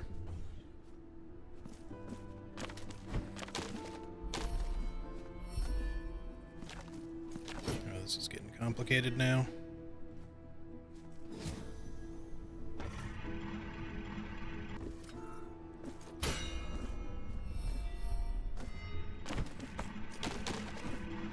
Yep, be faster with that. Oh, it was still hanging. I thought it was closed already. Did I not see two doors? Are there two? Is there one on each side of this? Alright. We can do this. have helped if I hadn't fucked that up, but...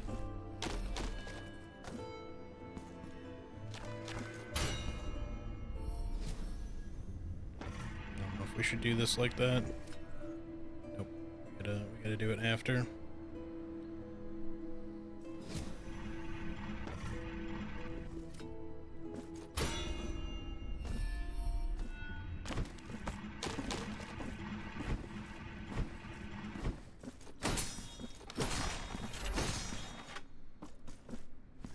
Okay, we made it. Now, what? So we opened a shortcut.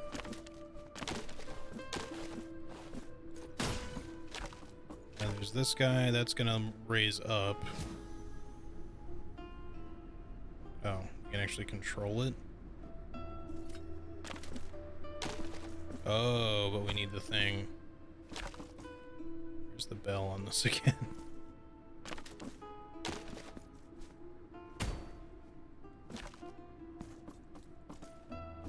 To ring the one all the way down here, maybe.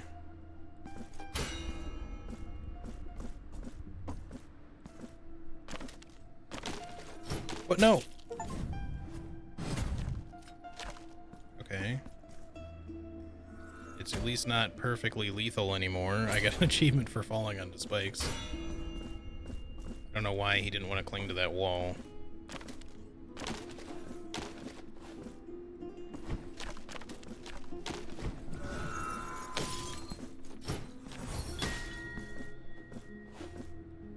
Would be so you can drop through there, that's why that exists, but I don't have the sword to facilitate that.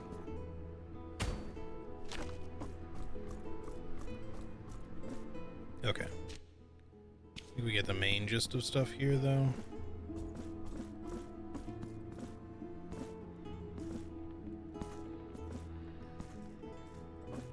I think the sword would only create some shortcuts for us, though, anyways. I don't think that is entirely necessary to have.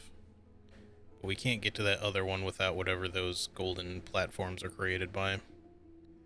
Okay, I think we're done here for the moment. Let's not worry about that for right now. We want to make our way back down, I guess. Oh no, we can't go down that way. Shit, what was progression? We went through all of this. There's probably some more backtracking thing we could do with the bells here, maybe? We could just quickly look.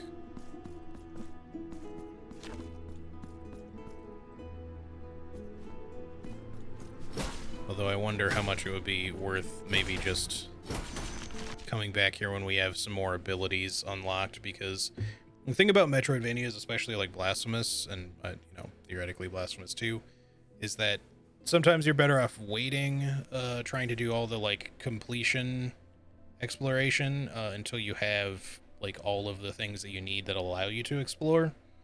Because you might be able to finish an area if you get, like, lucky when you do it, that you have all the items that you need, but sometimes you'll get everything but, like, one or two little corners of a map, and then you'll have to come back anyways. Because, you just don't have all of the things that you need that help you traverse an area.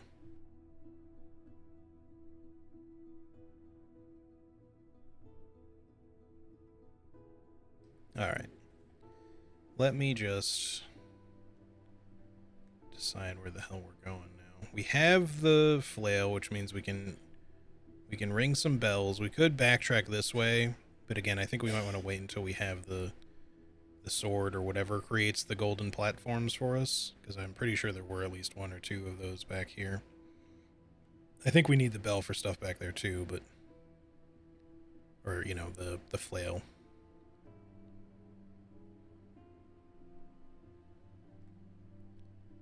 Yeah, maybe we can continue this way somehow, or we can probably start going up here.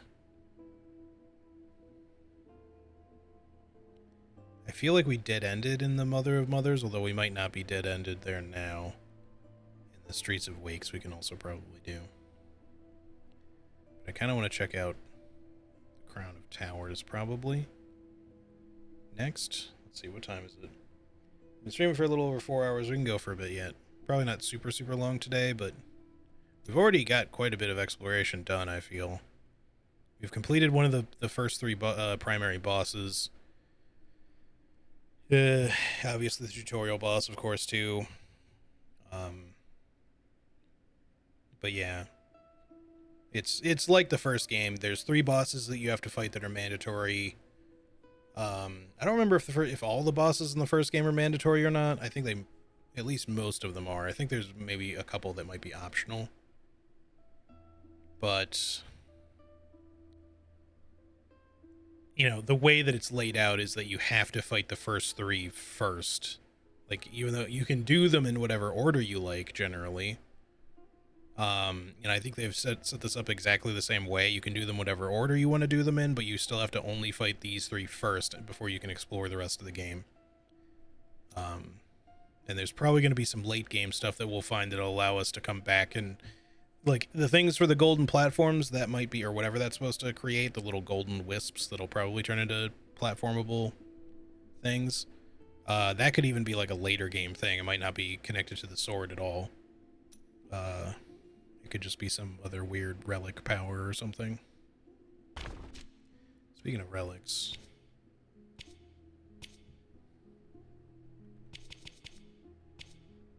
I guess you don't really exactly get... Well, you get relics of contrition. I still don't really know what that means. Because we have 1 of, like, 4 of them.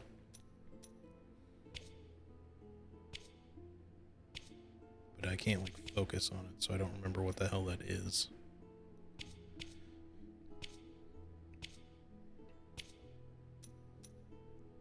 We need 2 for this.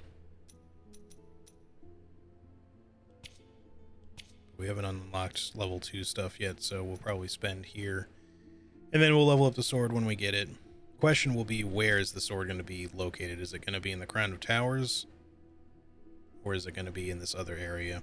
One of these 2 areas will unlock nothing for us, probably, or it might unlock something. But my understanding of this would be that the flail is over here, right? In the Sacred Entombments.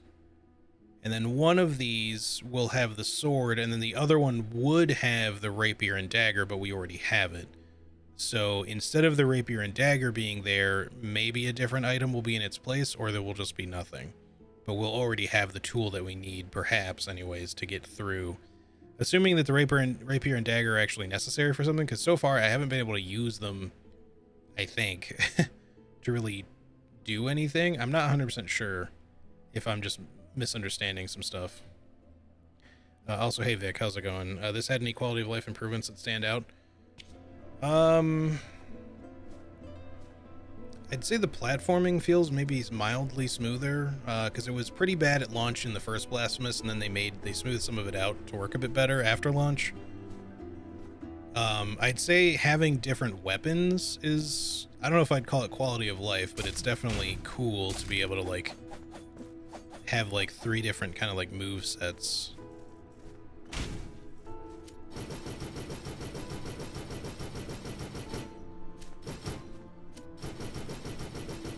I do like that that's a thing you can do even if it's not really useful. Although it'd be cool if something could like land on you and this would hit them maybe.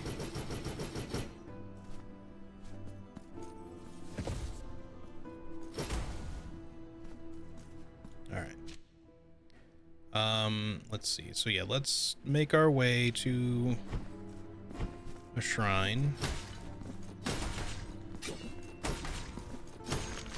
I was gonna say too, this, I wouldn't say I misjudged it at all. I wasn't really sure if the damage of the rapier and dagger was actually better than I thought it would be because of the lightning. I mean, it is still really good, but I think that this weapon is just like it hits way fucking harder. So you can definitely kill a lot of things faster, depending on what it is. Some things are so tanky that you might be better off just being able to hit them very fast and just kind of stack up the damage more quickly, I guess. Like the charger, the bell charger guys, I don't know what their actual enemy name is, but they seem like they might be a little easier to take down with the rapier and dagger, at least when it's charged. Just because you can jump over them and turn around and hit them a bunch. You know what I want to do before we go to another big area? I want to come back down here. and visit the mother and weeping child, or sleeping child, or whatever the hell it's supposed to be.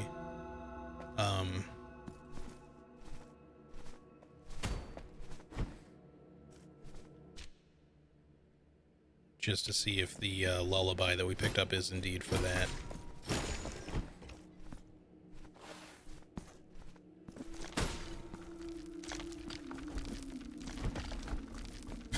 Asshole.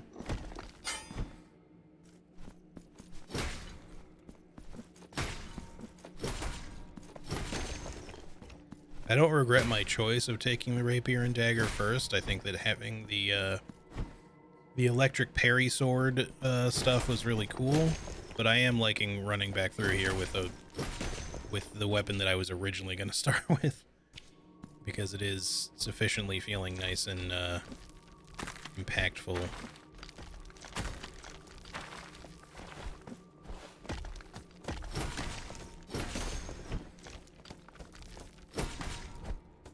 Seemed like that guy was open for an execution, but he died to a double hit before I could even execute him.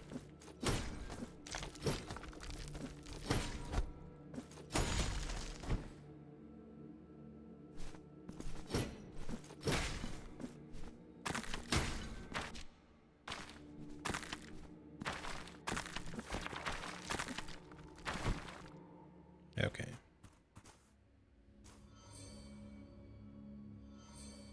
Still no answer or anything. Can I use it somehow? Sleep, my child, sleep, don't cry, my voice sings to you. That might even be literally what she said. Fortunately, she has nothing to say.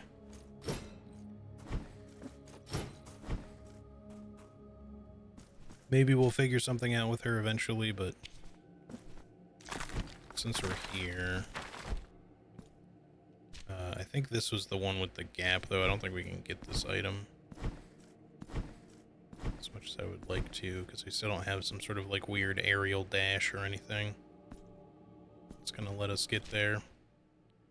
We could just, while we're here, I guess, instead of heading to the Crown of Towers, let's go to the Town of Crowers. The Crown of Towers, we could just make our way towards the Palace of Embroideries next. Because if we go through the Streets of Wakes, I think that'll lead us there. Since we're already down this way. Kinda wish I had another bile flask at this point. Oh well. It would also be really nice to find whoever it is responsible for upgrading our rosary stuff, because I don't think I've found that yet.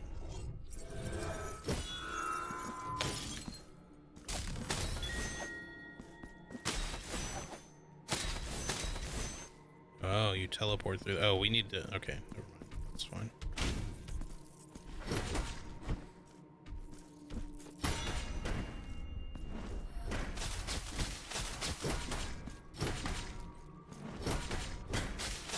Stuck in that enemy. Oh, okay. There's that lovely, unavoidable double hitting that we're talking about. We need to not spam 3 attacks on this guy in case he decides to... Whoa, what the hell? Okay, kind of got screwed over again there by my own movement, but it's fine, I guess.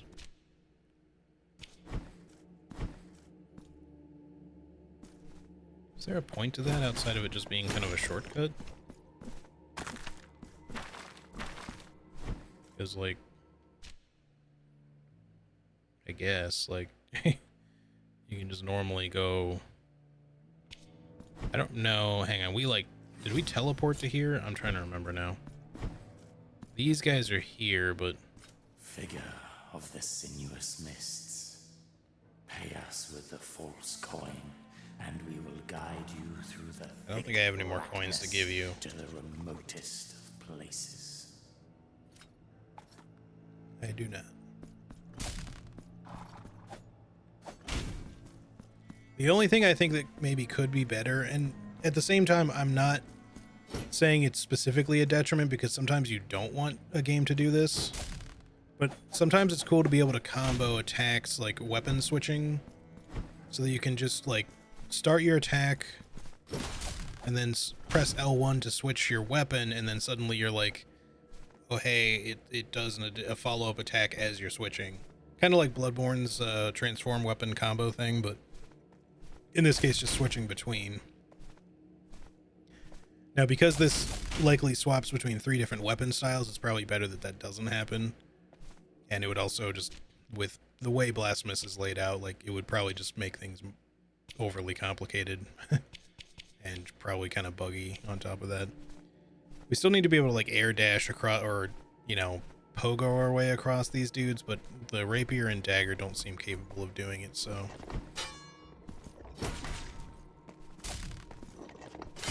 It's too early. It was much too late. On.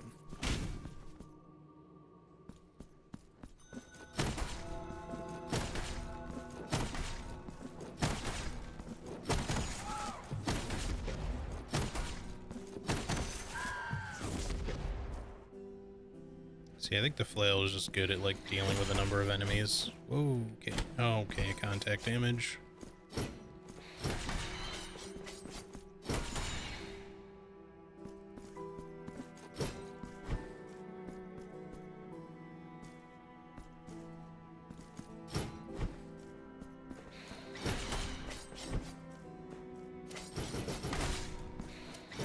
Okay, so it does. Oh, wow.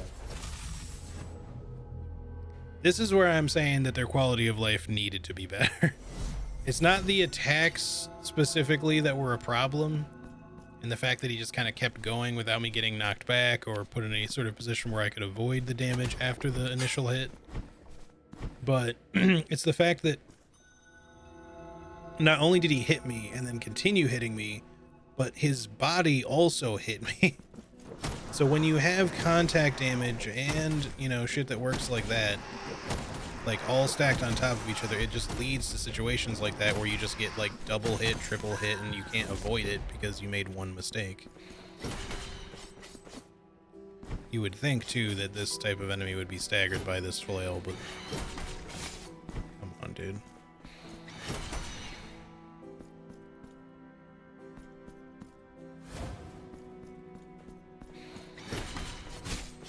I can't even get out of the way sometimes. Like, just let me out of there.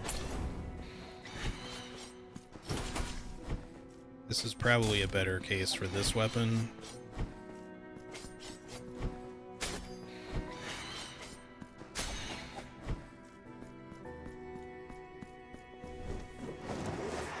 But my issue is these ghosts.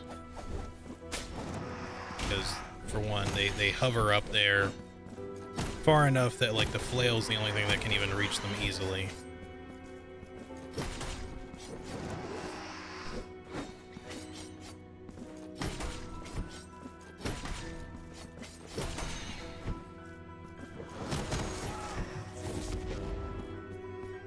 I think if enemies got staggered more consistently by certain attacks, some of this, yeah, so we need to be able to pogo off of that, I think.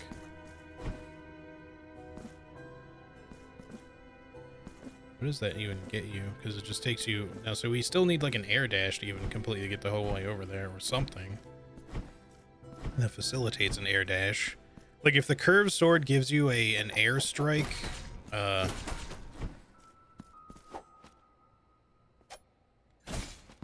just don't... Alright, game.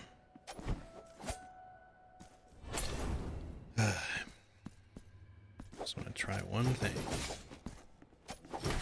Did not work, and I'm just getting stun locked.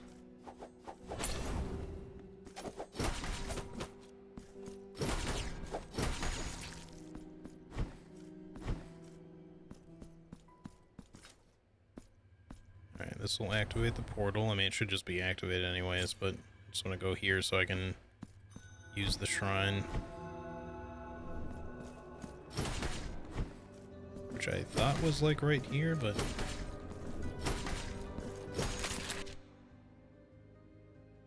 No, I was looking at that. We can go to the city or something.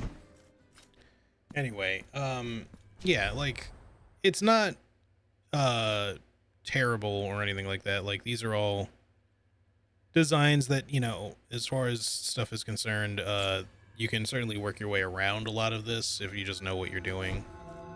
And certain weapons are probably better for certain situations or certain enemy types, I'm sure. My issue with some of these is that, like, the flail will knock back some things and not other things. And there's some enemies that you would think would get knocked back, but don't. So it's a little hard to know what's going to work in that regard. Oh, we have a tool for you.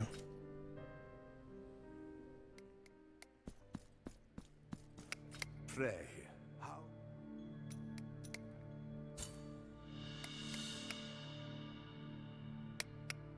This gouge, as precise as it is delicate, is unquestionably the most suited to this noble wood.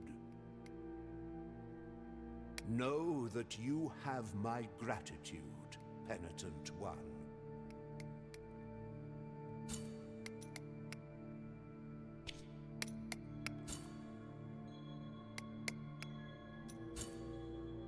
I do want to do it. The overall increased elemental damage thing that we could get for having the other two equipped at the same time could be useful, but we don't need it. May the hands of the... And I want to level up my weapon. Now that we have 2 points. Increases fire damage inflicted, so we'd get that anyways, with 1 more point. And now we can do this, which is cool. Alright.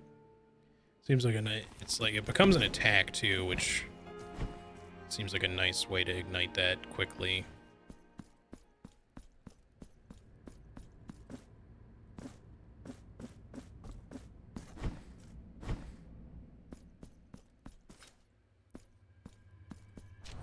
Anyway, I'd say, you know, to kind of more specifically answer your question, Vic, I think there may be some other quality of life improvements. I just don't know entirely what all they are as of yet because I'm still pretty early in the game.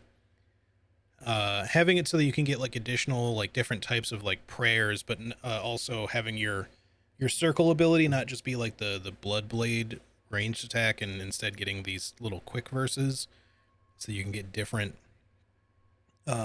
quick prayer spells, and they might all be projectiles, just different types. I don't know, but they've just added a lot of like cool things that also can kind of be customized in ways and leveled up, and you know, it's just it's a bunch of stuff, and it's cool.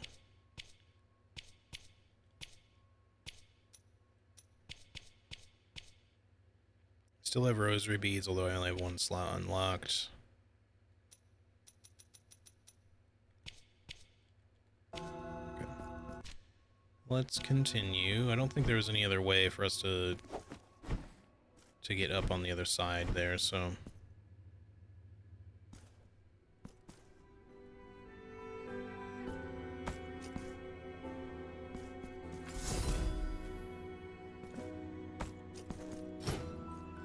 The only other thing I can think to do, actually, is...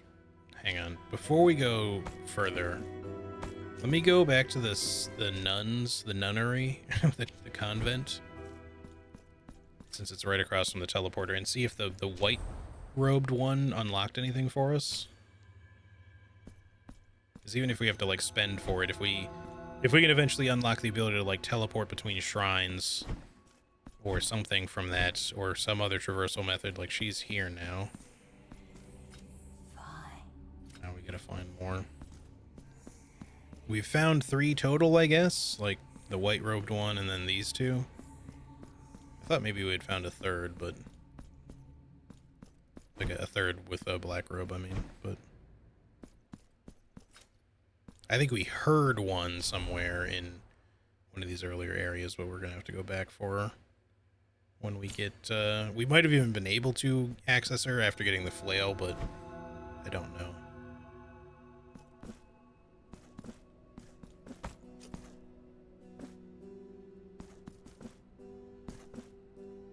Seem to need a longer jump to be able to get over here.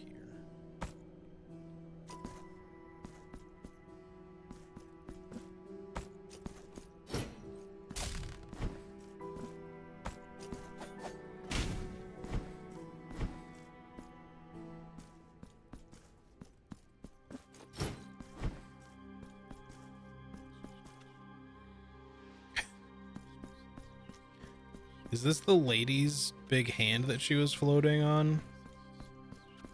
There's like this guy's like, I kiss it a finger. And for your thirst, I am water. For your cold, fire. Oh, make way for he who does not yet know me, who has not yet kissed me. Parishioner, you come seeking mine own sweet blessing. I don't think I did. Kneel down and place your lips on my holy sanctity. Oh, I see. You are here for another purpose. Oh, but I will not judge thee. How could I? That's someone's girlfriend. My will is only to bestow my grace upon thee, to ease thy... Like, maybe kneeling is good here, I just don't Go know. forth. My blessing awaits you. Prostrate yourself before me, penitent one. Do you not wish to worship the divinity? Do you not seek out my favor? Oh, I see. This is naught but an act of humility, but of sacrifice. Blessed are the humble, for they shall receive in their arms the highest of all blessings. I am moved by your act of humility. I think we're just gonna keep not kneeling because it hasn't given me the ability to leave the dialogue, and we're just gonna piss off this hand. If you venerate me, you shall receive more favors than any other parishioner. Or it's just gonna lock us in until we kneel. I don't know. Bow down before me. No, I said. You witness, my parishioners, how one among you rejects my blessing. It would seem my holiness is not pure and holy enough, not elevated enough for him. But let us forgive him. Oh, mine own parishioners, let us forgive his ignorant lack of faith. Let us pray for him, so he might repent of his grave sin. In this way, when your body is imbued with heaviness, it will prostrate itself before me. No. I understand. This voice actor has an Elijah Wood vibe. If he was being over the top. Yeah, I guess I could see it. I accept that you do not wish to worship. Do you actually accept? Because I've said it like 4 times now. However, as a true divine being, I shall serve you nonetheless. Bestow upon me your fervent Motherfucker. I feel... to Are we receive locked my into this? own Or is he going to eventually get tired and just tell me to go away? Oh, okay, there we go. Now I'm curious what'll happen if I talk again. Bestow upon me your... How about these kisses? Okay. Bestow upon me... He won't even talk to me anymore. Well, hopefully I didn't make the wrong choice. I'm gonna rest and try talking to him again just to see. But I don't know. I didn't like the attitude of that hand. Bestow upon me... How much ego can one hand have? Apparently a lot. It is a giant hand after all, but...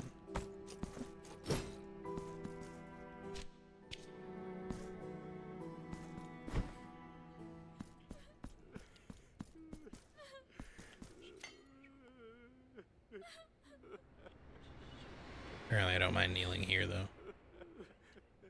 May those who seek seclusion enter.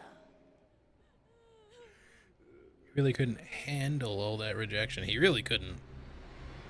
I had to repeat it for him like 5 times. Like, no. No, bitch, no.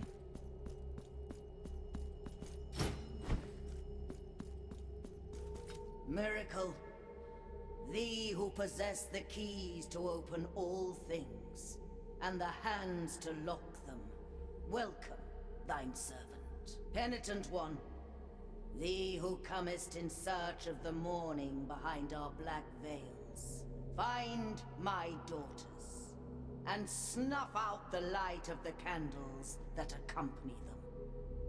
Only then will you be able to enter into their mourning. The vigil is not yet. Find my daughter. Okay, I'll have to think about that one.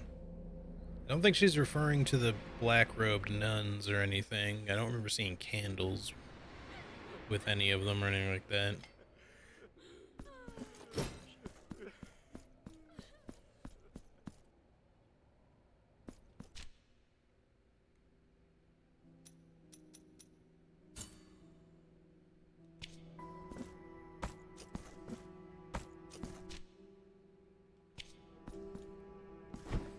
On this thing. Bestow upon me your...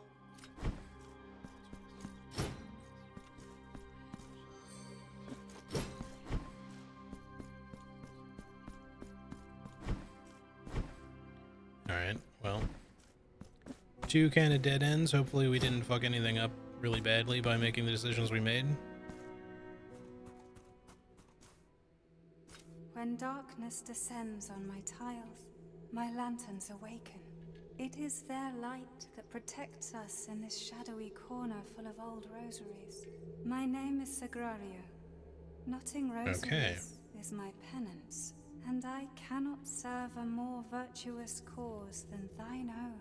If you give me the knots, I shall increase the mysteries of your rosary, so that they might fill thee with consolation.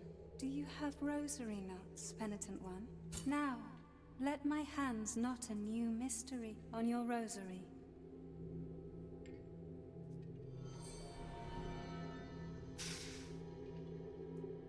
Your rosary now treasures yet another mystery. I did snuff out one of her candles. I don't know if she's in some way one of the daughters that the other thing was talking about, the other old crone there, but... Okay, thank God. I was like, I have to see if attacking you does something, and I was really afraid to do it, but I was like, please don't, like, permanently fuck something up really bad. Oh. That's just a really, really tight jump, apparently, but then it still doesn't help me because I don't know how to get any further up. Well, I guess we're not using this to get over here right now. So it seems that we are going indeed to the Crown of Towers next. Which is strange because, again,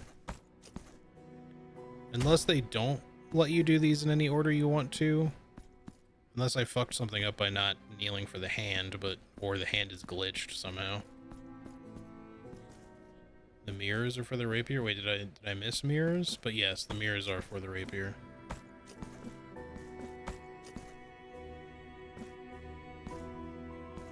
It's not. Oh, you're also playing, I see. Yeah, so the rapier, the mirrors are for the rapier, so that's their traversal thing.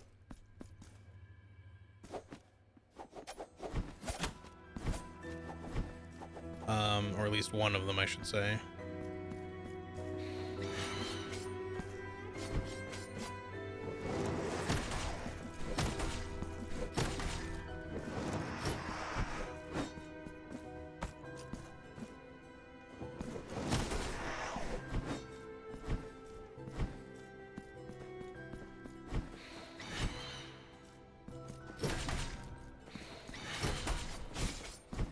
I tried to dash there, but won't let me do it, despite the fact that I had clearly started my dash.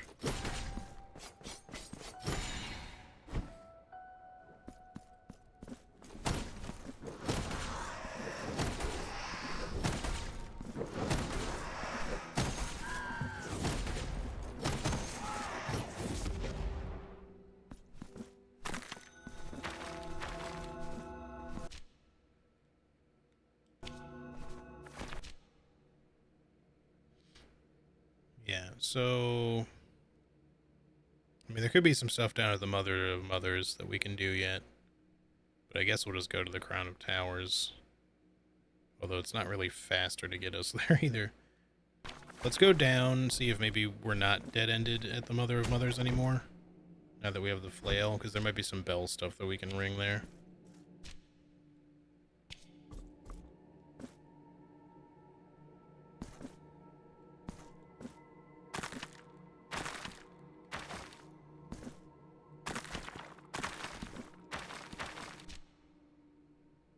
I gotta know.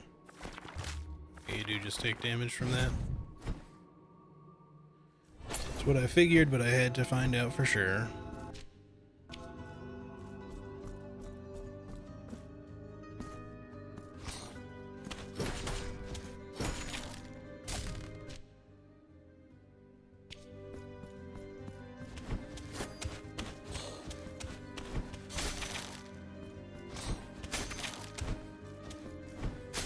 I feel like these guys are leaping faster than they usually do. Or sooner.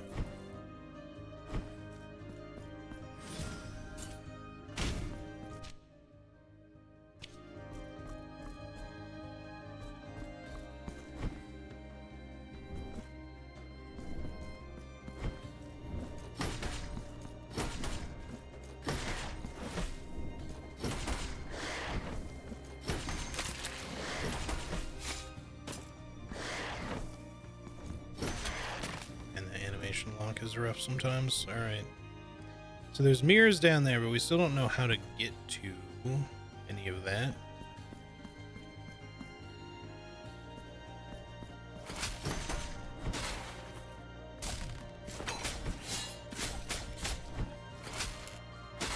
Oh, you can shoot that lower, huh? Maybe it was always low. Okay. I thought that would have at least blocked.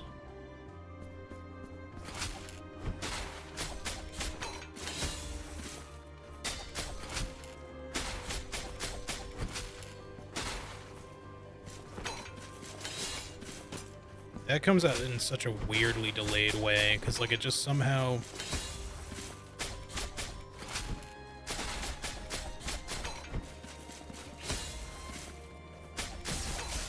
It's like somehow just not really very parryable. I've parried it before, but...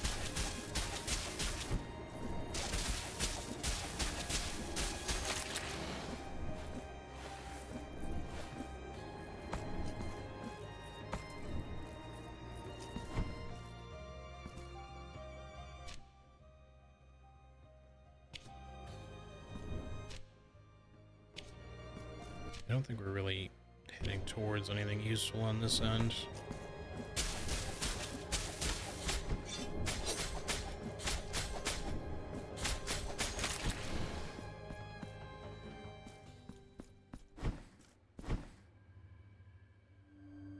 I still don't know what this is all about, if anything. Like I said, this may just be like a developer secret thing, but I don't know.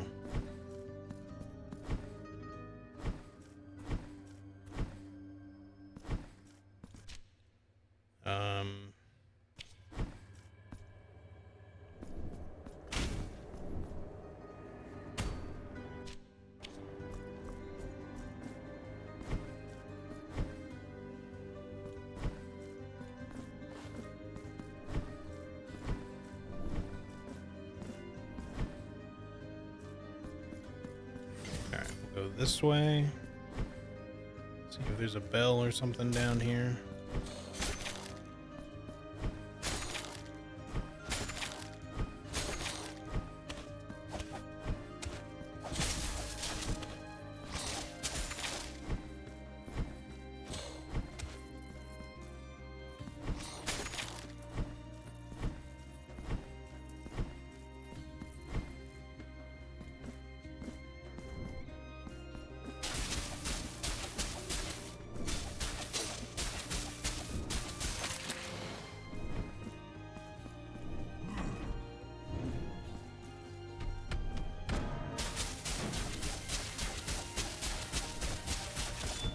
Almost one cycle that guy.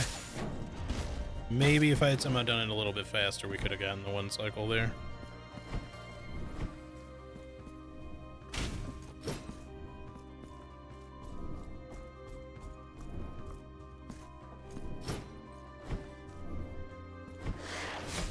hate that that can hit you behind him. This makes them just like not an enemy that you can't really dash through.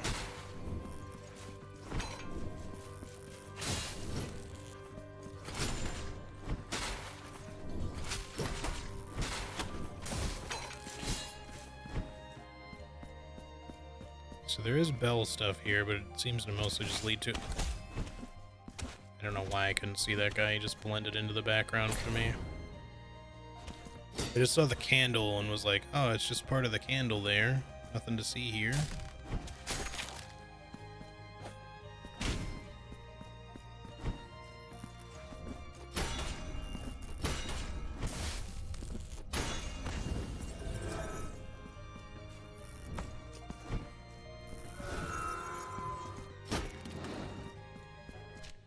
Well, that's open, but there's also that other treasure we were gonna want to go get.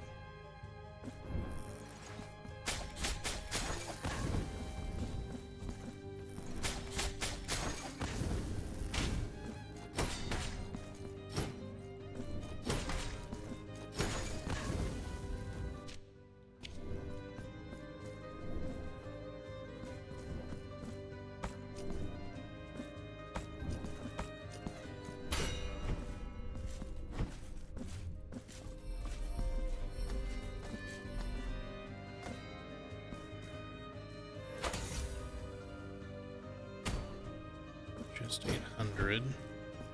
Okay, was there anything else in here, or is it just that?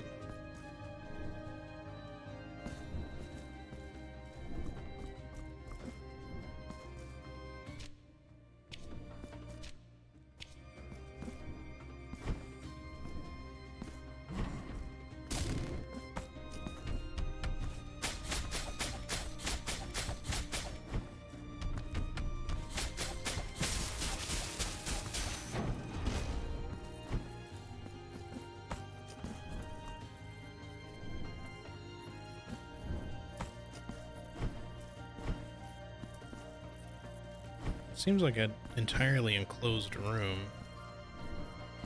You're supposed to be able to...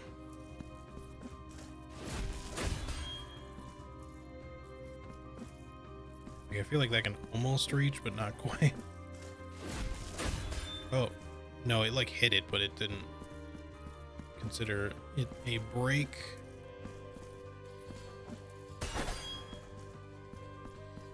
Yeah, I don't know how you're supposed to get that. It seems like the room in there is closed, but so can't reach it with that.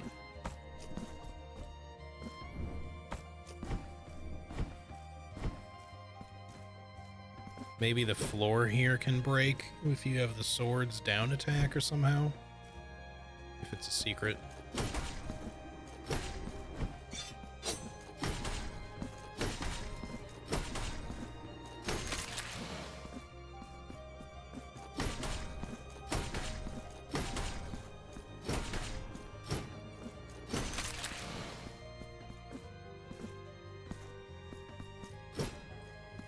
Alright, we got a statue that'll activate something. But what? Oh, I see.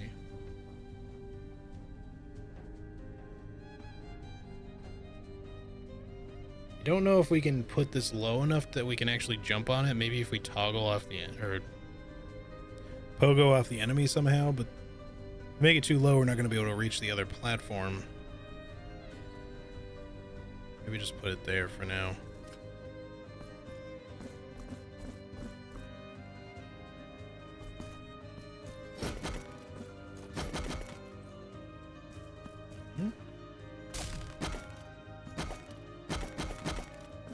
Why is that particular one so durable and not breakable?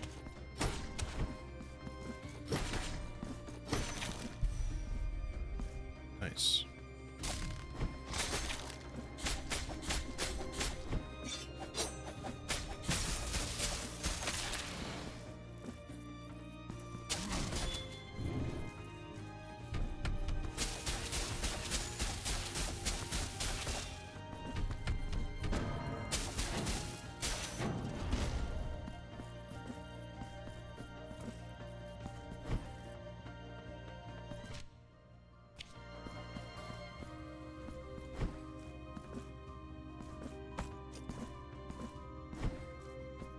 Alright, finally we got back to this. I guess we might as well rest.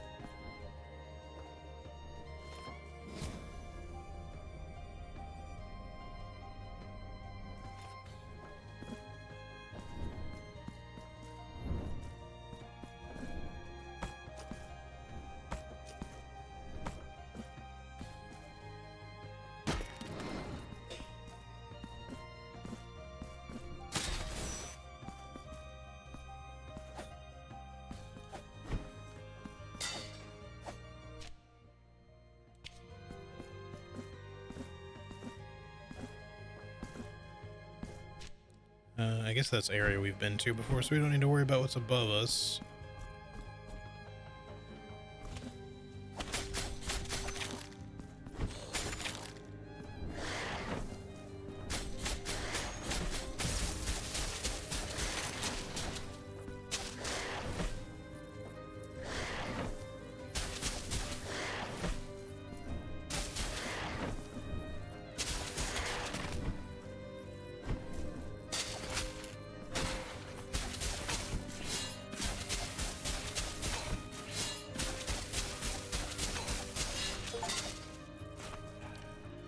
The veteran 1, kill 300 enemies using the rapier and dagger.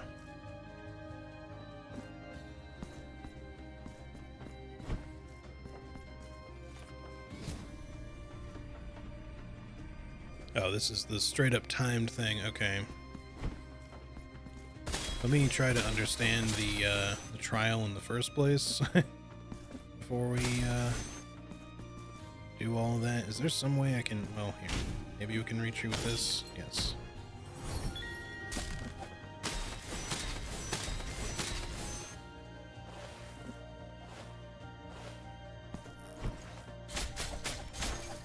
Yeah, I'd much rather be rid of these enemies first.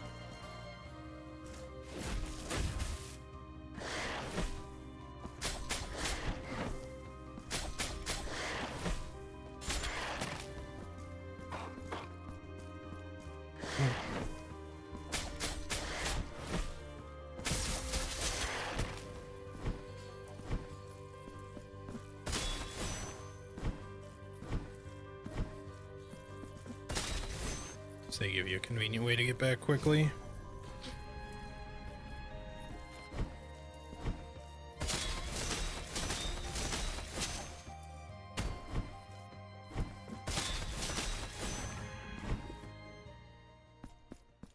Are we in a boss fight? Or no, not quite, but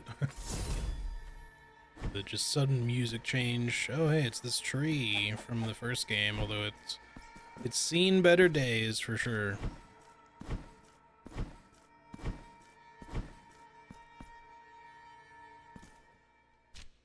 So we were like in the entrance hall area technically. We're not going that way yet.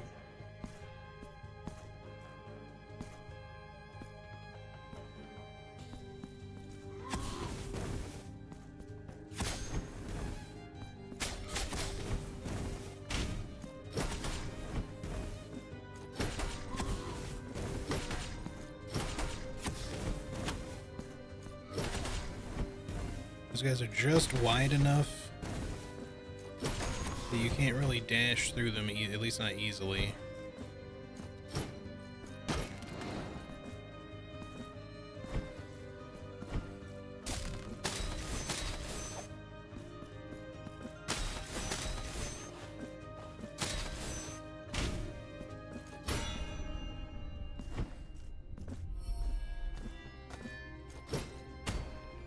Wait, what's the point of these?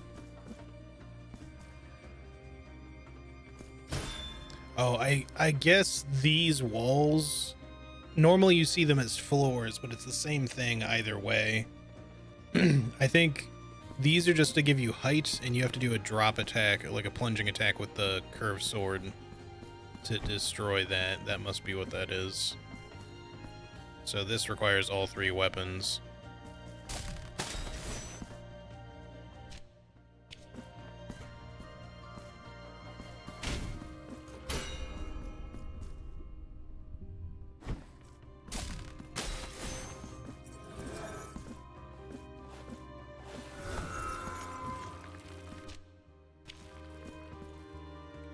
Shortcut opened.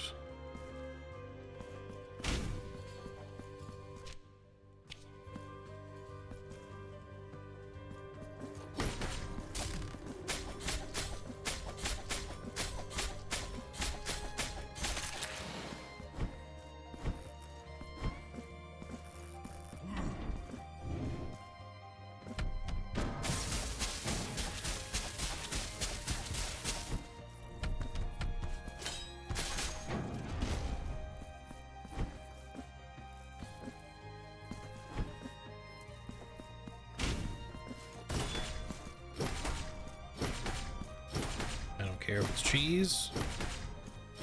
It's good cheese.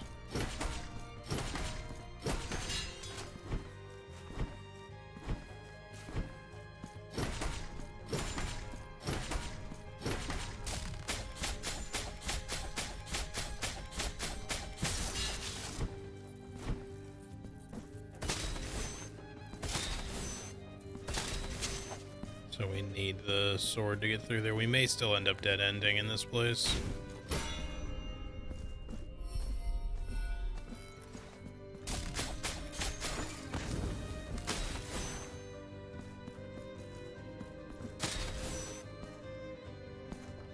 But if that's necessarily just a shortcut, then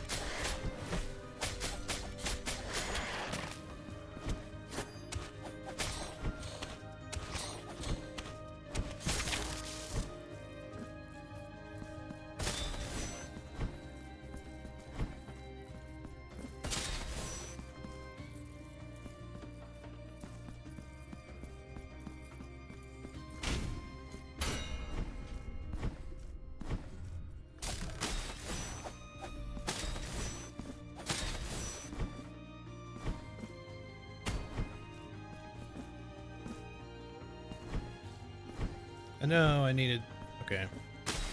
Yeah, I think we need the sword to open that so that we have a quicker way through. Like, I can try to make it, but I don't think we're going to be able to.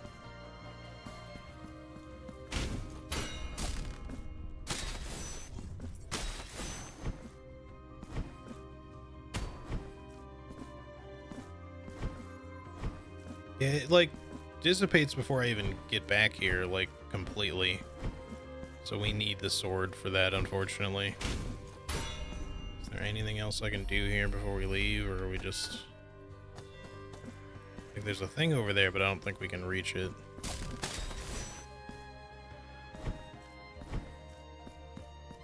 Same for that deal. Alright. Unfortunately, right now, this is a dead end. Until we get the other weapon. So I don't think I'm making it to that thing. I mean, I can try, but...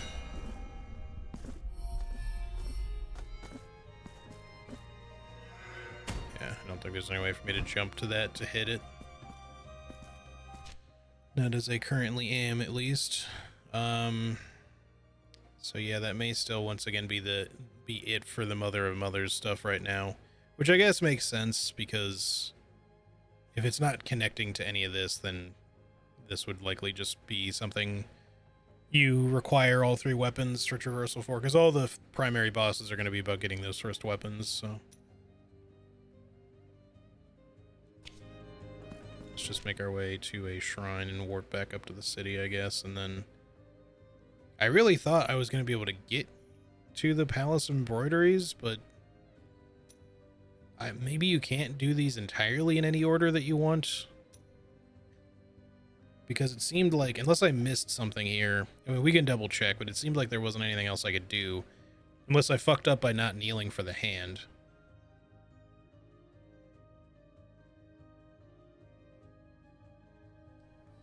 I hope I didn't, like, screw myself out of the playthrough somehow, but maybe, I mean, it's not gonna be a soft lock, but, or at least certainly not a hard lock, but if nothing else, It's possible that kneeling for it unlocks some stuff for you here, and then you can go here, but if you don't kneel for it, maybe you have to do this area first.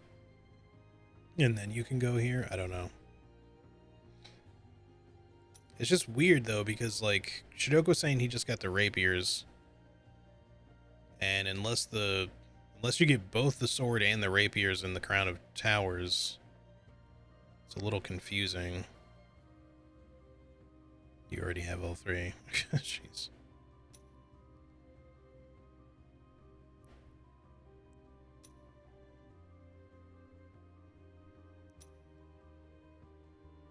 Obviously, depending on which weapon you choose to start the game with might also kind of inform some of that, but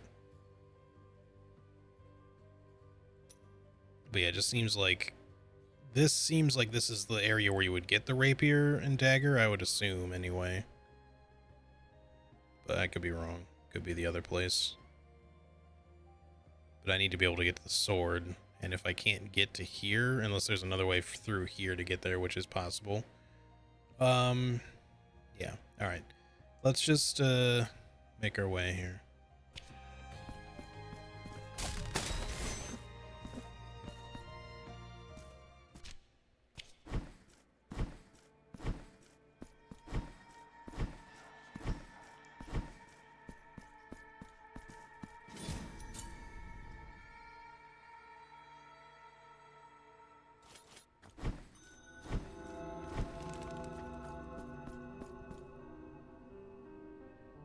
I don't think we have anything for Sculptor Man.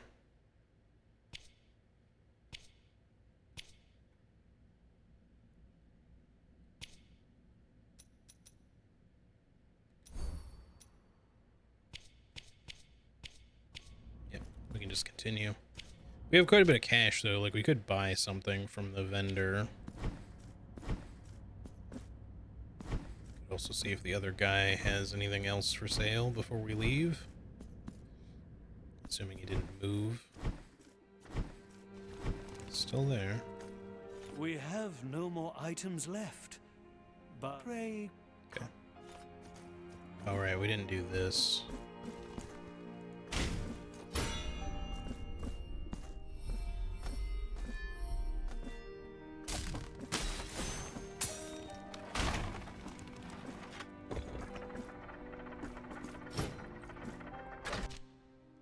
So this unlocks an elevator just to another path. Hold on, there was something else here, though.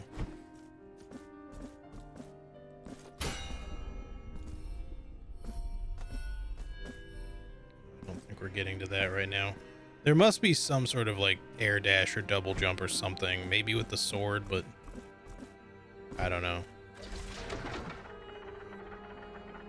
We'll check out the vendor later. Let's see what this is all about right now.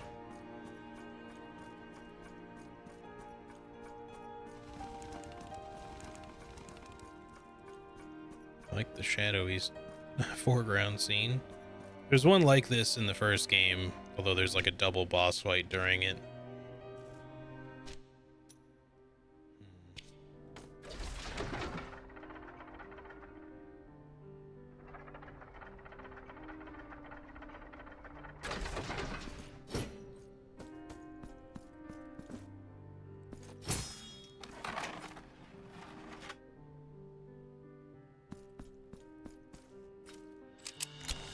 Ecstatic Novice.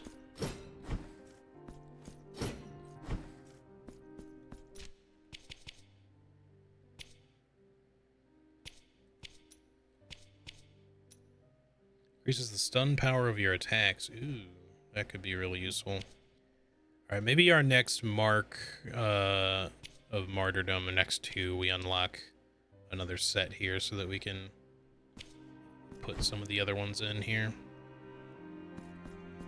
I mean, we could always switch out ones that we don't care too much about. Like, the extra 15% fire damage is useful, but we don't necessarily need it.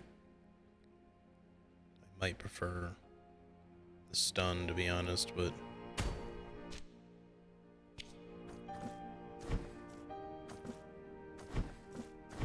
Alright, let me just go see what the what else the vendor had. I know she could sell us another rosary knot, so that'd probably be worth buying since we know where the rosary lady is now.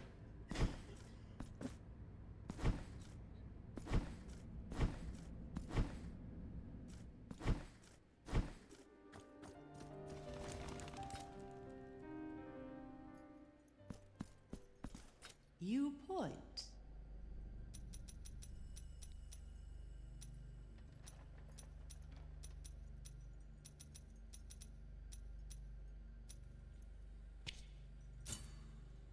Here among my wares. Okay. Now, where was the rosary lady? She's over here. There is a portal there, so we can get there quickly. We don't really even have a third rosary bead item, but we might as well get the slot unlocked over here in case we come across another one or even a couple of other ones soon. I wouldn't mind trading out really either of the ones I have right now. The extra defense from the one isn't anything bad, although I don't really care about the mystic damage one that much. Not that it isn't useful, but it's more situationally useful than Do you something have more rosary generic. knots? But now, let my hand.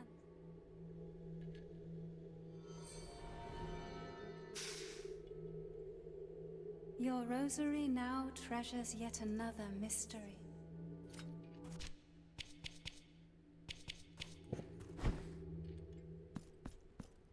So make sure you don't say anything else here.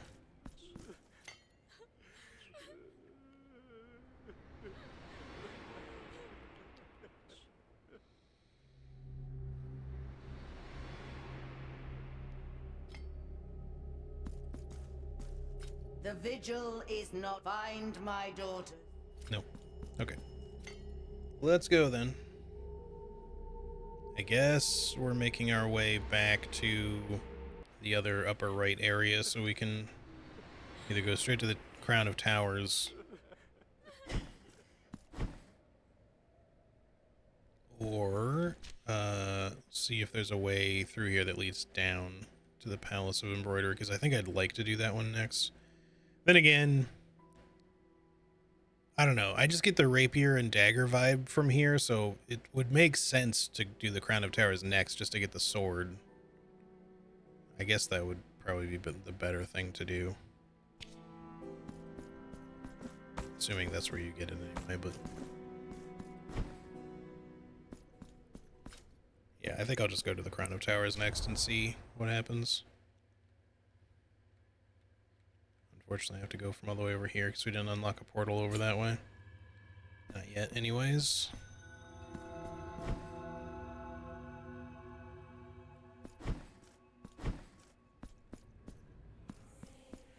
Oh, whoops. Don't mind me.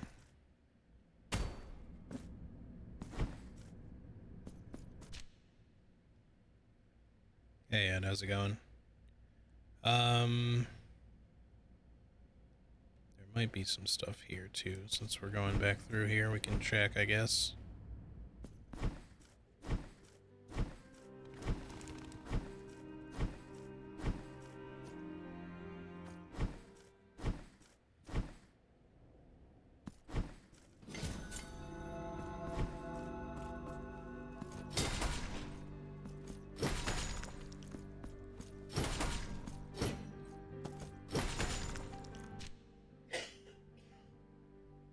Wrote a rap song? Cool.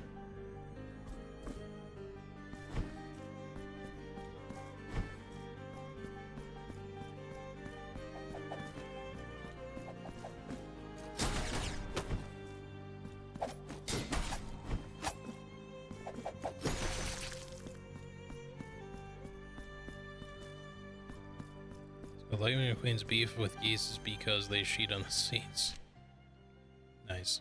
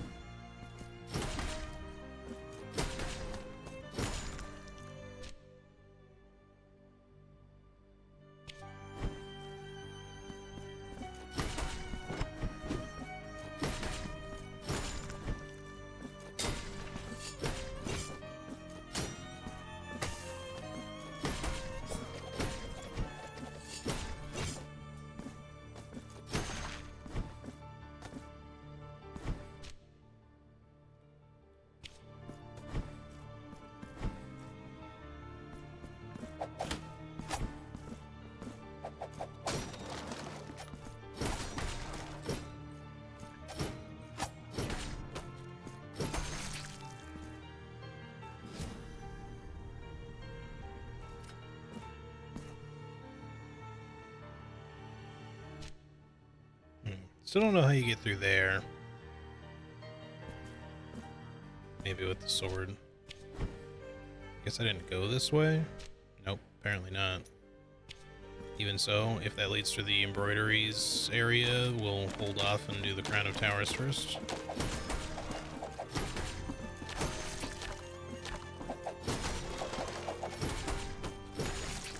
I like that the flail is good at stunning these guys.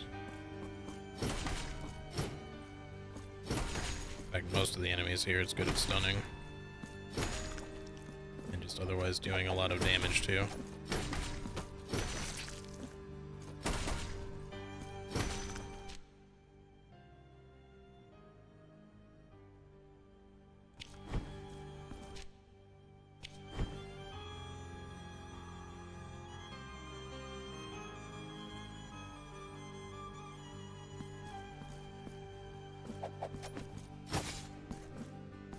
Heck.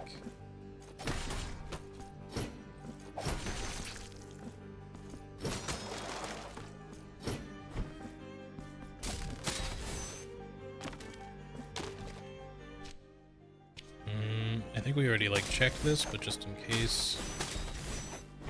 It's over here again. Oh yeah, this was just like a challenge room for an item. Already done that.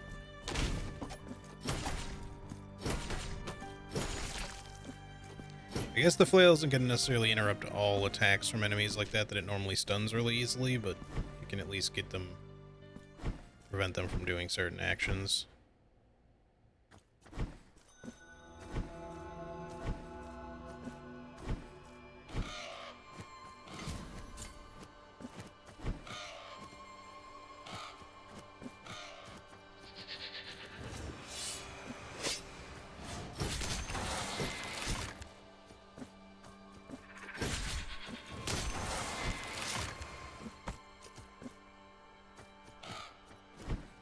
So now we gotta deal with those stupid ghost owl ladies too, and the the weird crow thingies. I don't even know what the hell that thing is, to be honest with you.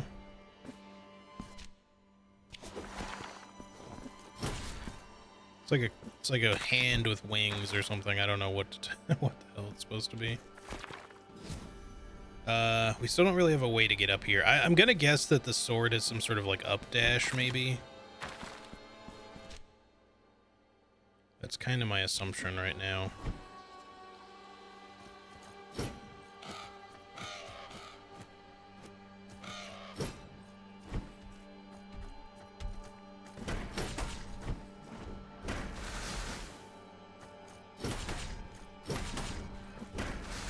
I jumped, sir.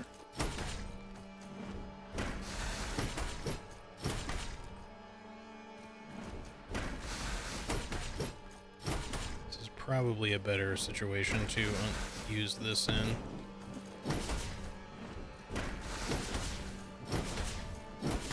You kind of need the extra damage for some of these guys. They have a lot of HP.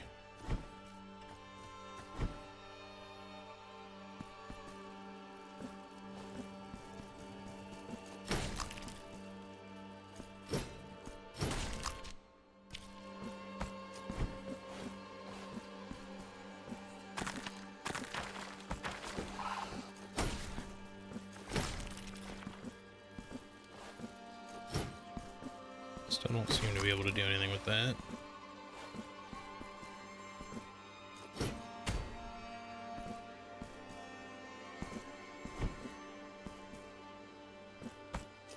I think we need the flail for this, which means there should be a bell somewhere. Maybe there's one above, but there might not be. No, this is a different screen. Probably just passed all this shit, but...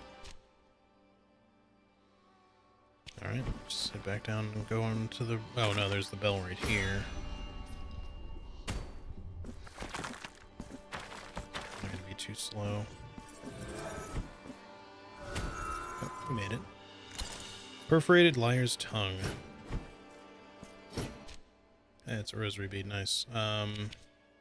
So that increases resistance to miasma damage as well. Would not have minded miasma not making a return to this game, just because it was kind of annoying to deal with in the first one.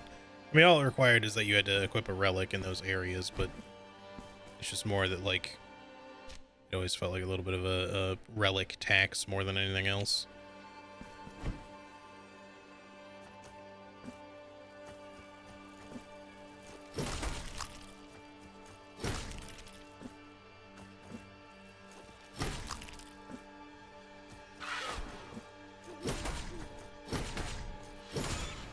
Seem much easier to deal with, at least when we can hit you properly.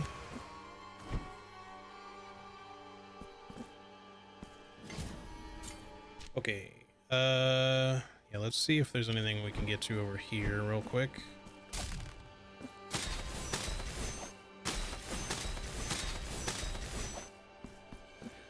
We need the sword for that. Already opened that guy.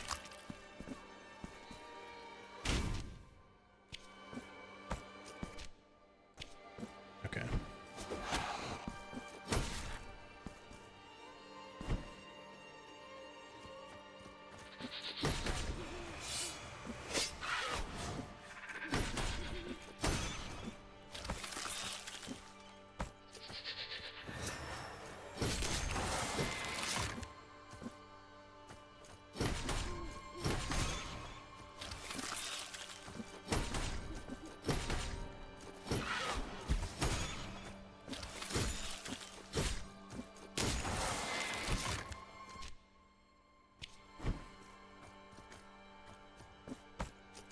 Missed that before. I like that the little cherubs actually heal you now when you hit them. I guess we're not going that way.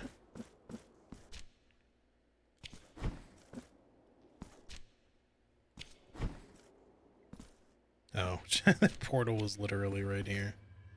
I probably don't need to step into it to activate it, but I'm just doing it just in case.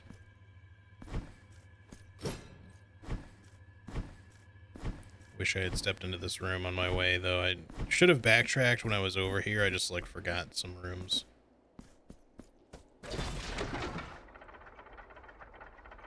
Yeah, it would have been really nice having that portal to quickly get back here. Okay.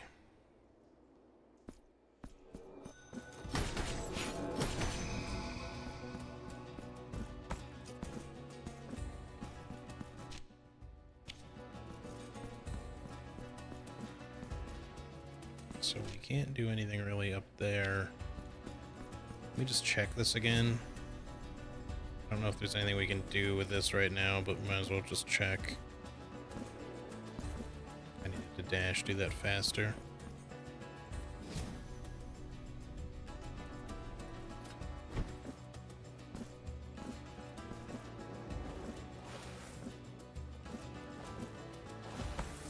Right, it's just an item.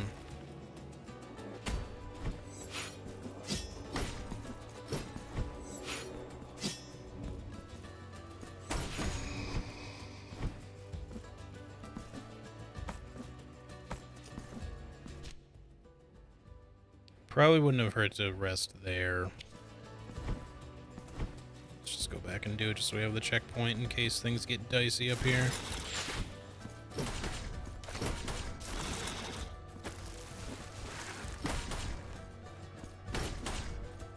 I don't want my dude wanting to stop attacking frequently there.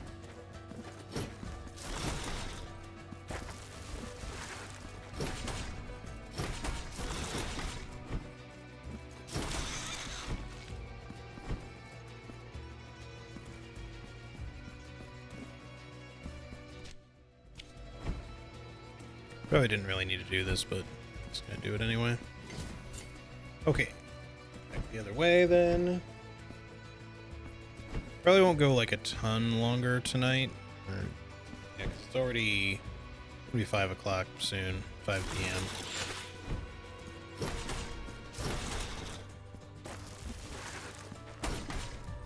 I've been going for quite a while.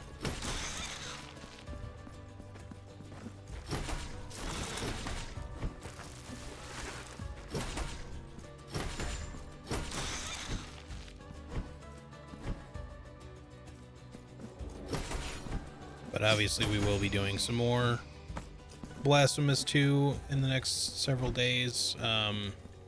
Tomorrow the plan is Armored Core 6, of course.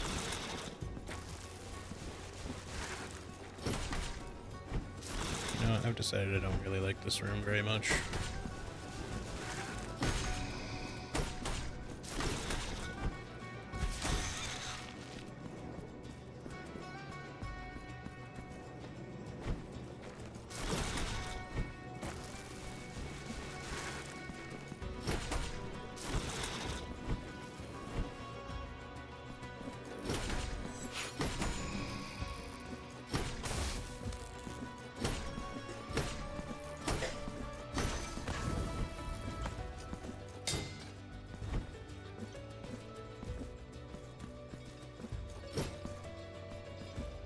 See, we need like some sort of like up dash with a sword, maybe.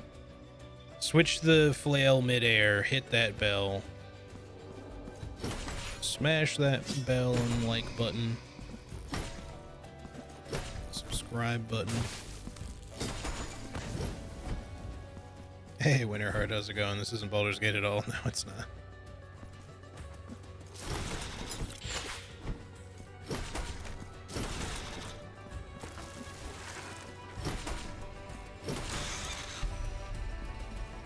Sick.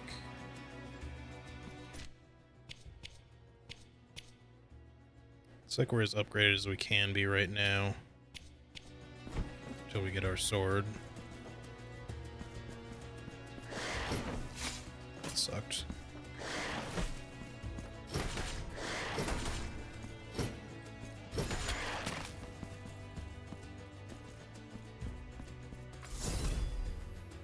But yeah, there's like gotta be something, because I can't reach this, and all it would take would be like a double jump, an air jump, an up dash, something like in that nature.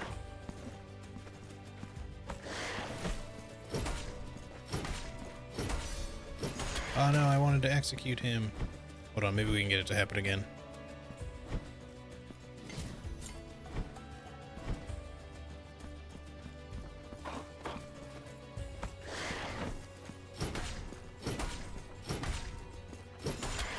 No such luck.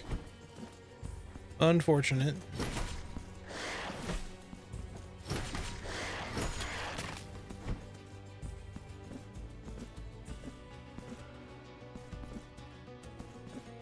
See, it would make sense for you to get an up dash with the sword. Like, part of the reason why I assume that's the case, because the up dash would set you up to be able to immediately do the plunge attack.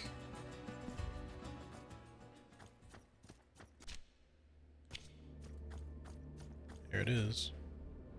Weirdly sticking out of the side of that cluster of hands. New weapon gained. Ruego al Alba.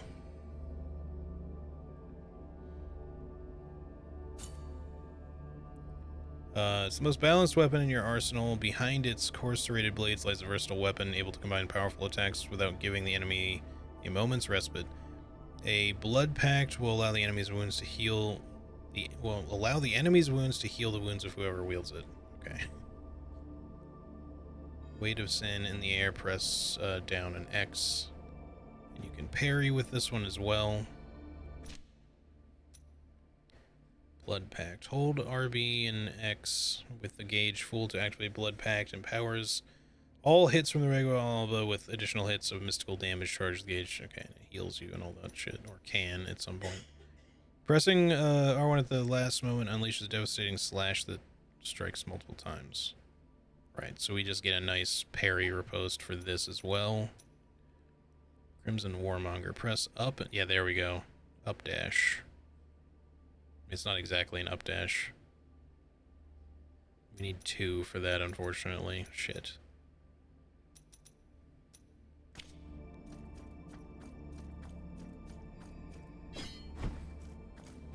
I guess I'll see about trying to get myself another mark. Oh, you can only get a total of 40 in the game. I assumed 40 was like the max we could carry or something. Or maybe it's 40 points unlocks It doesn't seem right, though. I think it's 10 of 40 total. Not that we need more than that, probably, but I'm already a quarter of the way through, if that's the case, though.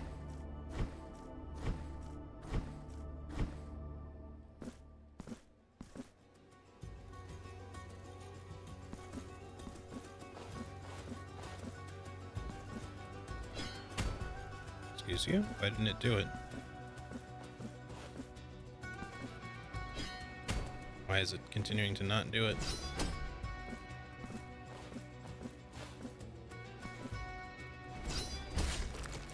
Being weird.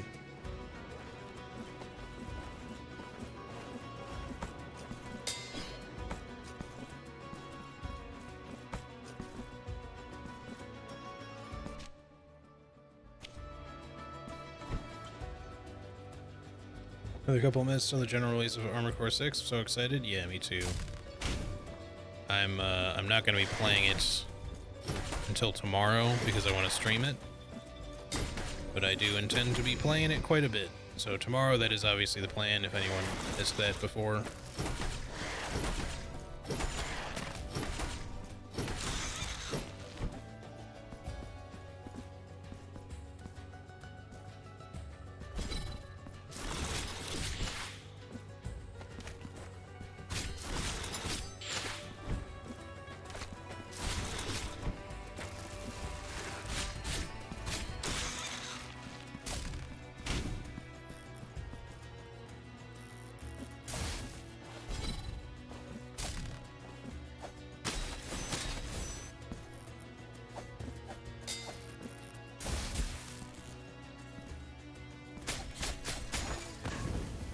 Dickhead. All right.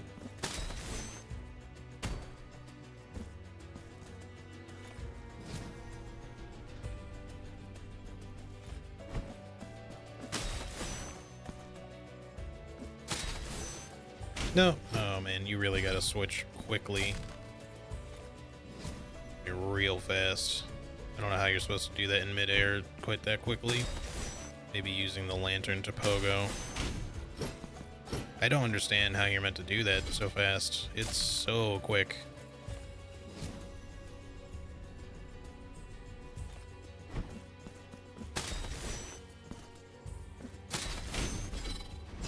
There we go. Wait, what? I got gypped. I did the move and it didn't count.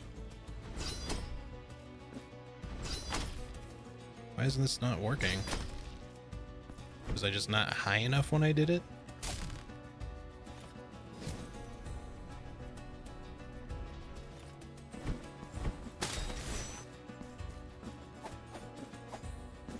Come on, don't be like this game.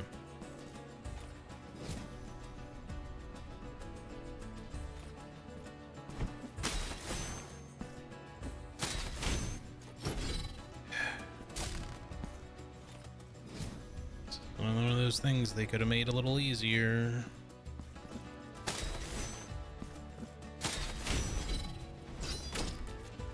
I don't understand. What am I doing wrong? The game's acting like I'm doing it too slowly or not from a high enough distance, but I can't. That's as good as I can do. I can't switch the weapons any faster than that.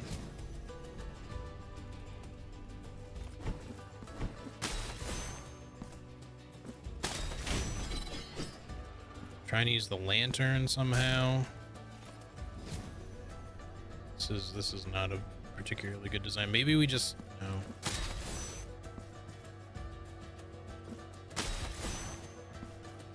Like, what do you do? I guess this doesn't help me though.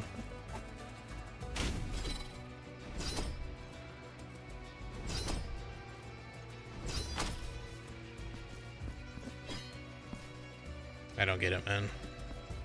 I've done it what I feel like was successfully twice at least, and it just won't work.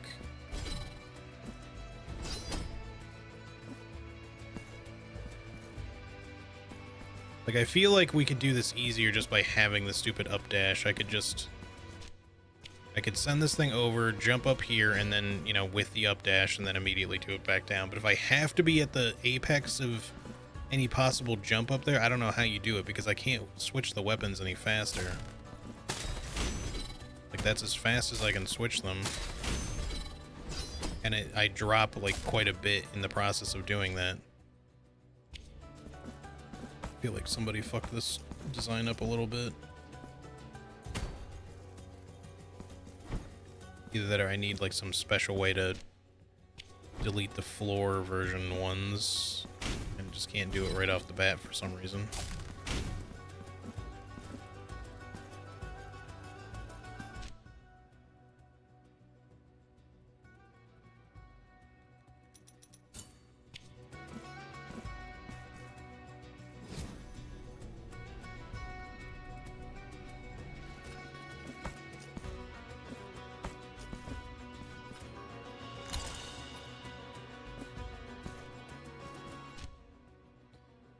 Increases resistance to lightning damage probably wouldn't hurt. I don't think we need this. Oops.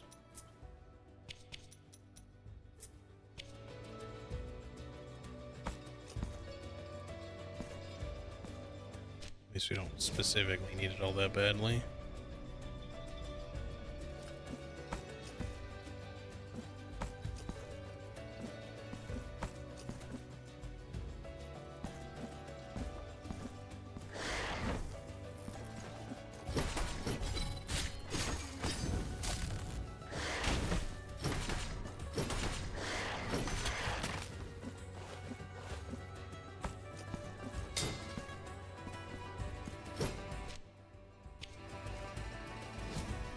I'd kind of like to maybe just get to the next boss. So, I guess we need this to be about as low as it can be right now.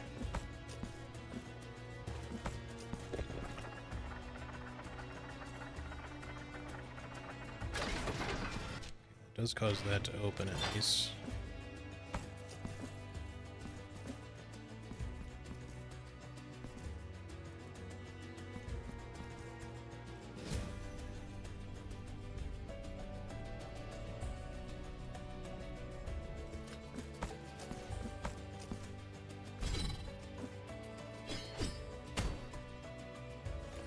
Still have no clue how we're supposed to open those.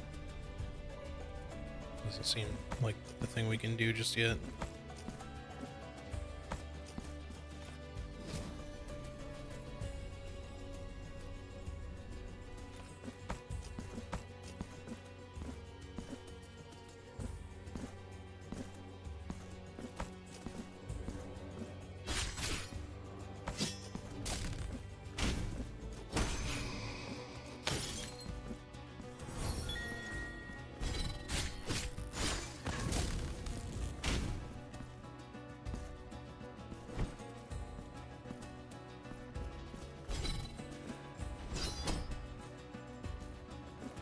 It's like the normal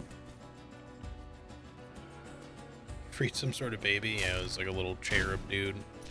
We have collected 11. We've collected 1/3 of them exactly. 11 out of 33 little cherub babies. But yeah, the plunging attack works the same way it does in the original, I think. Or maybe even higher up. I'm not 100% sure. Yeah, like, you gotta be really high up, it seems like. If that's the case, though, I'm just doing the input wrong somehow. But if that's the case, I don't even know how you're supposed to get that other treasure that I was trying to get before, because it doesn't seem like there's enough height, even with, like, the air dash thingy.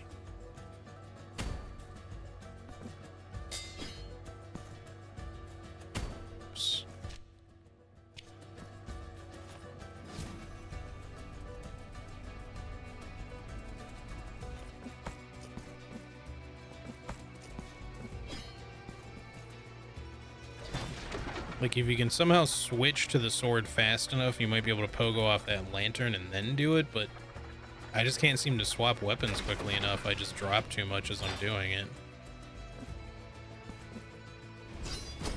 See, like that I can break just fine. But it's like I gotta be, like, quite a bit higher up, and there's not even enough room for that height where that treasure was. So I don't know what the hell they're trying to do with that one. Majestic buildings was built to study the awe-inspiring glow, but hinted at the shape of a basilica once witnessed by fervent worshippers. No one has ever laid eyes upon it again until now.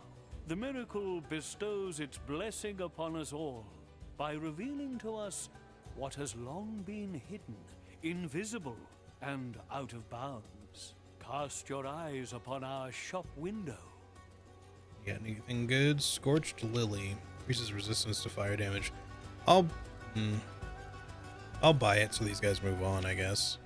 We have no more prey.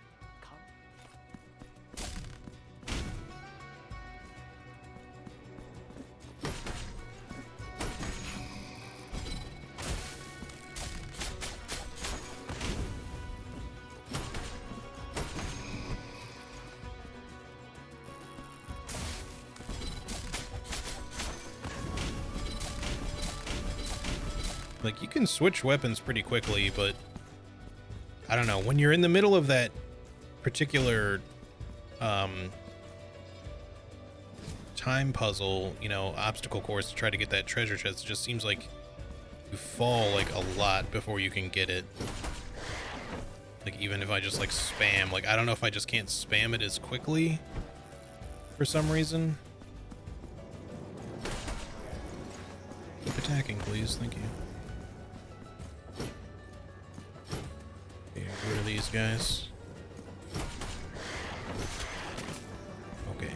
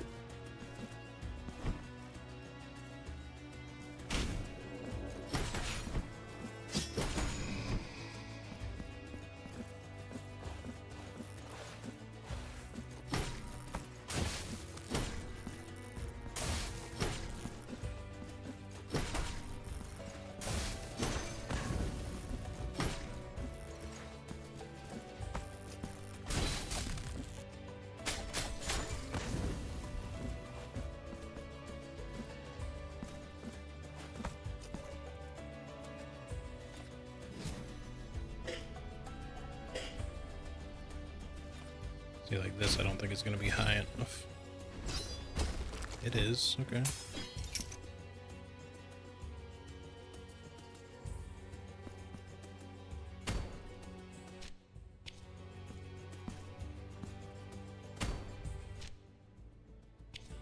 I think we can break this floor.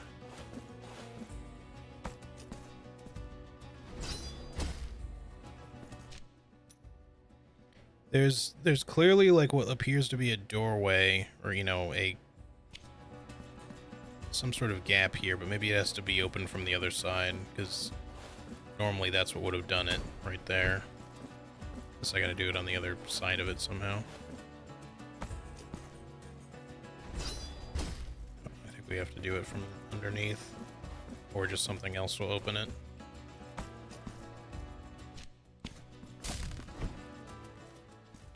Okay, we got another portal. That's good. I want to go until we reach the boss, I think, and then that's going to be where I call it for the day. Although I'm kind of zigzagging all through here a lot. A little later than I was going to do. Okay, now we're going to take 2 tries at this because I got to kill these enemies first.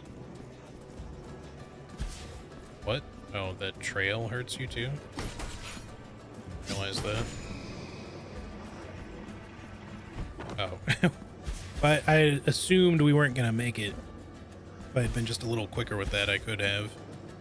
Those don't really hurt you that much. Maybe if you get hit directly by the fireball, it does more, but like at least the trail doesn't do much damage. Hey, nice. We needed that mark. Okay. No, see, that still says 10 of 40, so I don't understand the 10 of 40 thing, unless it's like how many we've spent. Maybe that's what they mean.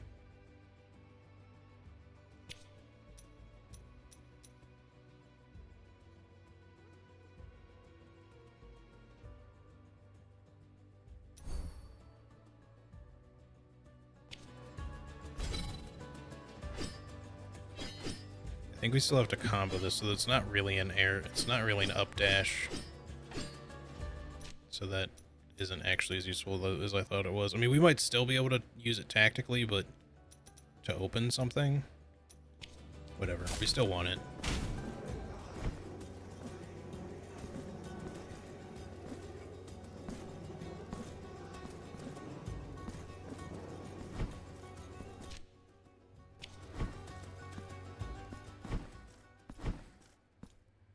Okay.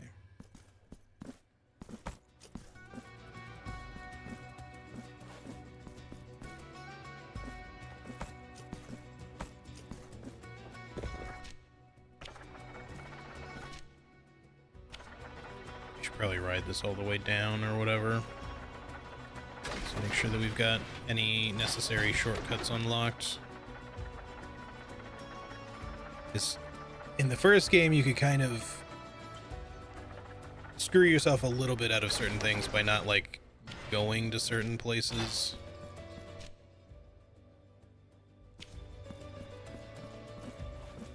I see, like, just unlocking the elevator would not have opened this for us, for example. So we could have kind of screwed ourselves out of that, which would not have been so great.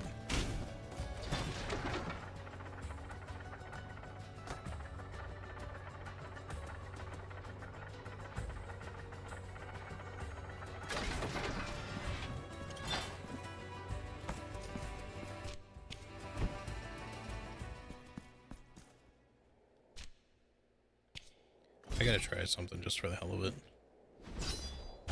Okay. Looks like there's some stuff next to us there, but this does mean, though, that unless there's like a straight up actual air dash, or, you know, up dash, whatever you want to call it, that there must be some sort of like otherwise like double jump or something in the game, because some of these things don't seem reachable without some sort of maneuver like that.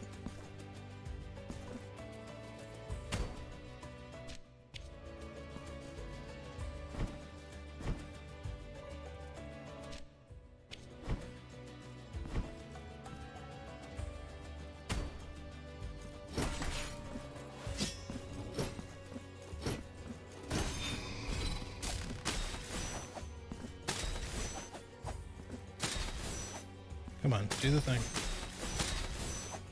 Ah.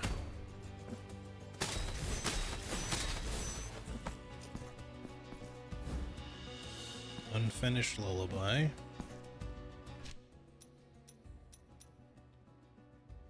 Oh, I guess we have to, like, it's weird that it only shows one, but there's a new verse, basically. Like, my girl was running along the clear shore under black leaves, under long branches. So we have to find the whole lullaby before we talk to the mother and child thing, I guess. At least that seems to be the indication.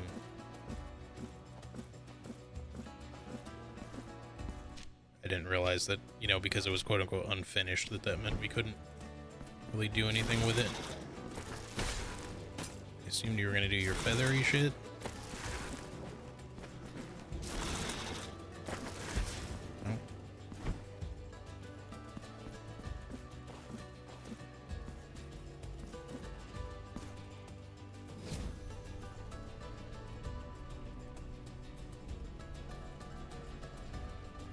For now, we want that there.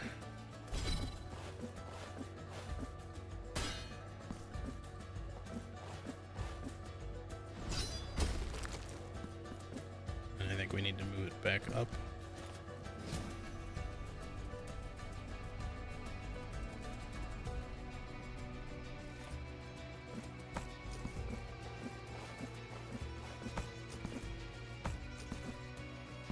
Now it has to go the whole way up.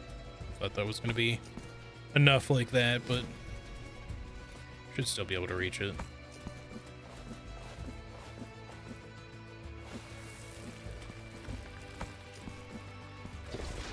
Okay, once again, we'll just make sure that the elevator is working.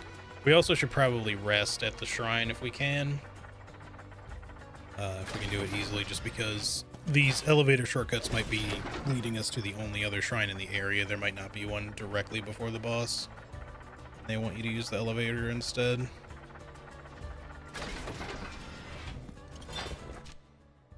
Or there could just be a fair bit of stuff left to do, but either way, let's just make sure this stuff gets unlocked.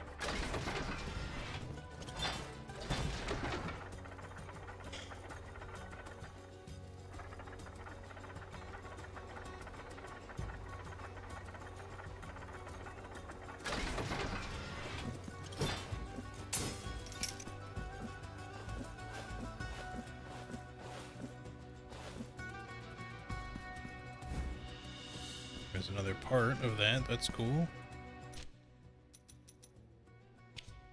What did you see, my child, in the reflection of the water? What took away your laughter? Who stole your soul?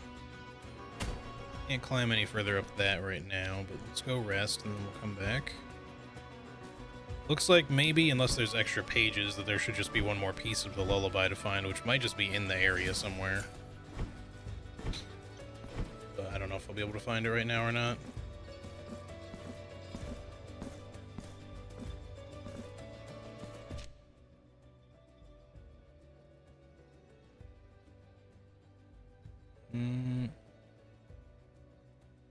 Where was that other area where we saw what looked like a way to go down that we couldn't go through, like the bit of floor that we thought we could break? I mean, I don't see that now, so weird.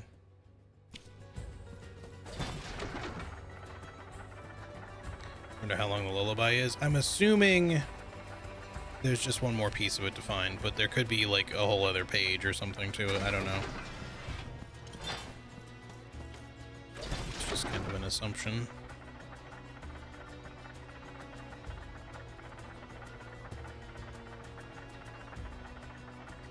Let's go see if we can fuck up one more boss here.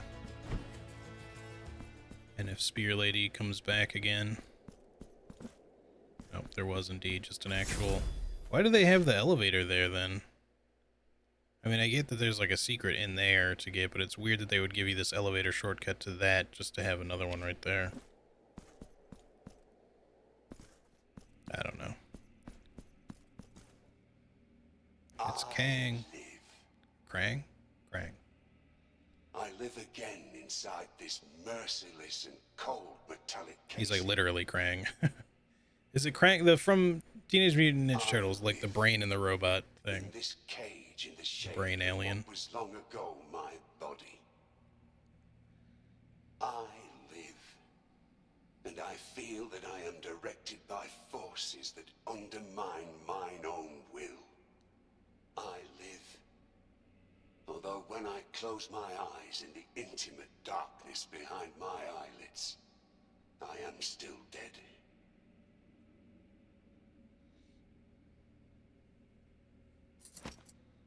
This guy sounds a little bit like Sean Bean. Oh.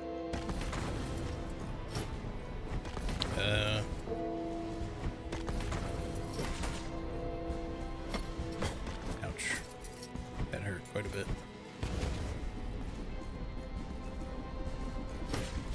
That's given me some Hollow Knight whatchamacallit vibes, the fucking Soul Tyrant, Soul Master.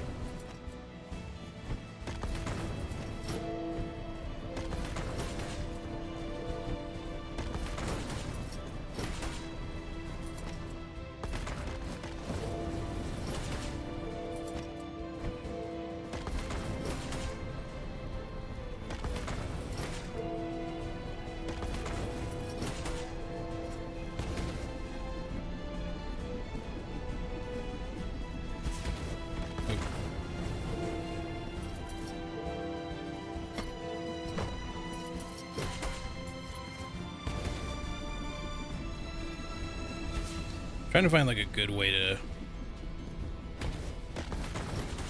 get through all that.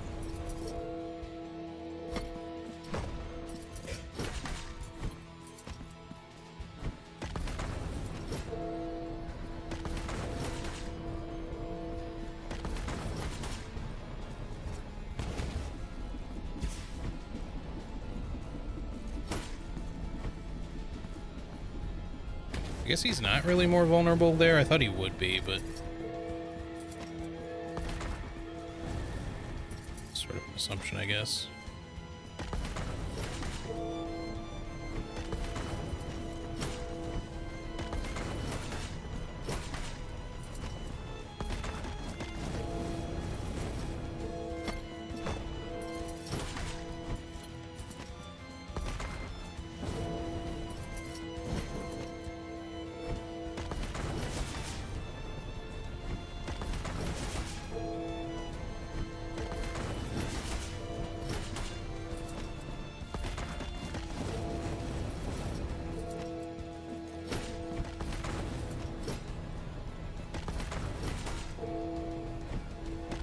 This guy was sort of a...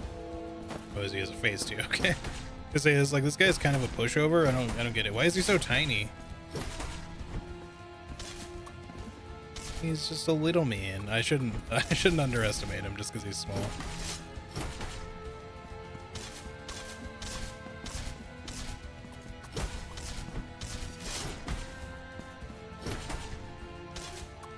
Excuse me, sir. You seem like you're supposed to be dead now. Or at least, wow, you got more phases. Okay, now shit just got complicated.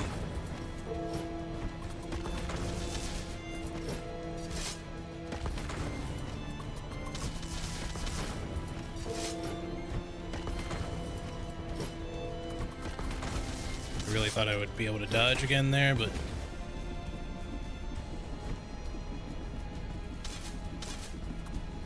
come on, you do it both ways now? Come on, dude.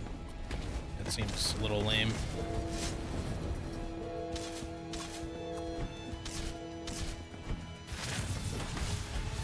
Wow, you got a lot of attacks.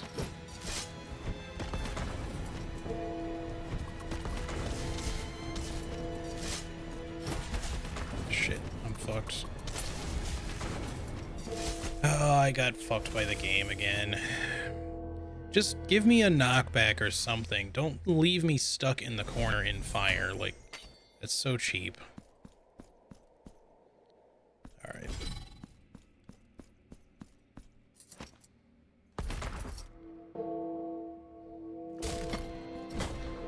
Of course you would start with that.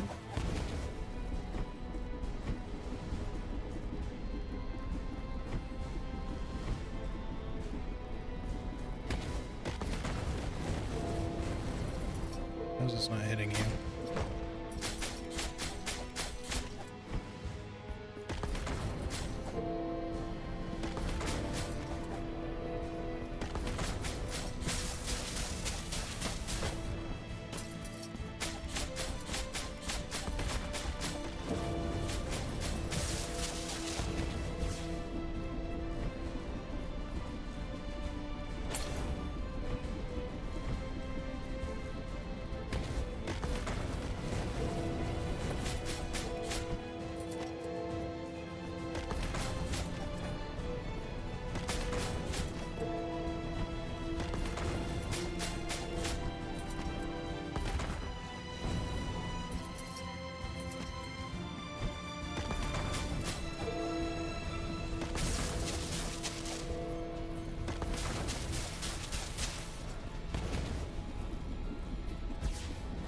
Feel a little bit cheaped out on that one.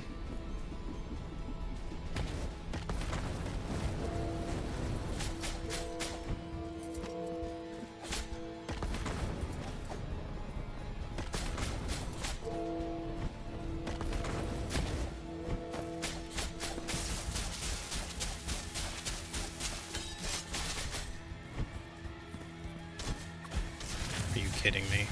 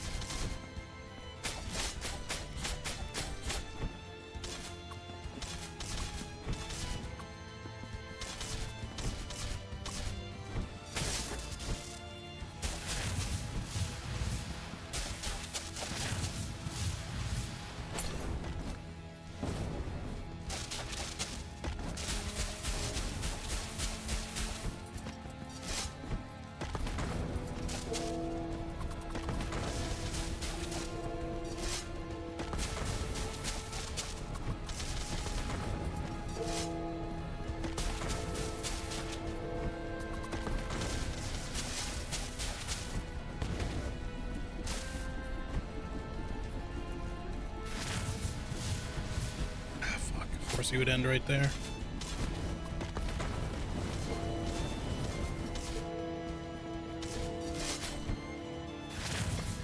Fuck you. I couldn't even get out of the way. Why do they have so much HP, though?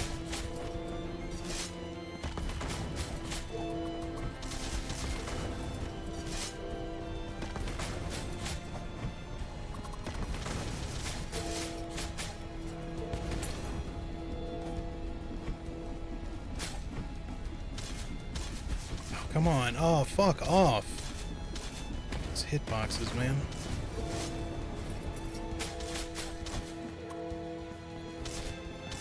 No, don't go there suddenly.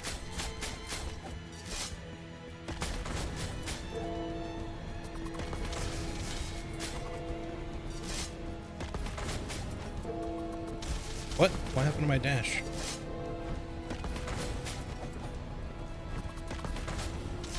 Didn't really avoid that one. That should not have hurt me there. I dashed right through that shit. Fuck off. Why does he stop early? Just need to be ready for him to not go the whole way if I'm at the other end, I guess.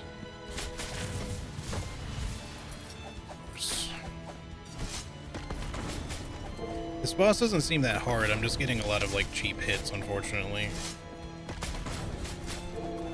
And also, this boss really needs to not have this much HP. For being a 3-phase fight with multiple enemies. Couldn't do anything. Also, I wouldn't say I've scoured the area, but man, it would have been nice to get like one more bile flask before this shit. Feels a little bit lame that we didn't get anything more than this.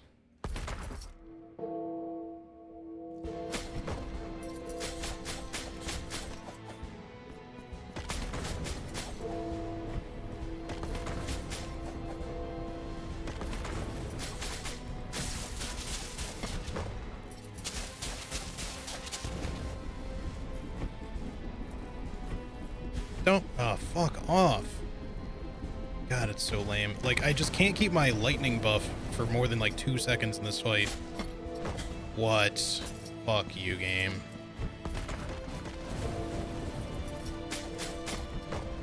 Just because there's so many little things. They don't even necessarily do a lot of damage, but they just really love hitting you with the tiniest little bullshit. It just becomes so difficult to avoid.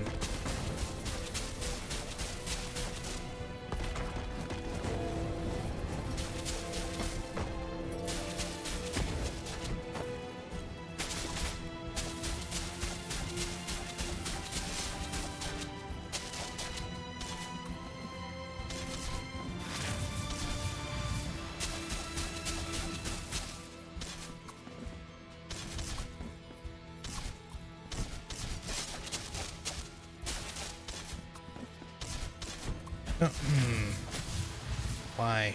RNG, why?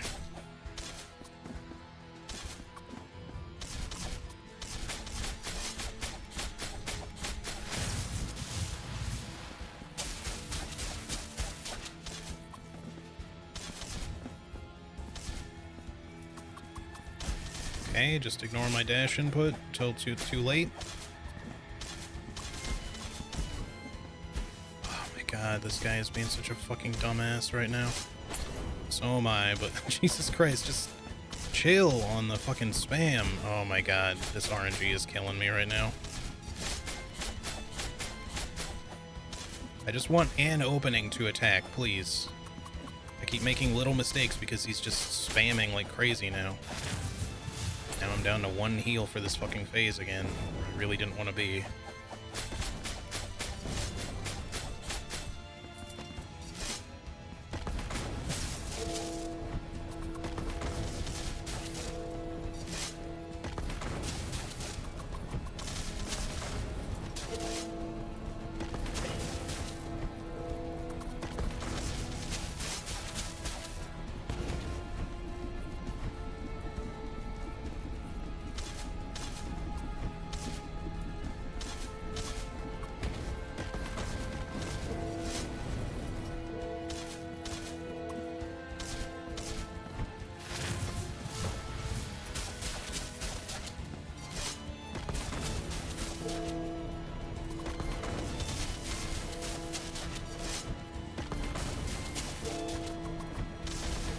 can't avoid that. When I get in that kind of position, because they home a little too aggressively.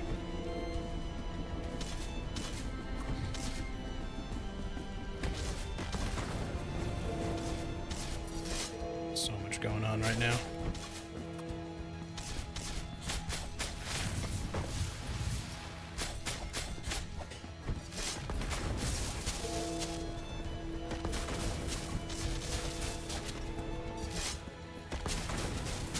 This is actually a really cool boss fight. Like, complaining is— oh, fuck that, though. Complaining aside, this fight is actually, like, super epic. I just wish it was slightly better balanced, because there's some serious bullshit happening in some spots here. Just if the RNG could just give me a slight break. Just need to kill this asshole. So what?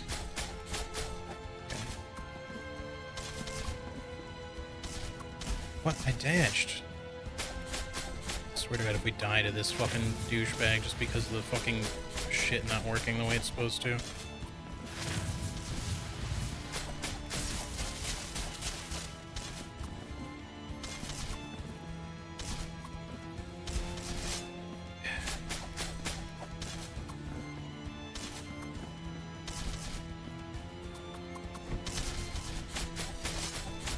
Some of these attacks are just very difficult to avoid.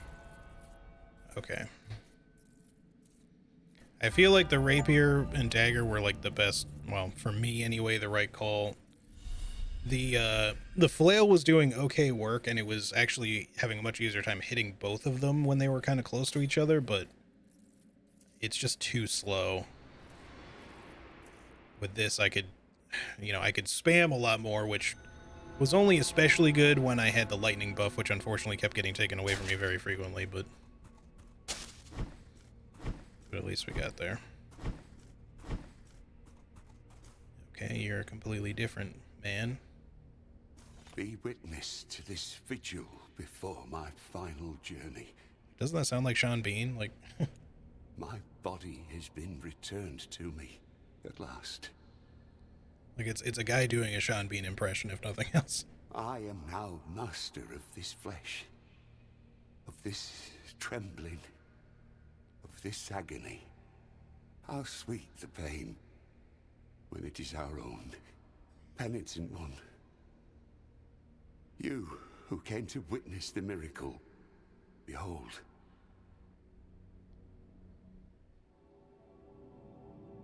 But their plea was so humble and true that the miracle, whose lofty reasons are beyond our earthly ken, finally stirred from its slumber, aroused from its repose, and moved by the sweet melody of such noble supplications.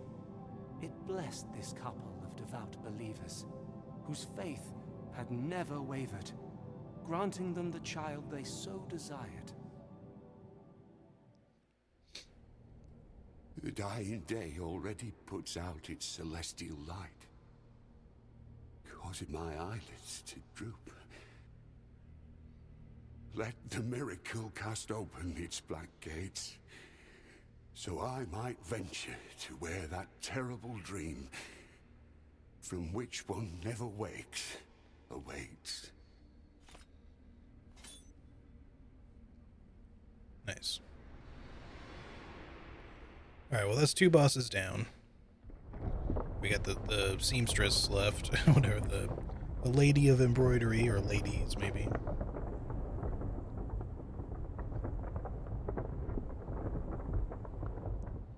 But we still have a lot of shit to figure out.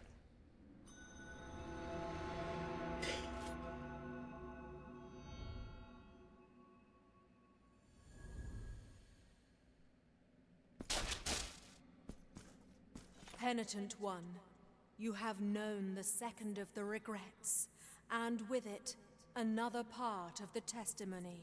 The figure of the mother has descended, full of mercy. Anon, the upper part of the city, separated from the rest by the miracle's design, will join the rest. Find the last guardian. All right.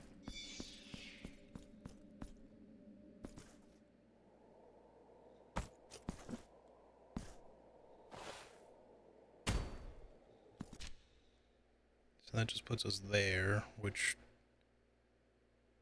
that didn't seem particularly useful because it would have been good actually to just go back down this way, I think. There was nothing there.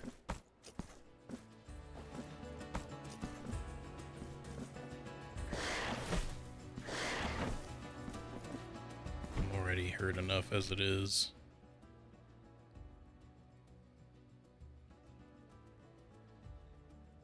Though it does seem like there should be something connecting here. It's confusing. Hold up.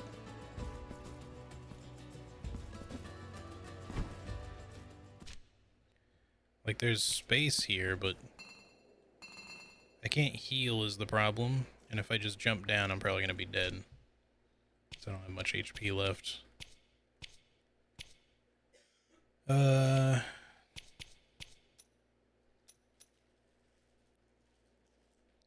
Let's get Blood Pact, I guess. Well, the parry might be worth having, actually. Though we already have a weapon that can parry. We don't necessarily need another one immediately. Let's get Blood Pact, because we can use it to heal. Plus, press R1 during Blood Pact to launch a devastating slash at superhuman speed. Partially consumes the Blood Pact gauge.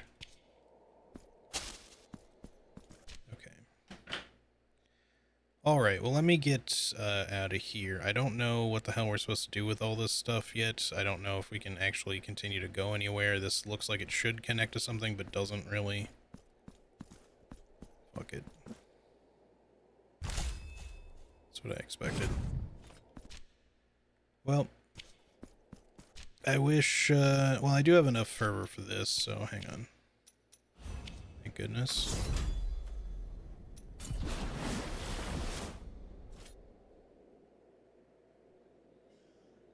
Alright, we will figure out more later on. Hopefully we can find some other vial flasks, empty flasks, like, sooner rather than later, because, like, doing that fight with 3, I think it was actually a really cool fight. I was a little annoyed about a couple of mechanics with it, mainly just that, you know, the first 2, stages aren't too bad. The little guy, the tiny little man, is actually more dangerous than the big guy. The big guy has that charge, that shoulder tackle, which is really nasty, but the rest of his attacks are pretty easy to avoid and actually have a smaller hitbox than they look like they do, which makes them even easier to not only avoid, but, you know, punish while he's in the middle of doing stuff. The little guy, on the other hand, the homing on some of those, like, blades, like, blade missile thingies were really aggressive, and there were some instances where he'd be positioned in such a way where I couldn't really dodge both of them as they were incoming. Because I could jump over one and then get hit by the next. I could dash through one and then get hit by the next. There was just like no way for me to really properly avoid the second one because they were just a little too close together. And at a bad angle. But, you know, we got there. It was still a really cool fight design. It's just, it was unexpected to run into a 3-tiered boss, or a 3-stage boss fight as one of the first fights in the game. Like, you could literally go do, after the tutorial, that could probably literally be the first fight you'd do if you really wanted to, which would probably be really nasty, but, you know, feels a little bit about like the convent, you know, Lady of the Golden Visage fight was in the first game for me, just a little tougher than the other ones, but at least I didn't feel entirely like ranting the entire time I was doing it. Like, there were some bits that I was complaining about just because they felt a little bit unfair, but wasn't too bad overall. Anyways, I'm gonna wrap it up there, guys. It's been a pretty lengthy stream. I do want to play more of this very soon, but I think tomorrow we're gonna play Armored Core 6. I think that's gonna be the plan. Yeah, that'll be the plan for then.